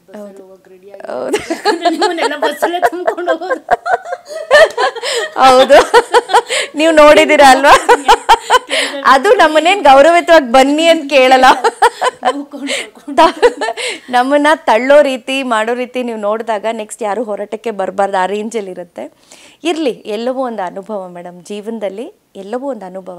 ಬಟ್ ಒಂದು ಸಂತೋಷ ಏನು ಗೊತ್ತಾ, ನಮ್ಮ ಟಿ ಎ ನಾರಾಯಣಗೌಡರು ನಮ್ಮ ಹೆಣ್ಣು ಮಕ್ಕಳುಗಳನ್ನ ಟ್ರೈನ್ ಮಾಡೋ ರೀತಿ ಇದೆಯಲ್ಲ, ಯಾವುದಕ್ಕೂ ನಮಗೆ ಕುಗ್ಗೋದಕ್ಕೆ ಬಿಡಲ್ಲ ಅವ್ರು. ಯಾಕೆ ಅಂದರೆ ನಮಗಿರೋವಂಥ ದೊಡ್ಡ ಶಕ್ತಿನೇ ಅವರು. ಈಗ ನಮ್ಮ ಮನೆಗಳಲ್ಲಿ ಏನಾದ್ರು ಕುಗ್ಗುತ್ತಾರೆ ಹೋರಾಟಕ್ಕೆ ಬಂದಾಗ ಅವ್ರು ಒಂದೇ ಧೈರ್ಯ ಕೊಡ್ತೀನಿ, ನಾನಿದ್ದೀನಿ, ಇವರೆಲ್ಲ ನನ್ನ ಮಕ್ಕಳು, ನಾನು ಅವ್ರು ಯಾರಿಗೂ ತೊಂದರೆ ಆಗೋದಕ್ಕೆ ಬಿಡಲ್ಲ, ನಾನಿದ್ದೀನಿ ಅಂತ ಹೇಳ್ತಾರಲ್ವ, ಅವ್ರು ಆ ಮಾತು ಹೇಳೋದಕ್ಕೆ ನಮ್ಗೆ ಇನ್ನೂ ಹುಮ್ಮಸ್ ಬರುವಂಥದ್ದು. ಸೊ ಹಾಗಾಗಿ ಯಾರಿಗೂ ನಾವು ಹೆದರ್ಕೊಳ್ಳೋದಿಲ್ಲ. ನಿಮ್ಗೆ ಇಷ್ಟೆಲ್ಲ ಇದೆ, ನಿಮಗೆ ಬೇಕಾ ಅಂತ ಅನಿಸುತ್ತೆ ಇದನ್ನೆಲ್ಲ ನೋಡಿ? ನಾನು ಹೇಳದ್ನಲ್ಲ ಮೇಡಮ್, ಮನುಷ್ಯ ಹುಟ್ಟಿದ ಮೇಲೆ ಯಾವುದೂ ನಾವು ತೊಗೊಂಡೋಗಲ್ಲ, ಎಲ್ಲವನ್ನ ಬಿಟ್ಟೇ ಹೋಗಬೇಕು ಅಲ್ವಾ? ತಂದಿದ್ದೇನೂ ಇಲ್ಲ, ತೊಗೊಂಡು ಹೋಗೋದೇನೂ ಇಲ್ಲ. ಒಂದಾಗಿ ಕೊಡಬೇಕು, ಇಲ್ಲ ಬಿಟ್ಟು ಹೋಗಬೇಕು ಅಲ್ವಾ? ಎರಡೇ ನಾವು ಮಾಡೋಕ್ಕೆ ಸಾಧ್ಯ. ಏನು ಯಾರೋ ಒಬ್ಬ ಮನುಷ್ಯ ಹುಟ್ಟಿದ ಸತ್ತೋದ ಅಂದರೆ ಯಾವ ಪ್ರಯೋಜನವೂ ಇರಲ್ಲ. ಏನಾದರೂ ಒಂದು ಮಾಡಬೇಕು ಮೇಡಮ್. ಏನು ಸಾಧನೆ ಅಂದರೆ ದೊಡ್ಡ ದೊಡ್ಡ ಮಟ್ಟದಲ್ಲಿ ನಾವು ಭಾರತ ರತ್ನ ತಗೊಳ್ಳೋವಷ್ಟು ಬಹುಶಃ ನಾನು ಆ ಮಟ್ಟಕ್ಕೆ ಬೆಳೆಯುವಂಥ ಒಂದು ಆಲೋಚನೆ ಎಲ್ಲ ನನಗೇನೂ ಇಲ್ಲ. ಫಸ್ಟು ಪ್ರಾರಂಭ ಆಗಬೇಕಾಗಿರೋದು ನಮ್ಮ ಸುತ್ತಮುತ್ತ ಇರುವಂತಹ ಜನಗಳಿಂದ. ಏನೋ ಒಂದು ಸಹಾಯ, ಒಂದು ಸಾಂತ್ವನದ ಮಾತು, ಜೊತೆಗೆ ನಿಂತ್ಕೊಳ್ಳುವಂಥದ್ದು. ನಾವು ಯಾರು ಕೇಳಿಕೊಂಡು ಅರ್ಜಿ ಹಾಕ್ಬಿಟ್ಟು ನಾನೇನು ಹುಟ್ಟಿಲ್ಲ, ನಾನೇನು ಕನ್ನಡದೊಳಗೆ ಹುಟ್ಟಬೇಕು, ಈ ಧರ್ಮದಲ್ಲೇ ನಾನು ಹುಟ್ಟಬೇಕು, ಕಲಾವಿದನೇ ಆಗಬೇಕು, ಹೋರಾಟಗಾರ್ತಿನೇ ಆಗಬೇಕು, ಅಥವಾ ಒಳ್ಳೆ ಕುಟುಂಬದಲ್ಲೇ ನಾನು ಹುಟ್ಟಬೇಕು ಅಂತ ನಾನೇನು ಅರ್ಜಿ ಹಾಕಿ ಹುಟ್ಟಿರಲಿಲ್ಲ. ಭಗವಂತ ಒಂದು ಇದನ್ನು ನಮಗೆ ಕೊಟ್ಟಿದ್ದಾನೆ. ಕೊಟ್ಟಾಗ ಏನಾದರೂ ಒಂದು ಮಾಡಬೇಕು, ಏನೋ ಒಂದು ಆಗಬೇಕು. ನಮ್ಮ ತಂದೆ, ನಾನು ಹೇಳದ್ನಲ್ಲ, ಈ ಥರದೊಂದು ಕುಟುಂಬದಿಂದ ನಾನು ಬಂದಾಗ ಆ ಕುಟುಂಬದ ಒಂದು ಗೌರವ, ಆ ಕುಟುಂಬದ ಒಂದು ಘನತೆ ಏನಿರುತ್ತೆ ಅದನ್ನು ಇನ್ನೊಂದು ಮಟ್ಟಕ್ಕೆ ನಾನು ತೊಗೊಂಡು ಹೋಗಬೇಕು. ನಮ್ಮ ತಂದೆ ಹೆಸರನ್ನ ನಾನು ದೊಡ್ಡ ವೇದಿಕೆಯಲ್ಲಿ ನಮ್ಮ ತಂದೆ ಹೆಸರನ್ನ ನಾನು ಆರಾಧಿಸ್ಬೇಕು ಅನ್ನೋದು ನನಗೆ ತುಂಬ ಇದೆ. ಅಶ್ವಿನಿ ಅವ್ರ ಜೀವನ ಒಂದು ರೀತಿ ತೆರೆದ ಪುಸ್ತಕ. ಎಷ್ಟು ಮೆಚ್ಯೂರ್ಡ್ ಆಗಿ ಮಾತಾಡ್ತೀರಾ. ಸೊ ಯಾಕೆ ವೈವಾಹಿಕ ಬದುಕಿನಲ್ಲಿ ಎಲ್ಲವೂ ಸರಿ ಇರಲಿಲ್ಲ, ಏನಾಯಿತು ಅಂತದ್ದು ಅಂತ? ವೈವಾಹಿಕ ಬದುಕಲ್ಲಿ ನಾನು ಹೇಳಿದ್ನಲ್ಲ ಮೇಡಮ್, ಯಾವ ವ್ಯಕ್ತಿಗಳು ಏನು ಕೆಟ್ಟವರೇನೂ ಅಲ್ಲ. ಈಗ ನಾನು ನನ್ನ ಪಾಸ್ಟ್ ಲೈಫ್ ಬಗ್ಗೆ ಮಾತಾಡೋದಾದರೆ ಎಲ್ಲ ತುಂಬಾ ಒಳ್ಳೆ ವ್ಯಕ್ತಿ, ಒಳ್ಳೆ ಕುಟುಂಬ, ಎಲ್ಲವೂ ಸರಿನೇ. ನನ್ನ ಮಗನಿಗೆ ಒಳ್ಳೆ ತಂದೆ, ಎಲ್ಲ ಸರಿ. ಬಟ್ ಕೆಲವು ಏನಾಗುತ್ತೆ ಅಂತಂದರೆ ವ್ಯಕ್ತಿ ಸೇರಿದಾಗ ಅವ್ರಿಗೂ ನಮಗೂ ಎಷ್ಟೋ ವಿಚಾರಗಳಲ್ಲಿ ಅಂತರ ಬಂದೇ ಬರುತ್ತೆ. ಅವ್ರು ಮಾಡೋದನ್ನೆಲ್ಲ ನಾವು ಒಪ್ಕೋಬೇಕು ಅಂತಲ್ಲ, ಅಥವಾ ನಾವು ಮಾಡೋದನ್ನೆಲ್ಲ ಅವ್ರು ಒಪ್ಕೋಬೇಕು ಅಂತಲ್ಲ. ಆ್ಯಂಡ್ ಅದಕ್ಕೂ ಮೀರಿ ತುಂಬ ಜನಕ್ಕೆ, ಅನೇಕ ಜನಕ್ಕೆ ಇವ್ರು ಡಿವೋರ್ಸ್ ತೊಗೊಂಡಿರೋದನ್ನೇ ಏನೋ ಇವರು ದೊಡ್ಡ ಸಂದೇಶ ಅನ್ನೋ ಥರ ಮಾಧ್ಯಮದ ಮುಂದೆ ಮಾತಾಡ್ತಾರೆ ಅಂತಲೂ ಕೆಲವ್ರು ಹೇಳ್ತಾರೆ. ನಾನು ಯಾವುದು ಸಂದೇಶ ಯಾರಿಗೂ ಕೊಡ್ತಾ ಇಲ್ಲ. ಅಥವಾ ನೀವು ಡಿವೋರ್ಸ್ ತೊಗೊಳ್ಳೋ ಹಾದಿಲಿದ್ದರೆ, ಅಥವಾ ಗಂಡ ಹೆಂಡತಿ ಏನೋ ಒಂದು ಪ್ರಾಬ್ಲಮ್ ಅಂದಾಗ ನೀವು ಡಿವೋರ್ಸ್ ತೊಗೊಳ್ಳಿ ಅಂತಲೂ ನಾನು ಹೇಳ್ತಿಲ್ಲ. ನಾನು ಹೇಳೋದು ಒಂದೇನು ಅಂದರೆ, ಅಕಸ್ಮಾತ್ ಯಾವುದೋ ವ್ಯಕ್ತಿಗಳ ಜೊತೆ ಅಥವಾ ಗಂಡ ಹೆಂಡತಿ ಅಥವಾ ಏನೇ ಇರಲಿ ಹೊಂದಾಣಿಕೆ ಆಗ್ತಾ ಇಲ್ಲ ಅಂದಾಗ, ಇವತ್ತು ನಾವು ನೋಡ್ತಿದ್ದೀವಿ ಏನೇನೋ ಆಗ್ತಾಯಿದೆ. ಅನೈತಿಕ ಸಂಬಂಧ, ಕೊಲೆ ಅಂತೆ, ಮತ್ತು ಹೆಂಡತಿ ಗಂಡ ಜೊತೇಲಿ ಇದ್ಕೊಂಡೇ ಬೇರೆ ಬೇರೆ ಸಂಬಂಧಗಳು, ಇವೆಲ್ಲ ಅಸಹ್ಯ ಅನಿಸುತ್ತೆ. ಈ ಅಸಹ್ಯದ ಬದುಕು ಮಾಡೋದಕ್ಕಿಂತ ಗೌರವಿತವಾಗಿ ಆ ವ್ಯಕ್ತಿನೂ ನೀವು ಗೌರವಿಸ್ತಾ, ಆ ಕುಟುಂಬವನ್ನು ನೀವು ಗೌರವಿಸ್ತಾ, ನಿಮಗೂ ನೀವು ಗೌರವವನ್ನು ಕೊಟ್ಕೊಳ್ತಾ, ಎಲ್ಲೂ ನೀವು ಇದಾಗದೆ ಆರಾಮಾಗಿ ಹೇಳಿ ಹೊರಗಡೆ ಬರೋವಂಥ ತುಂಬ ಸೂಕ್ತ ನನಗನ್ಸೋ ಪ್ರಕಾರ. ಯಾಕಂದರೆ ತುಂಬ ಒಂದು ಸಂಬಂಧದ ಗಲೀಜು ಮಾಡ್ಕೊಂಡ್ಬಿಡ್ತಾರೆ, ಒಂಥರ ಬೈಕೊಂಡು ಇನ್ನೊಂದು. ಮತ್ತು ಅವ್ನು ನನ್ನನ್ನು ಎಲ್ಲಿ ಬಿಟ್ಟು ಹೋಗ್ತಾನೆ ಅಂತನೋ, ಅಥವಾ ಇವಳು ಎಲ್ಲಿ ನನ್ನನ್ನು ಬಿಟ್ಟು ಹೋಗ್ತಾಳೆ ಅಂತನೋ ಫೋಟೋಗಳನ್ನ ಇಟ್ಕೊಂಡು ಬ್ಲ್ಯಾಕ್ ಮೇಲ್ ಮಾಡೋದು, ವೀಡಿಯೋಗಳನ್ನ ಇಟ್ಕೊಂಡು ಬ್ಲ್ಯಾಕ್ ಮೇಲ್ ಮಾಡೋದು, ತೇಜೋವಧಿ ಮಾಡೋದು. ಮತ್ತು ಇರುವಂಥ ಎಲ್ಲ ಫ್ರೆಂಡ್ ಸರ್ಕಲ್ಗಳಿಗೂ ಕೂಡ ಜೊತೆಲೇ ಇರ್ತಾರೆ, ಇವಳು ಇಂಥವಳು, ಅವನು ಅಂಥವನು ಅಂತ ಈ ಮೆಸೇಜ್ಗಳನ್ನ ಸ್ಪ್ರೆಡ್ ಮಾಡೋವಂಥದ್ದು. ಸಮಾಜದಲ್ಲಿ ಅವ್ರ ತಲೆನೇ ಎತ್ಕೊಂಡು ತಿರುಗಬಾರ್ದು, ಈ ಥರದ್ದೆಲ್ಲ ಅವ್ರ ಬಗ್ಗೆ ಪ್ರೊಜೆಕ್ಟ್ ಮಾಡುವಂಥದ್ದು. ನಾನು ಹೇಳೋದು ಅವಶ್ಯಕತೆ ಇಲ್ಲ. ನೀವು ಅವರನ್ನು ಅಸಹ್ಯ ಮಾಡೋಕ್ಕೆ ಹೊರಟಷ್ಟು ನೀವು ಅಸಹ್ಯ ಆಗ್ತಿರ್ತೀರ, ಅದನ್ನು ಮೊದಲು ನೀವು ತಿಳ್ಕೊಳ್ಳಿ. ಹಾಗಾಗಿ ನಿಮ್ಮ ವ್ಯಕ್ತಿತ್ವನ ಎತ್ತಿ ಹಿಡಿಬೇಕು. ಯಾವುದೋ ವ್ಯಕ್ತಿನ ಕೀಳು ಮಾಡೋದಕ್ಕೋಸ್ಕರ ನಿಮ್ಮ ವ್ಯಕ್ತಿತ್ವನ ನೀವು ಇದು ಮಾಡ್ಕೋಬೇಡಿ, ಬಿಡಿ. Live and let live. ಅವರು ಬದುಕಲಿ, ಅವ್ರ ಕುಟುಂಬನೂ ಬದುಕಲಿ, ನೀವು ಬದುಕಿ, ನೀವು ನಿಮಗೇನಿದೆಯೋ ನಿಮ್ಮ ಚೌಕಟ್ಟಲ್ಲಿ ನೀವು ಬದುಕಿ. ಬಟ್ ಒಬ್ರಿಗೆ ಹಿಂಸೆ ಕೊಟ್ಟು ಇದು ಮಾಡಿ ಮೇಡಮ್, ಇನ್ನೊಂದು ಯಾರೇ ಆಗಲಿ, ಯಾವುದೇ ಸಂಬಂಧದಲ್ಲಿ ಹೆಣ್ಣುಮಗಳೇ ಆಗಲಿ ಗಂಡು ಮಗನೇ ಆಗಲಿ, ಹಿಂಸೆ ಪಟ್ಕೊಂಡು ಯಾರ ಜೊತೆಲಿ ಯಾರು ಇರೋದಕ್ಕೆ ಇಷ್ಟಪಡೋದಿಲ್ಲ ಅಲ್ವಾ. ಬಟ್ ನನ್ನ ಲೈಫಲ್ಲಿ ಯಾವುದು ಈ ಥರದ ಅನುಭವಗಳಾಗಲಿಲ್ಲ. ನನಗೆ ನಾನು ಹೇಳಿದ್ನಲ್ಲ, ತುಂಬ ಒಳ್ಳೆ ಫ್ಯಾಮಿಲಿ ಎಲ್ಲವೂ ಇತ್ತು. ಬಟ್ ಕೆಲವು ವಿಚಾರಗಳು ನನ್ನ ಮನಸ್ಸಿಗೆ ಎಲ್ಲೋ ಅನ್ನಿಸ್ದಾಗ ನಾನೇ ಅದನ್ನು ಹೇಳ್ತೀನಿ, ಇಲ್ಲ ಬೇಡ ಅನಿಸುತ್ತೆ, ನಾವು ಇದರಿಂದ ಹೊರಗಡೆ ಬರಬೇಕು ಅಂತ. ಒಂದಷ್ಟು ನಾವು ಸಮಯ ತೊಗೊಳ್ತೀವಿ. ಇದೇನು ಒಂದೇ ದಿನದಲ್ಲಿ ಆದಂಥ ಪ್ರಾಸೆಸ್ ಅಲ್ಲ. ಯಾಕೆಂದರೆ ತಂದೆ ತಾಯಿನೂ ನಾವು ಕೇಳಬೇಕಾಗತ್ತೆ, ಅವರು ಅವ್ರ ತಂದೆ ತಾಯಿ ಜೊತೆ ಮಾತಾಡಬೇಕಾಗತ್ತೆ. ಎಲ್ಲವೂ ಆದಮೇಲೆ ನಾವು ಒಂದು ಡಿಸಿಷನ್ಗೆ ಬರ್ತೀವಿ. ಆಯಿತು, ನಮಗೂ ಒಬ್ಬ ಮಗ ಇದ್ದಾನೆ, ಅವನ ಭವಿಷ್ಯನೂ ನಮಗೆ ತುಂಬ ಮುಖ್ಯ. ಹಾಗಾಗಿ ನಮ್ಮ ಮಗನಿಗೆ ನಾವು ಕೆಟ್ಟ ಪರಿಸರದಲ್ಲಿ ಬೆಳೆಸೋದಕ್ಕೆ ನಮಗೆ ಇಷ್ಟ ಇಲ್ಲ. ಈಗ ತಂದೆ ತಾಯಿ ಏನೇ ಮಾಡಿದ್ರು ಪರಿಣಾಮ ಬೀರುವಂಥದ್ದು ಮಕ್ಕಳ ಮೇಲೆ. ಈಗ ನಾವು ಜಗಳ ಆಡ್ತಿದ್ರೆ, ಕೆಟ್ಟದಾಗಿ ಜಗಳ ಆಡ್ತಿದ್ರೆ, ಮಾತಾಡ್ತಿದ್ರೆ ಮಕ್ಕಳ ಮೇಲೆ ತುಂಬ ಪರಿಣಾಮ ಬೀರುತ್ತೆ. ಮತ್ತು ಅವ್ರಿಗೆಲ್ಲೋ ಅವನ ಡಿಪ್ರೆಷನ್ಗೆ ಹೋಗುವಂಥ ಸಾಧ್ಯತೆ ಇರುತ್ತೆ. ಹಾಗಾಗಿ ನಾವು ಚೆನ್ನಾಗಿರಬೇಕು. ನಾವು ನಮ್ಮ ಒಂದು ಇದಕ್ಕೆ ಆಗಿರೋ ಮಕ್ಕಳ ಭವಿಷ್ಯ ನಾವು ಹಾಳು ಮಾಡಬಾರ್ದು. ಹಾಗಾಗಿ ನೀವು ನಿಮ್ಮ ಲೈಫ್ ನೋಡಿ, ನಾನು ನನ್ನ ಲೈಫನ್ನು ನೋಡ್ಕೊಳ್ತೀನಿ ಅಂತ ನಾವು ದೂರ ಆದಂಥದ್ದು. ಬಟ್ ಅದರ್ವೈಸ್ ನಮ್ಗೆ ಯಾವುದು ರಿಫ್ಟಿಂದ ಆಗಲಿ ಅಥವಾ ಏನೋ ಬೇರೆ ಥರ ಏನೂ ಇಲ್ಲ ಮೇಡಮ್. ಇವತ್ತಿಗೂ ಅವ್ರ ಕುಟುಂಬದವರಾಗಲಿ ಅವರಾಗಲಿ ಯಾವತ್ತೂ ನನ್ನ ಬಗ್ಗೆ ಕೆಟ್ಟದಾಗಿ ಎಲ್ಲೂ ಮಾತಾಡಿಲ್ಲ. ನಾನು ಕೂಡ ಯಾವತ್ತೂ ಮಾತಾಡಿಲ್ಲ, ಮಾತಾಡೋದು ಇಲ್ಲ, ಅಂಥ ಅವಶ್ಯಕತೆಯೂ ನನಗಿಲ್ಲ. ಸೊ ಖಂಡಿತ ನಾನು ಅವ್ರಿಗೆ ಗೌರವ ಕೊಡ್ತೀನಿ. ಅವರು ನನಗಷ್ಟೇ ಗೌರವ ಕೊಟ್ಟಿದ್ದಾರೆ ಇಲ್ಲಿವರೆಗೂ. ಅದೇ ನಾನು ತುಂಬ ಕೇಸ್ಗಳನ್ನು ನೋಡಿದ್ದೀನಿ. ಡಿವೋರ್ಸ್ ಆಗಿ ಆಚೆ ಬಂದಮೇಲೆ ಅವ್ರ ಫ್ಯಾಮಿಲಿನ ಮತ್ತು ಅವ್ರನ್ನ ಆರೋಪ ಮಾಡೋದು ಹೌದು, ಕಾಮನ್ ಆಗಿಬಿಟ್ಟಿದೆ. ಸೋಷಿಯಲ್ ಮೀಡಿಯಾದಲ್ಲಿ ನೋಡ್ತಾ ಇದ್ದೀವಿ. ಹೌದು ಮೇಡಮ್, ಹೌದು. ನಿಮ್ಮದು role reverse, maybe case study ಮಾಡೋದು ಆ ಥರ ಇದೆ. ಅತ್ತೆ ಮಾವನ ಬಗ್ಗೆ ನೀವು ಹೇಳ್ತಾ ಇದ್ರಿ, ಆಗಿರ್ಬೋದು ಅವ್ರು ನಿಮಗೆ ಸಪೋರ್ಟ್ ಅಂತ ರೀತಿ ಆಗಿರ್ಬೋದು. ಆಕ್ಚುಲಿ ನಿಮ್ಮ ಫ್ಯಾಮಿಲಿಗೆ ಇಷ್ಟ ಇರೋದಿಲ್ಲ. ಹೌದು ಹೇಗೆ ಸಾಧ್ಯ ಇದು ಅಂತಾನೂ ಕೂಡ ಅನ್ಸುತ್ತೆ ಮೇಡಮ್. ತುಂಬ ಜನಕ್ಕೆ ಅನ್ನಿಸ್ಬೋದು, ಅಶ್ವಿನಿ ಗೌಡ ಪಾಪ ಎಷ್ಟೋ ಜನ ಹೆಣ್ಮಕ್ಳು ತುಂಬ ಕಷ್ಟದಲ್ಲಿರೋರು ಇರ್ತಾರೆ ನೋಡಿ. ಎಲ್ರಿಗೂ ನನ್ನಷ್ಟೇ ಸರಳವಾಗಿ ಜೀವನ ಇರುತ್ತೆ ಅಂತ ನಾನು ಹೇಳೋಕ್ಕಾಗಲ್ಲ. ತುಂಬ ಫೇಸ್ ಮಾಡಿರೋರು ಇರ್ತಾರೆ ಮೇಡಮ್. ಹೆಣ್ಮಕ್ಳು ಅದರಲ್ಲೂ ಕೂಡ ಅತ್ತೆ ಮಾವ ಕಾಟ ಆಗ್ಬೋದು, ಗಂಡನ ಕಾಟ ಆಗ್ಬೋದು, ತುಂಬ ಅವ್ರಿಗೆ ಆಸೆಗಳಿರುತ್ತೆ, ಪ್ಯಾಷನೇಟ್ ಇರ್ತಾರೆ. ನಾನು ಬರಬೇಕು, ನಾನೇನೋ ಮಾಡಬೇಕು, ತಿಳ್ಕೊಬೇಕು, ಹೊರಗಡೆ ಪ್ರಪಂಚ, ಕೆಲ್ಸಕ್ಕೆ ಹೋಗಬೇಕು, ಇವೆಲ್ಲ ಇರುತ್ತೆ. ಕಲಾವಿದರಾಗಬೇಕು ಅನ್ನೋ ಆಸೆಗಳು ಪಾಪ ತುಂಬ ಜನಕ್ಕಿರುತ್ತೆ. ಬಟ್ ಎಲ್ಲದಕ್ಕೂ ಹಿಡ್ತಾ ಬಿದ್ದಾಗ ಏನು ಅಶ್ವಿನಿ ಕೂತ್ಕೊಂಡು ಎಲ್ಲ ಇಷ್ಟೊಂದು ಸುಲಭವಾಗಿ ಹೇಳ್ತಿದ್ದಾರೆ ಅಂತ ಹೇಳ್ತಾರೆ. ನನ್ನ ಜೀವನ ಹೀಗಿತ್ತು, ನಿಮ್ಮ ಜೀವನನೂ ಹಾಗಿರುತ್ತೆ ಅಂತ ನಾನು ಹೇಳ್ತಿಲ್ಲ. ಬಟ್ ನಾನು ಒಂದೇ ಹೇಳೋದು ಮೇಡಮ್, ಯಾರೂ ಕೂಡ ಜೀವನನ ಕಾಂಪ್ಲಿಕೇಟ್ ಮಾಡ್ಕೋಬೇಡಿ. ನಮ್ಗೆ ಅನಿಸುತ್ತೆ, ಈಗ ಯಾವುದೋ ಒಂದು 10 ವರ್ಷದ ಹಿಂದೆ ಆಗಿರೋ ಘಟನೆ ನಾವು ಇವತ್ತು ನೆನೆಸ್ಕೊಂಡ್ರೆ, ಈಗಿರುವಂಥ ಬುದ್ಧಿ ನನಗಾಗಿದ್ದಿದ್ರೆ ನಾನು ಅದನ್ನು ಹೀಗೆ ಸಾಲ್ವ್ ಮಾಡ್ಬೋದಿತ್ತು ಅಂತ ಅನಿಸುತ್ತೆ. ಅದನ್ನು ನಾನು ಹೇಳೋಕ್ಕೆ ಇಷ್ಟಪಡ್ತಿದ್ದೀನಿ. ಕಾಂಪ್ಲಿಕೇಟ್ ಮಾಡ್ಕೋಬೇಡಿ. ಮತ್ತು ಯಾವುದೇ ಸಂಬಂಧದಲ್ಲಿ ಮೂರನೇ ವ್ಯಕ್ತಿಗಳನ್ನು ಎಂಟರ್ಟೈನ್ ಮಾಡೋದಕ್ಕೆ ಹೋಗಬೇಡಿ. ಯಾವುದೇ ನಿರ್ಧಾರ ಆಗಲಿ ವಿರೋಧ ಆಗಲಿ ನೀವು ಚರ್ಚೆ ಮಾಡ್ಕೊಳ್ಳಿ, ಒಂದು ಡಿಸಿಷನ್ಗೆ ಬನ್ನಿ, ಆರಾಮಾಗಿರಿ, ಅವ್ರನ್ನೂ ಆರಾಮಾಗಿರಿ ಹಾಕ್ಬಿಟ್ಟು ನೀವು ಆರಾಮಾಗಿರಿ. ಇಷ್ಟೇ ಜೀವನ. ನಾನು ಹೆಣ್ಮಕ್ಳಿಗೆ ಒಂದೇ ಹೇಳೋದು ಮೇಡಮ್, ಇವತ್ತು ಎಕ್ಸ್ಪೋಜರ್ ಇದೆ. ಹಳೆ ಕಾಲದ ಥರ ಏನೂ ತುಂಬ ಏನಿಲ್ಲ. ಈಗ ಈ ಗಂಡನೂ ಏನೋ ಅದೇನೋ ಹೇಳ್ತಾರಲ್ಲ, ಆ ಥರ ಎಲ್ಲ ಈಗಿಲ್ಲ. ನೀನು ಅಂದರೆ ಬಿಡು ಅಂತ ಹೇಳಿ ಹೋಗುವಂಥ ಹೆಣ್ಮಕ್ಳು. ಆದರೆ ಒಂದೇನು ಅಂದರೆ ಮೇಡಮ್, ತಗ್ಗಿ ಬಗ್ಗೆ ಹೋಗಬೇಕು. ನಮಗೆ ತುಂಬ ಎಕ್ಸ್ಪೋಜರ್ ಸಿಕ್ಕಿದೆ ಅಥವಾ ತುಂಬ ನಮಗೆ ಎಲ್ಲದಕ್ಕೂ ಎನ್ಕರೇಜ್ ಮಾಡ್ತಾರೆ ಅಂದಾಗ ನಾವು ಅವರನ್ನು ಅಷ್ಟೇ ರೆಸ್ಪೆಕ್ಟ್ಫುಲ್ಲಾಗಿ ನಡ್ಕೋಬೇಕಾಗುತ್ತೆ. ಈಗ ಅತ್ತೆ ಅಂದಾಗ, ಮಾವ ಅಂದಾಗ, ಈಗ ನಮ್ಮ ತಂದೆ ತಾಯಿಗೆ ನಾವು ಗೌರವ ಕೊಟ್ಟ ಹಾಗೆ ಅವರಿಗೂ ಗೌರವ ಕೊಡುವಂಥದ್ದು ನಾವು ಕಲ್ತ್ಕೋಬೇಕು. ಫ್ರೀಡಮ್ ಬೇಕು ನಿಜ, ಬಟ್ ಗೌರವ ಕೊಡಬೇಡಿ ಅಂತ ಎಲ್ಲೂ ಹೇಳಿಲ್ಲ ಅಲ್ವಾ. ಸೊ ನಮ್ಮ ಸಂಸ್ಕೃತಿ ಏನಿದೆ, ನಮ್ಮ ಸಂಸ್ಕಾರ ಏನಿದೆ, ಇದೆಲ್ಲದರ ಜೊತೆಗೂ ನಿಮ್ಮ ಜೀವನದ ಒಂದು ಫೌಂಡೇಶನ್ ಆಗಬೇಕು. ನಾವು ಜಾಸ್ತಿ ನಮ್ಮ ಈ ಫಾರಿನ್ ಕಲ್ಚರ್ನ ಅಡಾಪ್ಟ್ ಮಾಡ್ಕೊಳ್ಳೋದ್ರಿಂದ ಅದು ಯಾವುದೂ ಇಲ್ಲಿಗೆ ವರ್ಕ್ ಆಗಲ್ಲ. ಇಲ್ಲಿಗೆ ಅದಕ್ಕೆ ಈಗೆಲ್ಲ ಅದಕ್ಕೆ ಮಾರು ಹೋಗ್ತಾ ಇದ್ದಾರೆ. ಈಗ ನಮ್ಮ ಸಂಸ್ಕಾರ, ನಮ್ಮ ಸಂಸ್ಕೃತಿಯ ಜೊತೆಗೆ ಅದನ್ನು ಆಗಾಗ ಅತಿಥಿಯಾಗಿ ನೀವು ಸ್ವೀಕಾರ ಮಾಡಿ, ಪರವಾಗಿಲ್ಲ.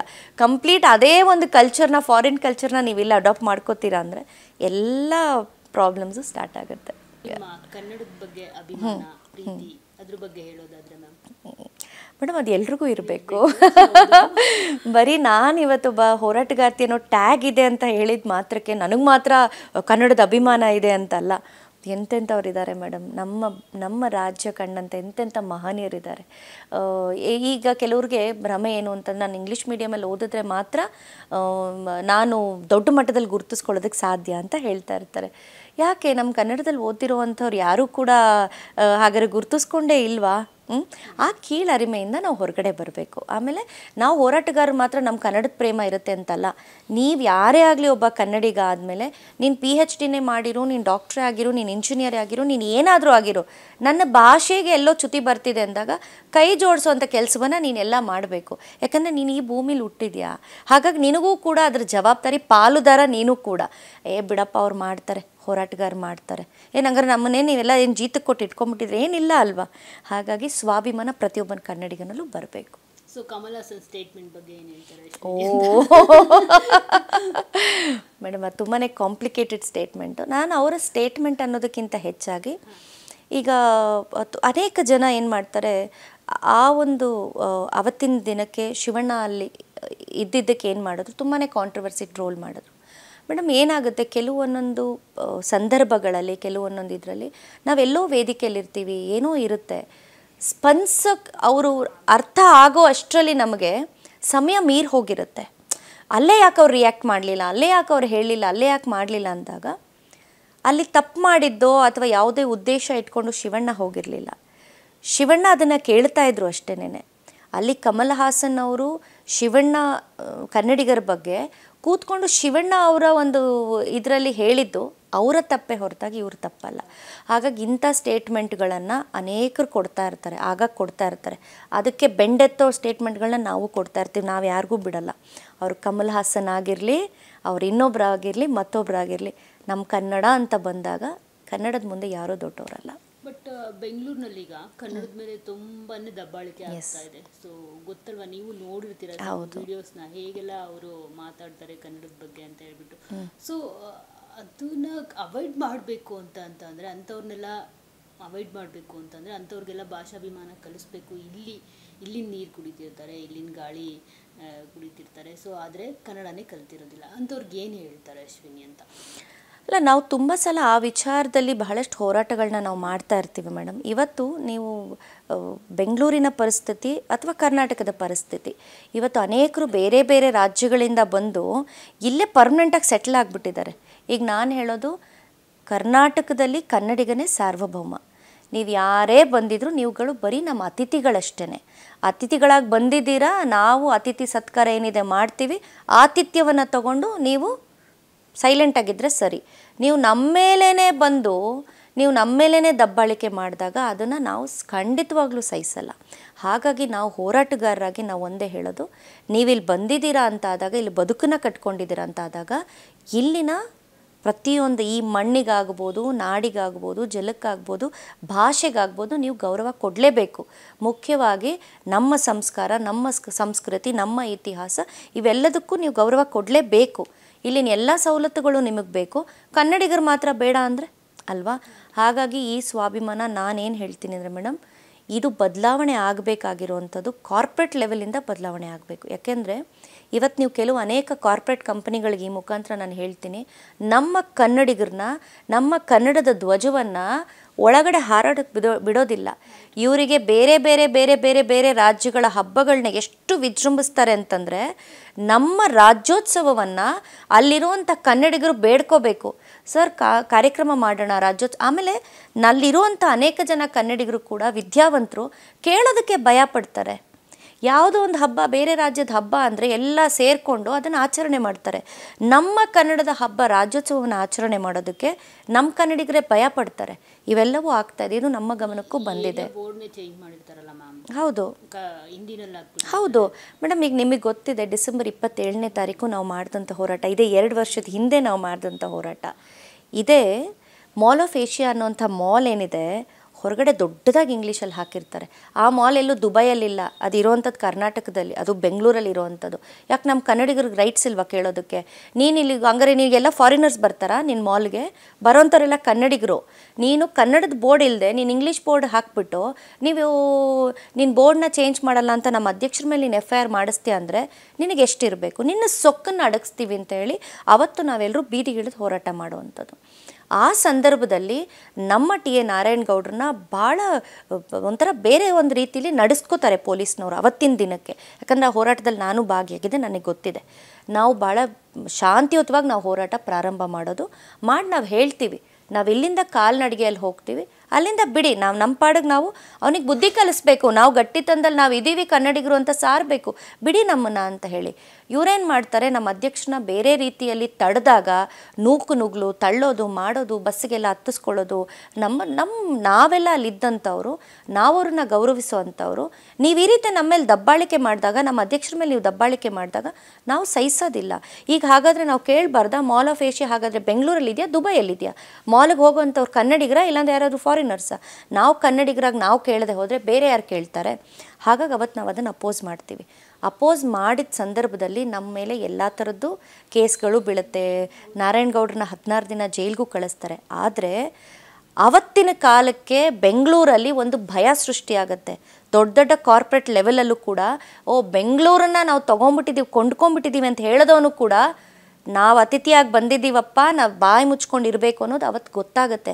ಅದನ್ನು ಸಾರಿದ್ದು ಕರ್ನಾಟಕ ರಕ್ಷಣಾ ವೇದಿಕೆ. ಇವತ್ತು ನೀವು ಇಡೀ ಬೆಂಗಳೂರಲ್ಲಿ ದೊಡ್ಡ ದೊಡ್ಡ ನಾಮಫಲಕ ನೋಡ್ತೀರಾ ಅಂದರೆ ಅದರ ಕ್ರೆಡಿಟ್ ಹೋಗಬೇಕಾಗಿರೋದು ಟಿ.ಎ. ನಾರಾಯಣಗೌಡರು ಕರ್ನಾಟಕ ರಕ್ಷಣಾ ವೇದಿಕೆಗೆ, ಬೇರೆ ಯಾರಿಗೂ ಅಲ್ಲ.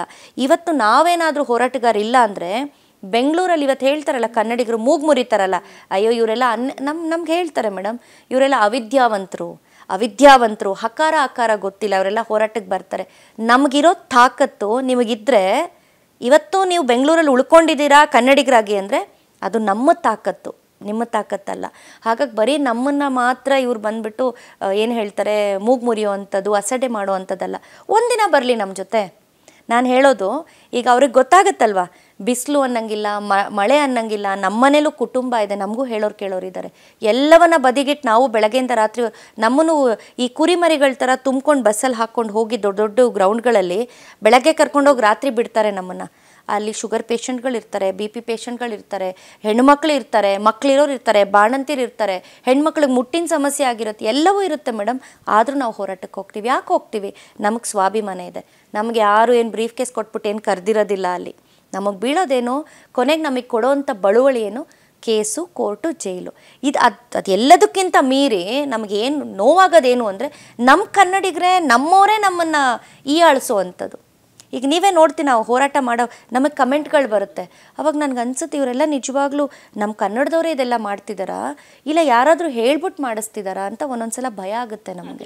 ಸೋಷಿಯಲ್ ಮೀಡಿಯಾ ಹೋರಾಟಗಾರರದ್ದು ಕಮೆಂಟ್ಸ್ಗಳನ್ನ ಖಂಡಿತ ಮೇಡಮ್, ಅವರೆಲ್ಲ ಒಂದು ಗ್ರೂಪ್ ಮಾಡ್ಕೊಂಡ್ಬಿಟ್ಟಿದ್ದಾರೆ. ನನಗೆ ಮುಂಚೆ ತುಂಬ ಭಯ ಆಗ್ತಿತ್ತು ಅದೆಲ್ಲ ನೋಡುವಾಗ. ಏನಪ್ಪ ಈ ಥರ ಎಲ್ಲ ಕಮೆಂಟ್ ಹಾಕ್ತಾರೆ, ಒಂಥರ ಮುಜುಗರ ಅನ್ನಿಸ್ತಾ ಇತ್ತು ನನಗೆ.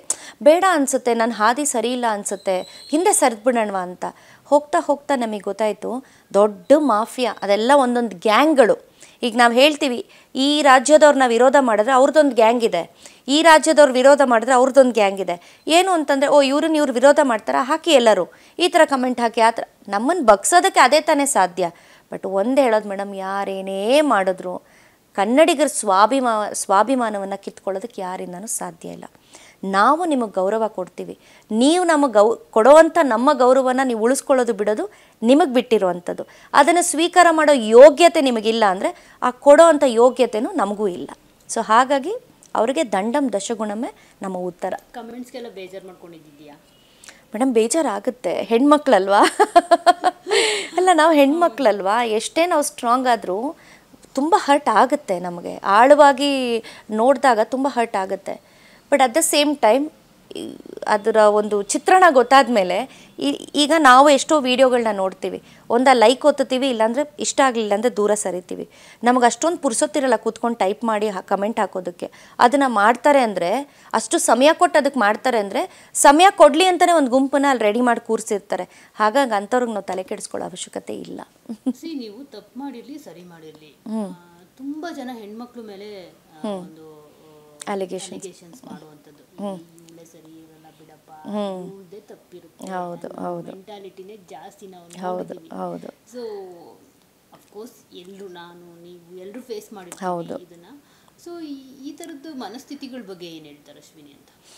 ಮೇಡಮ್, ಇದು ಪುರುಷ ಪ್ರಧಾನ ಸಮಾಜ ಆಯಿತಾ. ಇದು ನಾವು ಹಿಂದೆ 100 ವರ್ಷದ ಹಿಂದೆ ತೊಗೊಂಡ್ರು ಕೂಡ ಹೌದು, ಇವತ್ತಿಗೂ ಹೌದು. 100 ಜನ ಗಂಡು ಮಕ್ಕಳಿದ್ರೆ ಅದರಲ್ಲಿ ಒಂದು 10 ಜನನೋ 20 ಜನನೋ ಹೆಣ್ಮಕ್ಳು ಇರ್ತಾರೆ. ನೀವು ಯಾವುದೇ ಮಾಧ್ಯಮದಲ್ಲೂ ತೊಗೊಂಡ್ರು ಕೂಡ ಒಂದೇನು ಅಂದರೆ ಮೇಡಮ್, ಒಂದು ಹೆಣ್ಣು ಅಂತ ಆದಾಗ ಹೆಣ್ಣು ಒಂದು ಆಕರ್ಷಣೀಯ ಇದು ವ್ಯಕ್ತಿ. ಹಾಗಾಗಿ ನಾವು ಕೂಡ ಕೆಲವೊಮ್ಮೊಮ್ಮೆ ನಮ್ಮನ್ನು ನಾವು ತುಂಬ ಏನೋ ನಾನು ಅಂತ ಹೇಳಿ ನಮ್ಮ ಗಾಂಧಿಯವ್ರು ಹೇಳಿದ್ರು 12 ಗಂಟೆ ರಾತ್ರಿಲಿ ಒಬ್ಬ ಮಹಿಳೆ ಆರಾಮಾಗಿ ಓಡಾಡ್ಕೊಂಡು ಹೋಗಿದ್ದ ದಿನ ಸ್ವಾತಂತ್ರ್ಯ ಅಂತ ಹೇಳೋರು. ಸರಿ, ಅವ್ರು ಹೇಳಿದ್ದು ಸರಿ. ಆದರೆ 12 ಗಂಟೆಲಿ ನಡ್ಕೊಂಡು ಹೋಗಬೇಕು. ನೀನು ಸೀರೆ ಉಟ್ಕೊಂಡು ಹೋದರೆ ಪರವಾಗಿಲ್ಲ, ನೀನು ಇಷ್ಟಿಷ್ಟು ಹಾಕ್ಕೊಂಡು ಹೋದಾಗ ನೀನೇ ಪ್ರಚೋದನೆ ಕೊಡ್ತಿದ್ಯಾ ಅಲ್ವಾ. ಕೆಲವ್ರು ಕೇಳ್ತಾರೆ ಚಿಕ್ಕ ಚಿಕ್ಕ ಮಕ್ಕಳು ಅವ್ರೇನು ಮಾಡಿರ್ತಾರೆ, ಅವ್ರ ಮೇಲೆ ರೇಪ್ ಆಗ್ತಿದೆ ಅಂತ. ಅಂಥ ವಿಕೃತಿ ಮನಸ್ಸಿರೋರಿಗೆ ನಾನು ಏನು ಹೇಳ್ತಿಲ್ಲ. ನಾನು ಹೇಳ್ತಿರೋದು, ನಾವು ಹೆಣ್ಣು ಅಂದಾಗ ನಾವು ಕೂಡ ಒಂದು ಭದ್ರತೆಯಲ್ಲಿರಬೇಕು, ಒಂದು ಚೌಕಟ್ಟಲ್ಲಿರಬೇಕು. ನಾಳೆ ನನಗಿದು ಸಮಸ್ಯೆ ಆಗಬಾರ್ದಪ್ಪ ಅಂತ. ಈಗ ಮನೆಗೆ ನಾವು ಬೀಗ ಹಾಕ್ಕೊಂಡು ಹೋಗ್ತೀವಿ ಆಯಿತಾ, ಗುಡಿಸ್ಲಾಗಲಿ ದೊಡ್ಡ ಮನೆ ಆಗಲಿ ಬೀಗ ಹಾಕ್ಕೊಂಡು ಹೋಗ್ತೀವಿ.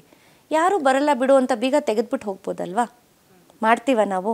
ದೊಡ್ಡ ಮನೆ ಆಗಲಿ ಚಿಕ್ಕ ಮನೆ ಆಗಲಿ ಬೀಗ ತೆಗೆದು ಹೋಗಲ್ಲ. ಹಾಗೆಯೇ ನಮ್ಮ ಜೀವನ ಕೂಡ ಅಲ್ವಾ. ನಾವು ಗೌರವಿತವಾಗಿ ನಡ್ಕೊಂಡಷ್ಟು ಕೂಡ, ಒಂದು ಭಯಭಕ್ತಿಯಿಂದ ನಡ್ಕೊಂಡಷ್ಟು ಕೂಡ ಬೇರೆಯವ್ರಿಗೆ ಆಸ್ಪದ ಇರೋದಿಲ್ಲ, ಎಂಟ್ರಿ ಇರೋದಿಲ್ಲ. ತುಂಬ ಕೇರ್ಫ್ರೀಯಾಗಿ ಬಿಟ್ಟಾಗ ಎಂಟ್ರಿ ಆಗೇ ಆಗುತ್ತೆ. ಇವತ್ತು ನಾವು ನೋಡ್ತೀವಿ ಹೆಣ್ಮಕ್ಳು ಅರೆ ಬರೆ ಬಟ್ಟೆ ಹಾಕ್ಕೊಂಡು ಹೆಂಗೆಂಗೋ ಏನೇನೋ ಮಾತಾಡಿಕೊಂಡು ಸೋಷಿಯಲ್ ಮೀಡಿಯಾಗಳಲ್ಲಿ ನಮಗೆಲ್ಲ ಒಳ್ಳೆ ಕಮೆಂಟೇ ಬರಬೇಕು ಅಂತಂದರೆ ಅದಾಗತ್ತಾ? ಈಗ ನಾವು ಗೌರವಿತವಾಗಿ ನಡ್ಕೊಂಡ್ರು, ಒಳ್ಳೆ ಬಟ್ಟೆ ಹಾಕ್ಕೊಂಡು ಕೂತ್ಕೊಂಡ್ರು ಕೆಟ್ಟ ಕೆಟ್ಟ ಕಮೆಂಟ್ಗಳು ಬರುತ್ತೆ. ಅದು ಒಂದು ಸಮೂಹ, ಅದು ಇರಲಿ. ಆದರೆ ನೀವು ಯಾಕೆ ವೆಲ್ಕಮ್ ಮಾಡ್ತಿದ್ದೀರಾ ಅದನ್ನು? ಆಮೇಲೆ ಮತ್ತೆ ಅದೆಲ್ಲ ಇವರೇ ಮಾಡಿಕೊಂಡು ಮತ್ತೆ ಆ ಕಮೆಂಟ್ ಮಾಡೋರಿಗೆ ಒಂದಷ್ಟು ಸಂದೇಶಗಳನ್ನ ಕೊಡ್ತಾ ಇರ್ತಾರೆ. ಸೊ ನಾನು ಹೇಳೋದು, ಬಟ್ ಇದು ನಮ್ಮ ರೈಟ್ಸ್ ಅಂತ ಹೇಳ್ತಾರಲ್ವಾ ಮೇಡಮ್, ಕಾನೂನಲ್ಲಿ ಒಂದಿದೆ. ಹೌದು, ಮಾಡಲಿ, ಅವ್ರ ಸಂತೋಷ. ಎಲ್ಲಿ ಹೇಗಿರಬೇಕು ಹಾಗೆ ಇರಬೇಕು, ಎಲ್ಲಿ ಹೇಗೆ ನಡ್ಕೋಬೇಕು ಹಾಗೆ ನಡ್ಕೋಬೇಕು. ಇದು ನಮ್ಮ ಸಂಸ್ಕೃತಿ, ಇದು ನಮ್ಮ ಸಂಸ್ಕಾರ, ನಮ್ಮ ಕಲ್ಚರ್ನ ನಾವು ಮರಿಬಾರ್ದು. ಈಗ ನೀವು ಫಾರಿನ್ಗೆ ಹೋಗಿ ನೀವು ಮಾಡಿ, ಯಾರೂ ನಿಮಗೆ ಬೇಡ ಅಂತ ಹೇಳಲ್ಲ. ನೀವು ಜೀವಿಸ್ತಾ ಇರೋದು ಭಾರತದಲ್ಲಿ. ನಮ್ಮ ಭಾರತದ ಸಂಸ್ಕಾರ ಏನೋ, ಸಂಸ್ಕೃತಿನೋ ಎಲ್ಲಾದರೂ ಯಾವುದಾದ್ರು ಪುರಾಣಗಳಲ್ಲಿ ಹೇಳಿದಾರಾ ಹೆಣ್ಮಕ್ಳು ನೀವು ಚಡ್ಡಿ ಹಾಕೊಂಡು ಓಡಾಡಿ ಅಂತೆಲ್ಲರೂ ಹೇಳಿದಾರಾ? ಹೇಳಿಲ್ಲ. ಹಾಗಾಗಿ ನಾವು ಗೌರವಿತವಾಗಿ ಮೊದಲು ನಡ್ಕೋಬೇಕು. ನಿಮಗೊಬ್ಬರಿಂದ ಗೌರವ ಸಿಗಬೇಕು ಅಂದರೆ ನೀವು ಗೌರವಿತವಾಗಿ ನಡ್ಕೋಬೇಕು ಅನ್ನೋದು ನನ್ನ ಇದು. ಸೊ ಹಾಗಾಗಿ ನಾನು ಹೇಳ್ತೀನಿ, ಈ ವಿಚಾರಗಳ ಬಗ್ಗೆ ಹೆಣ್ಮಕ್ಳು ಗೌರವಿತವಾಗಿ ನಡ್ಕೊಂಡಷ್ಟು ಗೌರವ ಸಿಗ್ತಾ ಹೋಗುತ್ತೆ. ನಿಮಗೆ ಈ ಥರ ಆಫರ್ಸ್ ಏನಾದರೂ ಬಂದಿದೆಯಾ ಸಿನಿಮಾ ರಂಗದಲ್ಲಿ ಇರೋದ್ರಿಂದ? ಅಫ್ಕೋರ್ಸ್ ಈ ಥರದ್ದು ಬೋಲ್ಡ್ ಪಾತ್ರಗಳಿಗೆ ಏನಾದರೂ ಆಪರ್ಚುನಿಟೀಸ್ ಬಂದಿರೋದು, ನೀವು ರಿಜೆಕ್ಟ್ ಮಾಡಿರೋದು, ಆ ಥರ ಏನಾದರೂ ಇದೆಯಾ ಮ್ಯಾಮ್? ಮೇಡಮ್, ಸ್ಟಾರ್ಟಿಂಗ್ ಡೇಸಲ್ಲಿ ಈಗ ನಾವು ಯಂಗ್ಸ್ಟರ್ಸ್ ಆಗಿರ್ತೀವಿ. ಸೊ ಹಾಗಾಗಿ ಒಂದಷ್ಟು ಅವಕಾಶಗಳು ಎಲ್ಲ ಇತ್ತು, ಇಲ್ಲ ಅಂತ ನಾನು ಹೇಳಲ್ಲ. ಆದರೆ ಆಯ್ಕೆಗಳು ನಮ್ಮದಾಗಿರುತ್ತೆ. ನಾವು ಅದನ್ನು ಮಾಡಬೇಕಾ ಮಾಡಬಾರ್ದಾ ಅನ್ನೋದು ಅದನ್ನು ಮಾಡಬಾರ್ದು ಅನ್ನೋದು ನಮಗೆ ಬಿಟ್ಟಿರುವಂಥದ್ದು.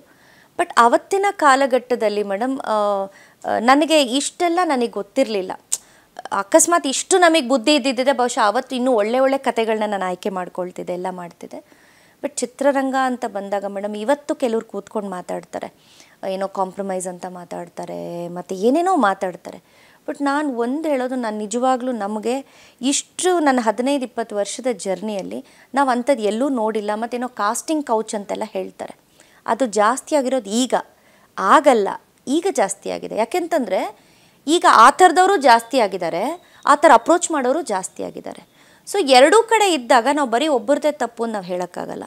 ಮತ್ತು ಕೆಲವು ಹೆಣ್ಣು ಮಕ್ಕಳು ಪಾಪ ಏನೂ ಗೊತ್ತಿಲ್ಲದಿರೋಂಥ ಮುಕ್ತ ಹೆಣ್ಣು ಮಕ್ಕಳಿಗೂ ಕೂಡ ಕೆಲವು ಅನುಭವಗಳಾಗಿದೆ. ಅದನ್ನು ನಾವು ಕೂಡ ಅಪೋಸ್ ಮಾಡ್ತೀವಿ, ನಾನು ಇಲ್ಲ ಅಂತ ಹೇಳಲ್ಲ. ಬಟ್ ಇದೆ ಎಲ್ಲ ಫೀಲ್ಡಲ್ಲೂ ಕೂಡ ಮೇಡಮ್, ಹೆಣ್ಣು ಅಂದಾಗ ಅವಳೊಂದು ಆಕರ್ಷಣೆ, ಹೆಣ್ಣು ಅಂದಾಗ ಅವಳನ್ನು ಬಳಸ್ಕೋಬೇಕು, ಅವಳ ಜೊತೆ ನಾನು ಇರಬೇಕು, ಇವೆಲ್ಲವೂ ಇರುತ್ತೆ. ಬಟ್ ನಾವು ಹೆಣ್ಣು ಮಕ್ಕಳಾಗಿ ನಮ್ಮ ಚೌಕಟ್ಟು ನಮಗೂ ಗೊತ್ತಿರಬೇಕು. ಗೊತ್ತಿದ್ದಾಗ ಮಾತ್ರ ಎಲ್ಲದಕ್ಕೂ ಒಂದು ಪರಿಹಾರ ಸಿಗುತ್ತೆ. ಸೊ ಆ ಪರಿಹಾರನ ಹುಡ್ಕೊಳ್ದೆ ಬರೀ ಅವ್ರು ನನಗೆ ಹಿಂಗೆ ಮಾಡಿದ್ರು, ಬರೀ ಅವ್ರು ನಂಗೆ ಹಂಗೆ ಮಾಡಿದ್ರು ಅಂತ ಇನ್ನೊಬ್ಬರನ್ನ ಬ್ಲೇಮ್ ಮಾಡೋದ್ರಲ್ಲಿ ಯಾವ ಅರ್ಥನೂ ಇಲ್ಲ. ಸೊ ಇಷ್ಟು ಚೆನ್ನಾಗಿ ಮಾತಾಡ್ತಿರಲ್ಲ ನೀವು, ಲೈಕ್ ಕನ್ನಡ ಮೀಡಿಯಮೇನಾ ಅಶ್ವಿನಿ? ಹೇಗನ್ಸುತ್ತೆ ನಿಮಗೆ? ಹೌದು ಹೌದು. ಇಲ್ಲ ಮೇಡಮ್, ನಿಮ್ಗೆ ಆಶ್ಚರ್ಯ ಆಗ್ಬೋದು. ನಾನು ಓದಿದ್ದು ಆಂಗ್ಲ ಮಾಧ್ಯಮ ಶಾಲೆಯಲ್ಲಿ, ಇಂಗ್ಲೀಷ್ ಮೀಡಿಯಂ ಶಾಲೆಯಲ್ಲಿ ನಾನು ಓದಿದ್ದು ಕಾನ್ವೆಂಟಲ್ಲಿ. ನನಗೆ 10th ಸ್ಟ್ಯಾಂಡರ್ಡ್ವರೆಗೂ ಬಾಯ್ ಕಟ್ ಇತ್ತು, ಚಿಕ್ಕ ಕೂದಲು, ಯಾವಾಗಲೂ ಜೀನ್ಸ್ ಪ್ಯಾಂಟು, ಟೀ ಶರ್ಟು, ಒಂಥರ ತುಂಬಾ ಆವಾಗಿಂದ ಒಂಥರ ಲೀಡರ್ಶಿಪ್ ಕ್ವಾಲಿಟೀಸು ನನಗೆ. ಸೊ ಒಂಥರ ರೆಬ್ಬಲ್ಲಾಗಿರ್ತಾ ಇದ್ದೆ ನಾನು ಒಂಥರ. ಸೊ ಆ ಥರ ಇರ್ತಿದ್ದೆ. ಯಾವಾಗಲೂ ಲಿಪ್ಸ್ಟಿಕ್ ಬೇಕಿತ್ತು, ತುಂಬ ಸ್ಟೈಲಿಶು. ಚಿಕ್ಕ ವಯಸ್ಸಲ್ಲೇ ಬೈಕ್ಗಳನ್ನ ಓಡಿಸ್ತಾ ಇದ್ದೆ, ಕಾರ್ಗಳನ್ನ ಓಡಿಸ್ತಾ ಇದ್ದೆ, ಇವೆಲ್ಲ ಹುಚ್ಚು ಒಂಥರ ನನಗೆ.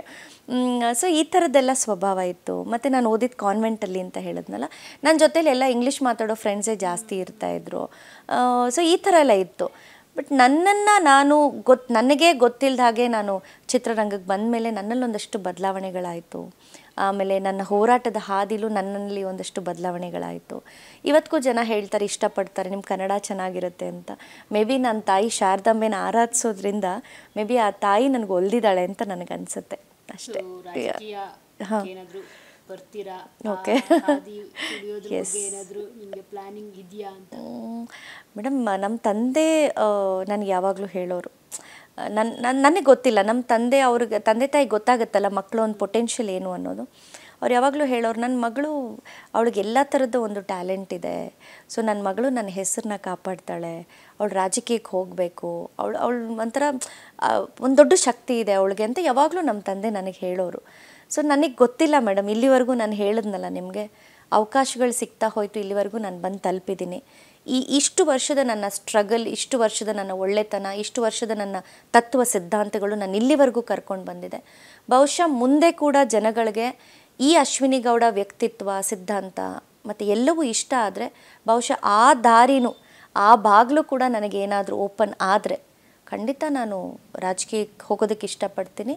ಮುಖ್ಯವಾಗಿ ಒಂದು ನನ್ನನ್ನು ನಾನು ಸೋಷಿಯಲ್ ಆ್ಯಕ್ಟಿವಿಟೀಸಲ್ಲಿ ತೊಡಗಿಸ್ಕೊಳ್ಳೋದಕ್ಕೆ ತುಂಬ ಇಷ್ಟಪಡ್ತೀನಿ.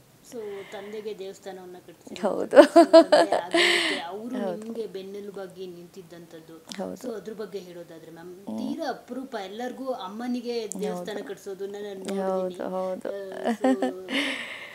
ನನಗೆ ಅಪ್ಪ ಅಂದ ತಕ್ಷಣ ತುಂಬಾ ನಾನು ಇಮೋಷ್ನಲ್ ಆಗಿಬಿಡ್ತೀನಿ ಮೇಡಮ್. ಯಾಕೆಂದರೆ ಏನೋ ಗೊತ್ತಿಲ್ಲ, ನನಗೆ ತಂದೆ ಅಂದರೆ ಒಂಥರ, ನನಗೆ ಅದು ತುಂಬ ಜನ ಹೇಳ್ಬೋದೇನೋ, ಏನು ಯಾವಾಗಲೂ ತಂದೆ ತಂದೆ ತಂದೆ ಅಂತಾರೆ ಅಂತ. ಅವರೇನೋ ದುಡ್ಡು ಕೊಟ್ಟು ಹೋಗಿದ್ದಾರೆ ಅಥವಾ ನಮಗೆಲ್ಲ ಏನೋ ಐಷಾರಾಮಿ ಬದುಕು ಕೊಟ್ಟು ಹೋಗಿದ್ದಾರೆ ಅಂತ ನನ್ನ ತಂದೆ ಅಂತ ಇಲ್ಲ. ತುಂಬ ಆದರ್ಶಗಳನ್ನ ಹೇಳ್ಕೊಟ್ಟು ಹೋಗಿದ್ದಾರೆ ನಮ್ಮ ತಂದೆ. ಇವತ್ತು ಇಡೀ ಕರ್ನಾಟಕಕ್ಕೆ ಅಶ್ವಿನಿ ಪರಿಚಯ ಆಗಿದ್ದಾರೆ, ಅಶ್ವಿನಿನ ಎಲ್ಲರೂ ಒಪ್ಕೋತಾರೆ, ಇಷ್ಟಪಡ್ತಾರೆ ಅಂದರೆ ಅದು ನಮ್ಮ ತಂದೆ ತಾಯಿ ನನಗೆ ಕೊಟ್ಟಿರೋಂತಹ ಒಂದು ಫೌಂಡೇಶನ್. ಅದು ಮನೆಯೇ ಮೊದಲ ಪಾಠಶಾಲೆ. ಸೊ ಮನೇಲಿ ನಿಮ್ಗೆ ಏನೇನೆಲ್ಲ ಹೇಳ್ಕೊಡ್ತಾರೆ ಆ ಎಲ್ಲ ಫಾರ್ಮುಲಾಸೇ ನೀವು ಹೊರಗಡೆ ಯೂಸ್ ಮಾಡೋ ಅಂಥದ್ದು. ಸೊ ಹಾಗಾಗಿ ನಮ್ಮ ತಂದೆ ನಂಗೆ ತುಂಬ ದೊಡ್ಡ ಆದರ್ಶ. ಇಷ್ಟೆಲ್ಲ ಕೊಟ್ಟು ಹೋಗಿದ್ದಾರೆ, ಬಿಟ್ಟು ಹೋಗಿದ್ದಾರೆ ಅಂತ ಆದಾಗ ನಮ್ಮ ತಂದೆಗೆ ನಾವು ಅವ್ರಿಗೊಂದು ಮನೆ ನಿರ್ಮಾಣ ಮಾಡಬೇಕು, ಅವರ ದೇವಸ್ಥಾನ ನಿರ್ಮಾಣ ಮಾಡಬೇಕು ಅನ್ನೋದು ನಂಗೆ ತುಂಬ ಆಸೆ ಇತ್ತು. ಹಾಗಾಗಿ ನಾವು ಮಾಡಿದ್ದೀವಿ ಅದನ್ನು. ನಾನಾಗಲಿ, ನಮ್ಮ ತಾಯಿ ಆಗಲಿ, ನನ್ನ ತಮ್ಮ ಆಗಲಿ, ನಾವೆಲ್ಲರೂ ಸೇರಿಕೊಂಡು ನಮ್ಮ ತಂದೆಗೆ ಒಂದು ದೇವಸ್ಥಾನವನ್ನು ನಿರ್ಮಾಣ ಮಾಡಿದ್ದೀನಿ. ಖಂಡಿತ ಅದರ ಪೂಜೆನೂ ಕೂಡ ದೊಡ್ಡ ಮಟ್ಟದಲ್ಲಿ ಮಾಡಬೇಕು ಅನ್ನೋ ಆಸೆ ಇದೆ. ಬಟ್ ನಮ್ಮ ಅಪ್ಪಂಗೆ ಯಾವಾಗಲೂ ಏನು ಅಂತಂದರೆ, ಹೊಟ್ಟೆ ತುಂಬಿರೋರಿಗೆ ಹೊಟ್ಟೆ ತುಂಬಿಸ್ಬಾರ್ದು, ಖಾಲಿ ಹೊಟ್ಟೆಲಿರೋರಿಗೆ ನೀನು ಊಟ ಹಾಕಬೇಕು ಅಂತ ಹೇಳೋರು. ಸೊ ಇಲ್ಲಿ ನಮ್ಮ ಅಕ್ಕಪಕ್ಕದಲ್ಲೆಲ್ಲ ತುಂಬ ಸ್ಕೂಲ್ಸ್ ಇದೆ, ಸರ್ಕಾರಿ ಶಾಲೆಗಳು, ಮತ್ತು ಒಂದಷ್ಟೆಲ್ಲನೂ ಕೂಡ ಇದ್ದಾರೆ, ಜನಗಳಿದ್ದಾರೆ. ಅವ್ರನ್ನೆಲ್ಲ ಕರೆದು ಅವತ್ತು ನಮ್ಮ ತಂದೆ ಪೂಜೆ ಮಾಡಿ ಅವ್ರಿಗೆಲ್ಲ ಊಟ ಹಾಕಬೇಕು ಅನ್ನೋದು ತುಂಬ ದೊಡ್ಡ ಆಸೆ ಇದೆ ನನಗೆ. ಸೊ ಅದು ಒಂದು ಕನಸು ಇರುವಂಥದ್ದು. ಈಗ ಕಂಪ್ಲೀಟ್ಲಿ ಹೋರಾಟಗಾರರಾಗಿ ಗುರುತಿಸ್ಕೊಳ್ತಾ ಇದ್ದೀರಾ. ಸೊ ಇಂಡಸ್ಟ್ರಿ ಜೊತೆ ನಂಟು ಇನ್ನೂ ಇದೆಯಾ? ಅದರ್ವೈಸ್ ಏನಾದರೂ ಕಂಪ್ಲೀಟ್ ಆಗಿ ಅದರಿಂದ ಆಚೆ ಬಂದಿದ್ದೀರಾ ಹೇಗೆ ಅಂತ? ಜೊತೆಗೆ ಇಂಡಸ್ಟ್ರಿಯಲ್ಲಿ ನಿಮಗೆ ತುಂಬ ಆಪ್ತರು ಅಂತಂದರೆ ಯಾರು ಮ್ಯಾಮ್? ನನಗ ಮೇಡಮ್, ನನಗೆ ಯಾರೂ ಆಪ್ತರಿಲ್ಲ, ಅದು ನೀವು ನಂಬಲೇಬೇಕು. ನನಗೆ ಯಾರೂ, ಎಲ್ಲರೂ ನನ್ನ ಸ್ನೇಹಿತರೆ. ನಾನು ನಿಮ್ಗೆ ಹೇಳಿದ್ನಲ್ಲ, ನೀವು ತುಂಬ ಜನನ ಕೇಳಿದ್ರೆ ನನ್ನ ಜೊತೆ ವರ್ಕ್ ಮಾಡಿರೋರು ಎಲ್ಲರೂ ಹೇಳ್ಬೋದೇನೋ ನಿಮಗೆ. ತುಂಬ ಸ್ಪಂದಿಸ್ತೀನಿ ನಾನು. ಮತ್ತು ಎಲ್ಲರೂ ನಾನು ಕೂತ್ಕೊಂಡಾಗ ಬರೀ ಅವ್ರ ಮಾತುಗಳನ್ನ ನಾನು ಕೇಳ್ತಿರ್ತೀನಿ. ಯಾವತ್ತಿಗೂ ಅಶ್ವಿನಿಯ ಒಳಗಡೆ ಏನಿದೆ, ಅಶ್ವಿನಿಯ ನೋವುಗಳಾಗ್ಬೋದು, ಇನ್ನೊಂದು ಯಾರಿಗೂ ಗೊತ್ತಿಲ್ಲ. ಯಾಕಂದರೆ ನನ್ನನ್ನು ನಾನು ಹಾಗೆ ಟ್ರೈನಪ್ ಮಾಡ್ಕೊಂಡಿದ್ದೀನಿ. ತುಂಬ ಎಲ್ಲರೂ ನನಗೆ ಸ್ನೇಹಿತರೆ, ಎಲ್ಲರೂ ನನ್ನ ಜೊತೆ ಒಳ್ಳೆಯ ಒಂದು ಟರ್ಮ್ಸಲ್ಲಿ ಇರ್ತಾರೆ. ಯಾಕಂದರೆ ನಾನು ಅವ್ರ ಜೊತೆಲಿ ಹಾಗೆ ನಡ್ಕೋತೀನಿ. ಬಟ್ ಯಾರೂ ನನಗೆ ತುಂಬ ಕ್ಲೋಸ್ ಫ್ರೆಂಡ್ಸು, ತುಂಬ ಬೆಸ್ಟ್ ಫ್ರೆಂಡ್ಸು, ಅಶ್ವಿನಿ ಗೌಡ ಯಾವತ್ತಾದ್ರೂ ಏನಾದರೂ ನನಗೆ ಒಂದು ಹೆಗಲ್ಬೇಕು, ಯಾರೋ ನಂಗೆ ಸ್ನೇಹಿತರಿದ್ದಾರೆ ಅಂತ ಹೇಳ್ಕೊಳ್ಳೋಂಥ ಸ್ನೇಹಿತರು ನನಗೆ ಯಾರೂ ಇಲ್ಲ. ನನಗೆ ಸ್ನೇಹಿತರು ಅಂತಂದರೆ ನಮ್ಮ ತಾಯಿ, ನಮ್ಮ ತಂದೆ, ನನ್ನ ಮಗ. ಇದೇ ನನ್ನ ಬದುಕು, ಇದೇ ನನ್ನ ಜಗತ್ತು ಅಂತ ಬದುಕ್ತಾ ಇರೋಳು ನಾನು. ಸೊ ಹಾಗಾಗಿ ಇದೇ ನನ್ನ ಪ್ರಪಂಚ. ಸೊ ಏನಾದರೂ ಮತ್ತೆ ಕಮ್ ಬ್ಯಾಕ್ ಅನ್ನೋದು ಏನಾದರೂ ಇದೆಯಾ? ಬಿಗ್ ಸ್ಕ್ರೀನ್ಗಾಗಲಿ ಸ್ಮಾಲ್ ಸ್ಕ್ರೀನ್ಗಾಗಲಿ ಏನಾದರೂ ಒಂದು ಸರ್ಪ್ರೈಸಿಂಗ್ ಇದೆಯಾ ಅಂತ? ಹೌದು ಮೇಡಮ್, ಏನು ಅಂದರೆ ನಾವು ಕಲಾವಿದರಾಗಿರೋದ್ರಿಂದ ನಮ್ಗೆ ಅದೇ ಹೇಳಿದ್ನಲ್ಲ, ಸ್ವಾರ್ಥ ಇದ್ದೇ ಇರುತ್ತೆ. ಸುಮ್ಮನೆ ಅಂತೂ ಇರೋದಕ್ಕಾಗಲ್ಲ, ನಮ್ಗೆ ಏನಾದರೂ ಮಾಡ್ತಿರ್ಬೇಕು ಅಂತ. ಖಂಡಿತವಾಗ್ಲೂ ದೊಡ್ಡ ಅವಕಾಶ ಹೌದು, ಬರ್ತೀನಿ, ಮತ್ತೆ ಬರ್ತೀನಿ, ಸ್ಕ್ರೀನ್ ಮೇಲೆ ಬರ್ತೀನಿ ನಾನು. ಸೊ ಜನ ಇಷ್ಟಪಡ್ತಾರೆ. ಅಶ್ವಿನಿ 1-1.5 ವರ್ಷದಿಂದ ಎಲ್ಲಪ್ಪ ಕಳೆದೋಗಿದ್ರು ಅನ್ನೋರಿಗೆ ಖಂಡಿತವಾಗ್ಲೂ ಮತ್ತೆ ಅವರ ಮನೆಗೂ ನಾನು ತಲುಪ್ತೀನಿ ಅತಿ ಶೀಘ್ರದಲ್ಲಿ. ಸೊ ಎಸ್, ಖಂಡಿತ ಜನಕ್ಕೂ ಅದು ಇಷ್ಟ ಆಗುತ್ತೆ. ಬರೀ ಅಶ್ವಿನಿನ ಮೇಕಪ್ ಹಾಕ್ಕೊಂಡು ಮಾತ್ರ ನೋಡಿದ್ದಾರೆ. ಹಾಗಾಗಿ ಅಶ್ವಿನಿ ನೈಜವಾಗಿ ಹೇಗಿರ್ತಾರೆ, ಅಶ್ವಿನಿ ನಿಜವಾದ ಗುಣ ಏನು, ಇದು ನನಗೂ ಕೂಡ ದೊಡ್ಡ ಯಕ್ಷ ಪ್ರಶ್ನೆ. ಯಾಕಂದರೆ ತುಂಬ ನನಗೆ ಕೋಪ ಬರುತ್ತೆ, ತುಂಬ ಬೇಗ ರಿಯಾಕ್ಟ್ ಮಾಡ್ತೀನಿ. ಇಷ್ಟು ನಾನೇನು ತುಂಬ ಸರಳವಾಗಿದ್ದೀನಿ ನಾನು ಆಗಲ್ವೇ ಅಲ್ಲ. ಸೊ ಹಾಗಾಗಿ ಅಶ್ವಿನಿಯ ವ್ಯಕ್ತಿತ್ವ ಏನು ಅನ್ನೋದು ತುಂಬ ಜನಕ್ಕೆ ಗೊತ್ತಾಗಬೇಕು ಅಂತ ಇರುತ್ತೆ. ಸೊ ಹಾಗಾಗಿ ಅವೆಲ್ಲವನ್ನು ಪ್ರೂವ್ ಮಾಡ್ಕೊಳ್ಳೋದಕ್ಕೆ ಅತಿ ಶೀಘ್ರದಲ್ಲಿ ಎಲ್ಲರ ಮನೆಗೂ ನಾನು ಬರ್ತೀನಿ. ಹಾಗಾದ್ರೆ ಎಸ್, ಅಶ್ವಿನಿನ ಕಣ್ ತುಂಬಿಕೊಳ್ತೀವಿ ಸದ್ಯದಲ್ಲೇ. ಖಂಡಿತವಾಗ್ಲೂ. ಎಷ್ಟು ಜನ ಕಣ್ ತುಂಬ್ಕೋತಾರೋ, ಎಷ್ಟು ಜನ ಬೈಕೋತಾರೋ ಏನು ಅನ್ನೋದು ಗೊತ್ತಿಲ್ಲ. ಬಟ್ ಒಂದಂತೂ ಗೊತ್ತು ಮೇಡಮ್, ಅಶ್ವಿನಿ ಗೆಲ್ತೀನಿ ಅನ್ನೋದು ಗೊತ್ತು. ಅಶ್ವಿನಿ ಒಬ್ಬ ವ್ಯಕ್ತಿಯಾಗಿ ಗೆದ್ದಿದ್ದೀನೋ ಇಲ್ವೋ ನನಗೆ ಗೊತ್ತಿಲ್ಲ. ಬಟ್ ಒಬ್ಬ ವ್ಯಕ್ತಿತ್ವ ಇರುವಂಥ ಅಶ್ವಿನಿಯಾಗಿ ನನ್ನ ವ್ಯಕ್ತಿತ್ವ ಗೆಲ್ಲುತ್ತೆ ಅಂತ ನಾನು ಅಂದ್ಕೊಂಡಿದ್ದೀನಿ. ಸೊ ಇನ್ನು ಇಂಡಸ್ಟ್ರಿ ವಿಚಾರಕ್ಕೆ ಬಂದಾಗ ಇದು ಒಂದಷ್ಟು ಹೆಸರುಗಳನ್ನ ಕೇಳ್ತೀನಿ. ಸೊ ನಿಮ್ಮ ಒಪಿನಿಯನ್ ಅವ್ರ ಬಗ್ಗೆ, ಅವ್ರ ಜೊತೆ ಇರೋ ಒಡನಾಟದ ಬಗ್ಗೆ ಆಗಿರ್ಬೋದು. ಸೊ ಶಿವಣ್ಣ, ಓಹ್, ಶಿವಣ್ಣನ ಒಂದ್ಸಲ ನಾನು ಇಂಟರ್ವ್ಯೂ ಮಾಡೋಕ್ಕೆ ಹೋಗಿದ್ದೆ. ಆಗ ಅವ್ರನ್ನ ಹೀಗೆ ಇಂಟರ್ವ್ಯೂ ಮಾಡ್ಬೇಕಾದ್ರೆ ಅವ್ರು ಫಸ್ಟ್ ಕೇಳಿದ್ದು ಹೀಗೆ, ಅವ್ರು ಬಂದಿದ್ದಾರೆ ಫಸ್ಟ್ ಅವ್ರಿಗೆ ಎಳ್ನೀರು ಕೊಡಿ ಅಂತ ಹೇಳಿ. ಸೊ ಹಾಗೆ ಅವ್ರ ಮನೆ ಆತಿಥ್ಯ ಹಾಗಿರುತ್ತೆ. ಸೊ ಹಾಗಾಗಿ ಶಿವಣ್ಣ ಅಂದರೆ ನಂಗೆ ನೆನಪಾಗೋದು ಆತಿಥ್ಯ. ಇನ್ನೊಂದು ಶ್ರೀಕಂಠ ಸಿನಿಮಾದಲ್ಲಿ ನಾನು ಅವ್ರ ಜೊತೆ ಆ್ಯಕ್ಟ್ ಮಾಡ್ತೀನಿ. ಓಕೆ, ಅವಾಗ ಏನು ಮಾಡ್ತಾರೆ ಅವರು, ನನ್ನ ಪರ್ಫಾರ್ಮೆನ್ಸ್ ನೋಡ್ತಾ ಶಿವಣ್ಣ ಡೈರೆಕ್ಟ್ರು ಸೈಡ್ಗೆ ಹೊಟ್ಟೋಗ್ಬಿಡ್ತಾರೆ. ಇಡೀ ನನ್ನ ಸೀನ್ನ ಡೈರೆಕ್ಟ್ ಮಾಡೋದು ಶಿವಣ್ಣ. ಕೂತ್ಬಿಡ್ತಾರೆ ಅಲ್ಲೇ ಶಿವಣ್ಣ 2 ಅವರು. ಅವರೇ ನನ್ನ ಸೀನ್ಗಳನ್ನ ಡೈರೆಕ್ಟ್ ಮಾಡೋದು ಶ್ರೀಕಂಠ ಸಿನಿಮಾದಲ್ಲಿ. ಸೊ ಹಾಗಾಗಿ ಶಿವಣ್ಣ ಅಂದರೆ ನನಗೆ ಅದು ಫಸ್ಟ್ ನೆನಪಾಗುತ್ತೆ. ಎಸ್. ಓ ಓಕೆ, ನಾನು ಅವ್ರನ್ನ ಸುದೀಪ್ ಸರ್ ಅಂತ ಕರೆಯಲ್ಲ. ಯಾಕೆಂದರೆ ನನಗೆ ಕಿಚ್ಚ ಸುದೀಪ್ ಅವರು ಸುದೀಪ್ ಅಣ್ಣ ಅಂತಾನೆ. ಯಾಕೆಂದರೆ ನಮ್ಮ ಕುಟುಂಬ ಜೊತೇಲಿ ಅವ್ರ ಒಡನಾಟ, ಅದು ಹೇಗೆ ಏನು ಅನ್ನೋದು ಬೇಡ, ಬಟ್ ನಮ್ಮ ಕುಟುಂಬ ಜೊತೇಲಿ ಅವ್ರ ಒಡನಾಟ. ಸೊ ನಾನೊಂದು 20 ವರ್ಷದ ಹಿಂದೆ ಸುದೀಪ್ ಅಣ್ಣನ ಭೇಟಿ ಮಾಡಿದ್ದಿದ್ದು. ಅವ್ರನ್ನ ನಾನು ಅಣ್ಣ ಅಂತಲೇ ಅವತ್ತು ಕರೆದಿದ್ದೆ, ಇವತ್ತಿಗೂ ಸುದೀಪ್ ಅಣ್ಣ ಅಂತಲೇ ಕರಿತೀನಿ. ಸೊ ಆ ನೆನಪು ನನಗೆ ಜಾಸ್ತಿ ಇದೆ. ಯಶ್ ಅವರು, ಓ ಯಶ್ ಅತ್ತೆ ಮಗಳು. ನನಗೆ ಯಶ್ ಅಂದಾಗ ನೆನಪಾಗೋದು ಅವ್ರು ಯಾವಾಗಲೂ ಕ್ಯಾರೆಟ್ ತಿನ್ನೋರು. ಹೌದು, ಅವ್ರು ತುಂಬ ಕ್ಯಾರೆಟ್ ತಿಂತಾಯಿದ್ರು, ಕಟ್ ಮಾಡ್ಕೊಂಬಂದು ಇದರಲ್ಲಿ ಇಟ್ಕೊಂಡು ಯಾವಾಗಲೂ ತಿನ್ನೋರು ಕ್ಯಾರೆಟ್. ಸೊ ನಂಗೆ ರಾಜಾ ಹುಲಿ ಸಂದರ್ಭದಲ್ಲಿ ಅವ್ರು ಯಾವಾಗಲೂ ಕ್ಯಾರೆಟ್ ತಿಂತಿದ್ದು ನನಗೆ ನೆನಪಾಗೋದು. ಸೊ ಯಶ್ ಅಂದ ತಕ್ಷಣ ಕ್ಯಾರೆಟ್ ನೆನಪಾಗುತ್ತೆ. ಫಾಲೋ ಮಾಡಿದ್ರೆ ಅದನ್ನ ಮತ್ತೆ? ಇಲ್ಲ, ನಾನೇನು ಫಾಲೋ ಮಾಡಿಲ್ಲ. ಆಮೇಲೆ ನಾನು ಪ್ಯಾನ್ ಇಂಡಿಯಾ ಸ್ಟಾರ್ ಆಗ್ಬಿಡ್ತೀನಿ, ಅದಕ್ಕೆ ಫಾಲೋ ಮಾಡಿಲ್ಲ. ದರ್ಶನ್ ಅವರು, ಓ ದರ್ಶನ್ ಅವ್ರ ಬಗ್ಗೆ ನಾನು ಒಡಿಯಾ ಸಿನಿಮಾದಲ್ಲಿ ಅವ್ರ ಜೊತೆ ಆ್ಯಕ್ಟ್ ಮಾಡಿದ್ದೆ. ಸೊ ಹೌದು, ಸೊ ಹಾಗಾಗಿ ದರ್ಶನ್ ಅಂತ ಅಂದರೆ ನನಗೆ ಒಂಥರ ತುಂಬಾ ಇಷ್ಟ ಆಗುವಂಥ ವ್ಯಕ್ತಿ. ಯಾಕೆಂದರೆ ಅವರು ಕೂಡ ಹಾಗೆ ಇರ್ತಾರೆ ಹೆಣ್ಮಕ್ಳ ಜೊತೇಲಿ. ಮೈಸೂರಲ್ಲಿ ನಾವು ಶೂಟಿಂಗ್ ಮಾಡ್ತಾಯಿದ್ವಿ, ಹಾಗಾಗಿ ಅವ್ರನ್ನ ಭೇಟಿ ಮಾಡಿದ್ದೆ. ತುಂಬ ಸರಳತೆ ಇರುವಂಥ ವ್ಯಕ್ತಿ, ಗೌರವಯುತವಾಗಿ ನಡ್ಕೊಳ್ಳೋವಂಥ ವ್ಯಕ್ತಿ. ಒಂಥರ ತುಂಬ ಇಷ್ಟ ಆಗ್ತಾರೆ. ನಮ್ಮ ಇಂಡಸ್ಟ್ರೀಲಿ ಒಂಥರ ಹ್ಯಾಂಡ್ಸಮ್ ಹೀರೋಸಲ್ಲಿ ಅವರು ಕೂಡ ಒಬ್ಬರು. ಈಗ ಅವರ ಸಿಚುವೇಶನ್ ಬಗ್ಗೆ ಹೇಳೋದಾದ್ರೆ ಮ್ಯಾಮ್, ಅಂದರೆ ನೀವು ಆ್ಯಕ್ಟ್ ಮಾಡಿದ್ದೀರಾ, ಹೌದು, ಅವರನ್ನ ನೋಡಿರ್ತೀರ, ಕರೆಕ್ಟ್. ಅವರ ಸಿಚುವೇಶನ್ ಸದ್ಯಕ್ಕೆ ಸರಿ ಇಲ್ಲ. ಸೊ ಅದ್ರ ಬಗ್ಗೆ ಓವರಾಲ್ ನೋಡಿದಾಗ ಹೇಗೆ ಅನಿಸುತ್ತೆ ನಿಮಗೆ? ಆ ಕಾಂಟ್ರವರ್ಸಿ ಬಗ್ಗೆ ಮಾತಾಡೋಕ್ಕಿಂತ ಮೇಡಮ್, ನನಗೆ ತುಂಬ ಅನಿಸಿದ್ದೇನು ಅಂದರೆ ಅವರ ಆರೋಗ್ಯದ ವಿಚಾರದಲ್ಲಿ. ಯಾಕೆಂದರೆ ನಾವು ನೋಡ್ತಾ ಇದ್ವಿ ಮಾಧ್ಯಮದಲ್ಲೆಲ್ಲನೂ ತುಂಬ ಅವ್ರಿಗೆ ಹೆಲ್ತ್ ಇಶ್ಯೂ ಇದೆ ಅನ್ನೋವಂಥದ್ದು. ಸೊ ಅದು ಆ ಸ್ಪೈನಲ್ ಇಶ್ಯೂ ಏನಿದೆಯಲ್ಲ, ಅದು ತುಂಬಾ ಕಾಡುತ್ತೆ ಒಬ್ಬ ಮನುಷ್ಯನಿಗೆ. ನಾವು ಹೊರಗಡೆ ನೋಡಿ ಹೇಳೋ ಅಷ್ಟು ಸುಲಭ ಅಲ್ಲ ಅದು. ತುಂಬಾ ಚಿಕ್ಕದಾಗ್ಬೋದು, ಡಿಸ್ಕ್ ಬಲ್ಜ್ ಅನ್ನೋ ಅಂತ ತುಂಬಾ ಸಣ್ಣ ಇದಾಗ್ಬೋದು, ಬಟ್ ತುಂಬ ಕಾಡುತ್ತೆ. ಆ ನೋವಿದೆಯಲ್ಲ, ಅದು ನನಗೂ ಅನುಭವ ಆಗಿದೆ. ಹಾಗಾಗಿ ಆದಷ್ಟು ಬೇಗ ಅವರು ಆರೋಗ್ಯದ ಸಮಸ್ಯೆ ಎಲ್ಲ ಸರಿ ಹೋಗಲಿ, ಆದಷ್ಟು ಬೇಗ ಮತ್ತೆ ನಮ್ಮ ಇಂಡಸ್ಟ್ರಿಗೆ ಅವ್ರು ಕಮ್ ಬ್ಯಾಕ್ ಆಗಲಿ. ಯಾಕೆಂದ್ರೆ ನಾನು ಹೇಳ್ದಾಗೆ ನಮ್ಮ ಕನ್ನಡ ಸಿನಿಮಾ ರಂಗದಲ್ಲಿ ಇರುವಂಥ ಕೆಲವು ಹೀರೋಸ್ ಅಷ್ಟೇ, ಅದರಲ್ಲೂ ದರ್ಶನ್ ಅಂದರೆ ಅವ್ರಿಗಿರುವಂಥ ಅಭಿಮಾನಿಗಳು ಸಮುದ್ರದ ಹಾಗೆ. ಹಾಗಾಗಿ ಅವರೆಲ್ಲರೂ ಕಾಯ್ತಾ ಇರ್ತಾರೆ. ಅದರ ಜೊತೆಗೆ ನಾನು ಕೂಡ ಒಂದು ವೆಲ್ ವಿಷರ್ ಆಗಿ, ಅವ್ರ ಜೊತೆ ಒಬ್ಬ ಸಹನಟಿಯಾಗಿ ನಾನು ಕೂಡ ಆದಷ್ಟು ಬೇಗ ಗುಣಮುಖವಾಗಿ ಎಲ್ಲ ಅವ್ರ ಮೇಲಿರುವಂಥ ಆಪಾದನೆಗಳಿಂದ ಮುಕ್ತಿಯಾಗಿ ಹೊರಗಡೆ ಬರಲಿ ಅಂತ ನಾನು ಇವ್ರ ಬಗ್ಗೆ ಕೇಳದೆ ಇರೋದಕ್ಕಾಗೋದಿಲ್ಲ. ಅಪ್ಪು ಅವರು, ಅಯ್ಯೋ ಮೇಡಮ್, ಅಪ್ಪು ಬಗ್ಗೆ ಹೇಳೋದಾದರೆ ನಮ್ಗೆ ಅಪ್ಪು ಅಂತ ನೆನಪಾಗಲ್ಲ. ನಮಗೊಂಥರ ನಮ್ಮ ಮನೆ ಮಗನೋ, ನಮ್ಮ ಮನೆ ಅಣ್ಣ ತಮ್ಮನೋ ಅನ್ನೋ ಥರನೇ 100% ಆಗುತ್ತೆ. ನನ್ನ ಮಗ ಫಸ್ಟ್ ಇಷ್ಟಪಟ್ಟಿದ್ದು ಅಪ್ಪುನ, ನನ್ನ ತಮ್ಮನ ಮಗ ಫಸ್ಟ್ ಇಷ್ಟಪಟ್ಟಿದ್ದು ಅಪ್ಪುನ.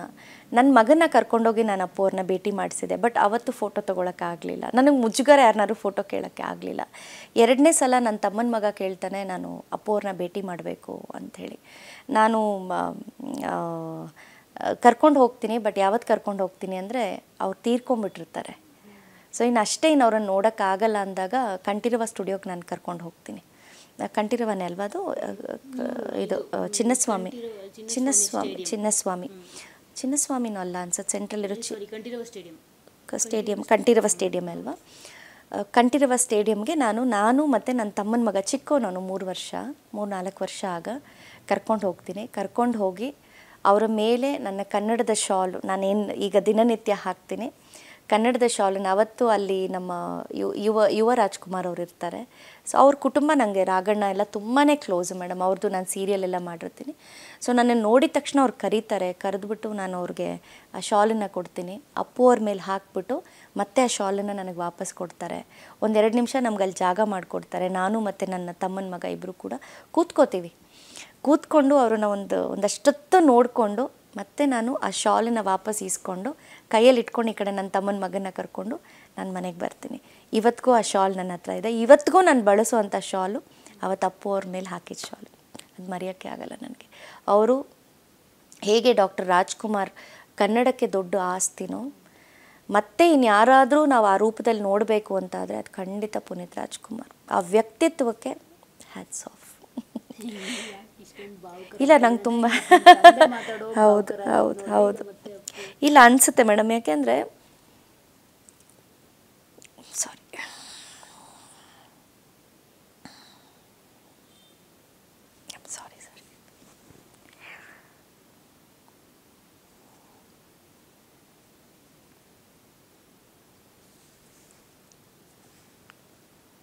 ನಾನು ಯಾಕೆ ಭಾವುಕಳಾಗ್ತೀನಿ ಅಂದರೆ, ತುಂಬ ಒಳ್ಳೆ ವ್ಯಕ್ತಿಗಳಾಗಬಾರ್ದು ಲೈಫಲ್ಲಿ. ಯಾಕಂದರೆ ಮನುಷ್ಯನಿಗೆ ಆ ಸಾವು ಅನ್ನೋದನ್ನು ಯಾರು ನೋಡಿ ಬಂದಿರ್ತಾರಲ್ಲ, ವ್ಯಕ್ತಿಗಳನ್ನ ಕಳ್ಕೊಂಡಾಗ ಆಗೋ ನೋವಿರುತ್ತಲ್ಲ ಮೇಡಮ್, ಅದು ಅನುಭವಿಸಿರೋರ್ಗೆ ಮಾತ್ರ ಗೊತ್ತು. ಯಾಕೆಂದರೆ ಅಪ್ಪು ಅವರು ಸಾಯೋ ವಯಸ್ಸೇ ಅಲ್ಲ, ಬಟ್ ನಮ್ಮನ್ನೆಲ್ಲ ಬಿಟ್ಟು ಹೋಗ್ತಾರೆ ಅಂದರೆ ಅವ್ರಿಗೆ ದೊಡ್ಡವರೆಲ್ಲ ಅವ್ರನ್ನ ಇಷ್ಟಪಡ್ತಿದ್ದು, ಅವ್ರಿಗೆ ತುಂಬ ಬೇಗ ಕನೆಕ್ಟ್ ಆಗ್ತಿದ್ದು ದೇವರ ಸ್ವರೂಪದಲ್ಲಿರುವಂಥ ಮಕ್ಕಳು. ಇವತ್ತು ನೀವು ಯಾರನ್ನಾದರೂ ಕೇಳಿ, ಈಗ ನನ್ನ ತಮ್ಮನ ಮಗಳಿದ್ದಾಳೆ, ಅವಳಿಗೂ ಕೂಡ ಅಪ್ಪು ಅಂದರೆ ಅಷ್ಟೇ ಇಷ್ಟ. ಸೊ ಈಗ ನಾನು ಕೆಲವು ವೀಡಿಯೋಸ್ನ ನೋಡ್ತಾ ಇರ್ತೀನಿ, ಅಪ್ಪು ಮಾಮ ಅಂತ ಹೇಳ್ತಾ ಇರ್ತಾರೆ. ಸೊ ಹಾಗೆ ನಮ್ಮ ಕನ್ನಡ ಚಿತ್ರರಂಗದಲ್ಲಿ ಯಾರಾದರೂ ತುಂಬ ನಾವು ಇವತ್ತಿಗೂ ನನಗೆ ಅಪ್ಪು ಅವ್ರು ಇಲ್ಲ ಅನ್ನೋದು ನನಗೆ ಅನಿಸೇ ಇಲ್ಲ. ಅವ್ರು ನಮ್ಮನ್ನೆಲ್ಲ ಬಿಟ್ಟು ಹೋಗಿದ್ದಾರೆ ಅಂತ ಖಂಡಿತ ಅನಿಸಲ್ಲ. ಬಿಕಾಸ್ ಅಪ್ಪು ವ್ಯಕ್ತಿತ್ವ ಆಗಿತ್ತು, ಮತ್ತು ತುಂಬ ಜನಕ್ಕೆ ಸಹಾಯ ಮಾಡಿದ್ದಾರೆ ಅವರು. ಅದೆಲ್ಲ ಅವ್ರು ತೀರ್ ಹೋದ್ಮೇಲೆ ಹೊರಗಡೆ ಬಂತು. ಅವ್ರು ಯಾರಿಗೆ ಸಹಾಯ ಮಾಡೋಕೆ ಕೊಟ್ಬಿಟ್ಟು ಹೇಳೋರಂತೆ, ಇದೆಲ್ಲೂ ಹೊರಗಡೆ ಬರಬಾರ್ದು ಅಂತ. ಸೊ ಅಂಥ ವ್ಯಕ್ತಿಗಳು ನಮ್ಮ ಸಮಾಜಕ್ಕೆ ಇನ್ನೊಂದಷ್ಟು ಜನ ಬೇಕು. ಇವತ್ತು ಬರೀ ದುಡ್ಡು ಮಾಡಬೇಕು, ಆಸ್ತಿ ಮಾಡಬೇಕು ಅಂತ ಹೇಳ್ತಾರೆ. ಬಟ್ ನಿಜವಾಗ್ಲೂ ನಾನು ಅಪ್ಪುನ ನೆನೆಸ್ಕೊಂಡಾಗ ನಂಗೆ ತುಂಬ ಒಂಥರ ಅನಿಸುತ್ತೆ. ನಿಮ್ಮ ಪರ್ಸನಲ್ ಫೇವ್ರೇಟ್ ಅಂತಂದರೆ ಯಾರು ಮ್ಯಾಮ್ ಕನ್ನಡ ಇಂಡಸ್ಟ್ರಿ ಅಂತ? ನನಗೆ ತುಂಬ ಇಷ್ಟ ಆಗೋದು ಡಾಕ್ಟರ್ ರಾಜ್ಕುಮಾರ್. ಫಸ್ಟ್ ನನಗೆ ಅವರೇ ಇಷ್ಟ ಆಗುವಂಥದ್ದು. ಅದಾದಮೇಲೆ ಆ ಕುಟುಂಬದಿಂದ ಇಷ್ಟ ಆಗುವಂಥದ್ದು ಪುನೀತ್ ರಾಜ್ಕುಮಾರ್. ಅದಾದಮೇಲೆ ನನಗೆ ಸುದೀಪ್ ಆ್ಯಂಡ್ ದರ್ಶನ್. ನನಗಿಬ್ಬರು ತುಂಬ ಇಷ್ಟ, ಯಾಕಂದರೆ ಇಬ್ಬರು ಈಕ್ವಲಿ ಹ್ಯಾಂಡ್ಸಮ್. ಸೊ ಹಾಗಾಗಿ ನನಗೆ ಸುದೀಪ್ ಆ್ಯಂಡ್ ದರ್ಶನ್ ಅವರು ತುಂಬ ಇಷ್ಟ ಆಗ್ತಾರೆ. Already cutout. ನಮಗೂ ಆಸೆ ಇತ್ತು ಅವ್ರ ಜೊತೆಲೆಲ್ಲ ಆ್ಯಕ್ಟ್ ಮಾಡಬೇಕು ಅಂತ. ಬಟ್ ಸುದೀಪ್ ಅಣ್ಣನ ಜೊತೆ ನಾನು ಆ್ಯಕ್ಟ್ ಮಾಡೋ ಅವಕಾಶ ನನಗೆ ಸಿಗಲಿಲ್ಲ. ಬಟ್ ಒಡಿಯಾದಲ್ಲಿ ನಾನು ದರ್ಶನ್ ಅವ್ರ ಜೊತೆ ಆ್ಯಕ್ಟ್ ಮಾಡೋ ಒಂದು ಅವಕಾಶ ಸಿಕ್ತು. ಮತ್ತು ಈ ಪ್ರೀವಿಯಸ್ ಇಂಟರ್ವ್ಯೂಲು ನಾನು ಹೇಳಿದ್ದೆ ದರ್ಶನ್ ಅವ್ರ ಬಗ್ಗೆ ಹೇಳಬೇಕಾದ್ರೆ, ನಾವು ಒಂದು ಖಡ್ಗ ತೊಗೊಂಡು ಹೋಗಿ ಕೊಡ್ತೀವಿ. ನನ್ನ ಜೊತೆಲಿ ತರುಣ್ ಅಂತ ಹೇಳಿ ನನ್ನ ತಮ್ಮ ಇರ್ತಾನೆ, ಅವನು ಒಂದು ಖಡ್ಗನ ತೊಗೊಂಡು ಬಂದಿರ್ತಾನೆ. ದರ್ಶನ್ ಅವ್ರಿಗೆ ಕೊಟ್ಟಿದ ತಕ್ಷಣ ಅವ್ರು ಏನೂ ನೋಡಲ್ಲ ಮೇಡಮ್, ನಮಗೆ ಖುಷಿ ಆಗಬೇಕು ಅನ್ನೋ ಒಂದು ಕಾರಣಕ್ಕೆ ತೆಗೆದು ಆ ಖಡ್ಗನ ಹಾಕೋತಾರೆ. ಅದು ಬೆಳ್ಳಿನ, ಆರ್ಟಿಫಿಷಿಯಲ್ಲ, ಟೈಟಾ, ಲೂಸಾ, ಇವ್ರು ಯಾರಪ್ಪ ತಂದು ಕೊಟ್ಟಿದ್ದಾರೆ, ನಾನು ಇವ್ರ ಮುಂದೆ ಹಾಕ್ಕೋಬೇಕಾ, ಅವ್ರು ಬೇಕಾದ್ರೆ ಎತ್ತಿಡ್ಬೋದಾಗಿತ್ತಿಲ್ಲ, ಯಾರಿಗಾದ್ರು ತೆಗೆದು ಕೊಡ್ಬೋದಿತ್ತು. ಇವತ್ತು ನಾವು ಎಷ್ಟೊಂದು ಜನ ಹೀರೋಗಳನ್ನ ನೋಡ್ತೀವಿ ಆ ಥರ, ಏನೋ ಅಹಮ್ಮು, ಏನೋ ದುರಹಂಕಾರ, ಏನೋ ತುಂಬ ಸಾಧನೆ ಮಾಡಿದ್ದೀವಿ ಅಂತ. ಬಟ್ ಆ ಥರದ ದರ್ಶನ ಅಲ್ವೇ ಅಲ್ಲ, ಕೈಗೆ ಸೀದಾ ತೆಗೆದು ಹಾಕ್ಕೊಂಡ್ರು. ಆ ಫೋಟೋ ಕೂಡ ಇವತ್ತು ನನ್ನ ಹತ್ರ ಇದೆ. ಸೊ ಆ ಥರದ ವ್ಯಕ್ತಿತ್ವ ಇರೋವಂಥ ವ್ಯಕ್ತಿ. ಸೊ ಅವ್ರಿಗೆ ಒಳ್ಳೇದಾಗಬೇಕು. ನಮ್ಮ ಕನ್ನಡ ಇಂಡಸ್ಟ್ರೀಲಿ ಇರುವಂಥ ಕೆಲವು ಹೀರೋಗಳು. ಸೊ ಹಾಗಾಗಿ ಅದರಲ್ಲೂ ಈ ಥರ ಎಲ್ಲ ಆದಾಗ ತುಂಬ ಬೇಜಾರಾಗುತ್ತೆ, ಮನ್ಸಿಗೆ ಬೇಜಾರಾಗುತ್ತೆ. ಸೊ ಅವ್ರು ಬೇಗ ಕಮ್ ಬ್ಯಾಕ್ ಆಗಲಿ ಅಂತ ನಾನು ಆಶಿಸ್ತೀನಿ. ನನಗೆ ನಟಿಯರು ಅಂತ ಬಂದಾಗ ನಾನು ಯಾರನ್ನೂ ಹೀರೋಯಿನ್ಸ್ ಅಂತ ನಾನು ಯಾರನ್ನೂ ಏನು ಇಷ್ಟಪಟ್ಟಿಲ್ಲ. ನಾನು ಜಯಂತಿ ಅಮ್ಮ ನಂಗೆ ತುಂಬ ಇಷ್ಟ ಆಗ್ತಾಯಿದ್ರು. ನಾನು ಚಿಕ್ಕ ವಯಸ್ಸಲ್ಲಿ ಅವರು ಎಡಕಲ್ಲು ಗುಡ್ಡದ ಮೇಲೆ ಸಿನಿಮಾ ನೋಡಿ ಒಂಥರ ಏನೋ ಒಂಥರ ಇಷ್ಟ ನನಗೆ ಜಯಂತಿ ಅಮ್ಮ. ನಮ್ಮ ಶಾಲೆಗೂ ಒಂದು ಸಲ ಬಂದಿದ್ದರು. ಸೊ ಅವ್ರು ನಂಗೆ ತುಂಬ ಇಷ್ಟ ಆಗೋರು. ಮತ್ತು ಈಗಿನ ಹೀರೋಯಿನ್ಸಲ್ಲಿ ನನಗೆ ರುಕ್ಮಿಣಿ ಅವ್ರು ತುಂಬ ಇಷ್ಟ ಆಗ್ತಾರೆ. ಯಾಕೆಂದರೆ ಒಂಥರ ಹೆಣ್ಮಕ್ಳು ಈಗ ಹೀರೋಯಿನ್ಸ್ ಅಂದರೆ ಎಕ್ಸ್ಪೋಸ್ ಮಾಡಬೇಕು, ಚೆನ್ನಾಗಿ ಡ್ರೆಸ್ ಮಾಡ್ಕೋಬೇಕು, ಹೀಗೆಲ್ಲ ಇತ್ತು, ಡ್ಯಾನ್ಸ್ ಮಾಡಬೇಕು ಹೀಗೆ ಹಾಗೆ ಅಂತ. ಬಟ್ ರುಕ್ಮಿಣಿ ಅವರು ಒಂದು ಟ್ರೆಂಡ್ ಕ್ರಿಯೇಟ್ ಮಾಡ್ತಾ ಇದ್ದಾರೆ.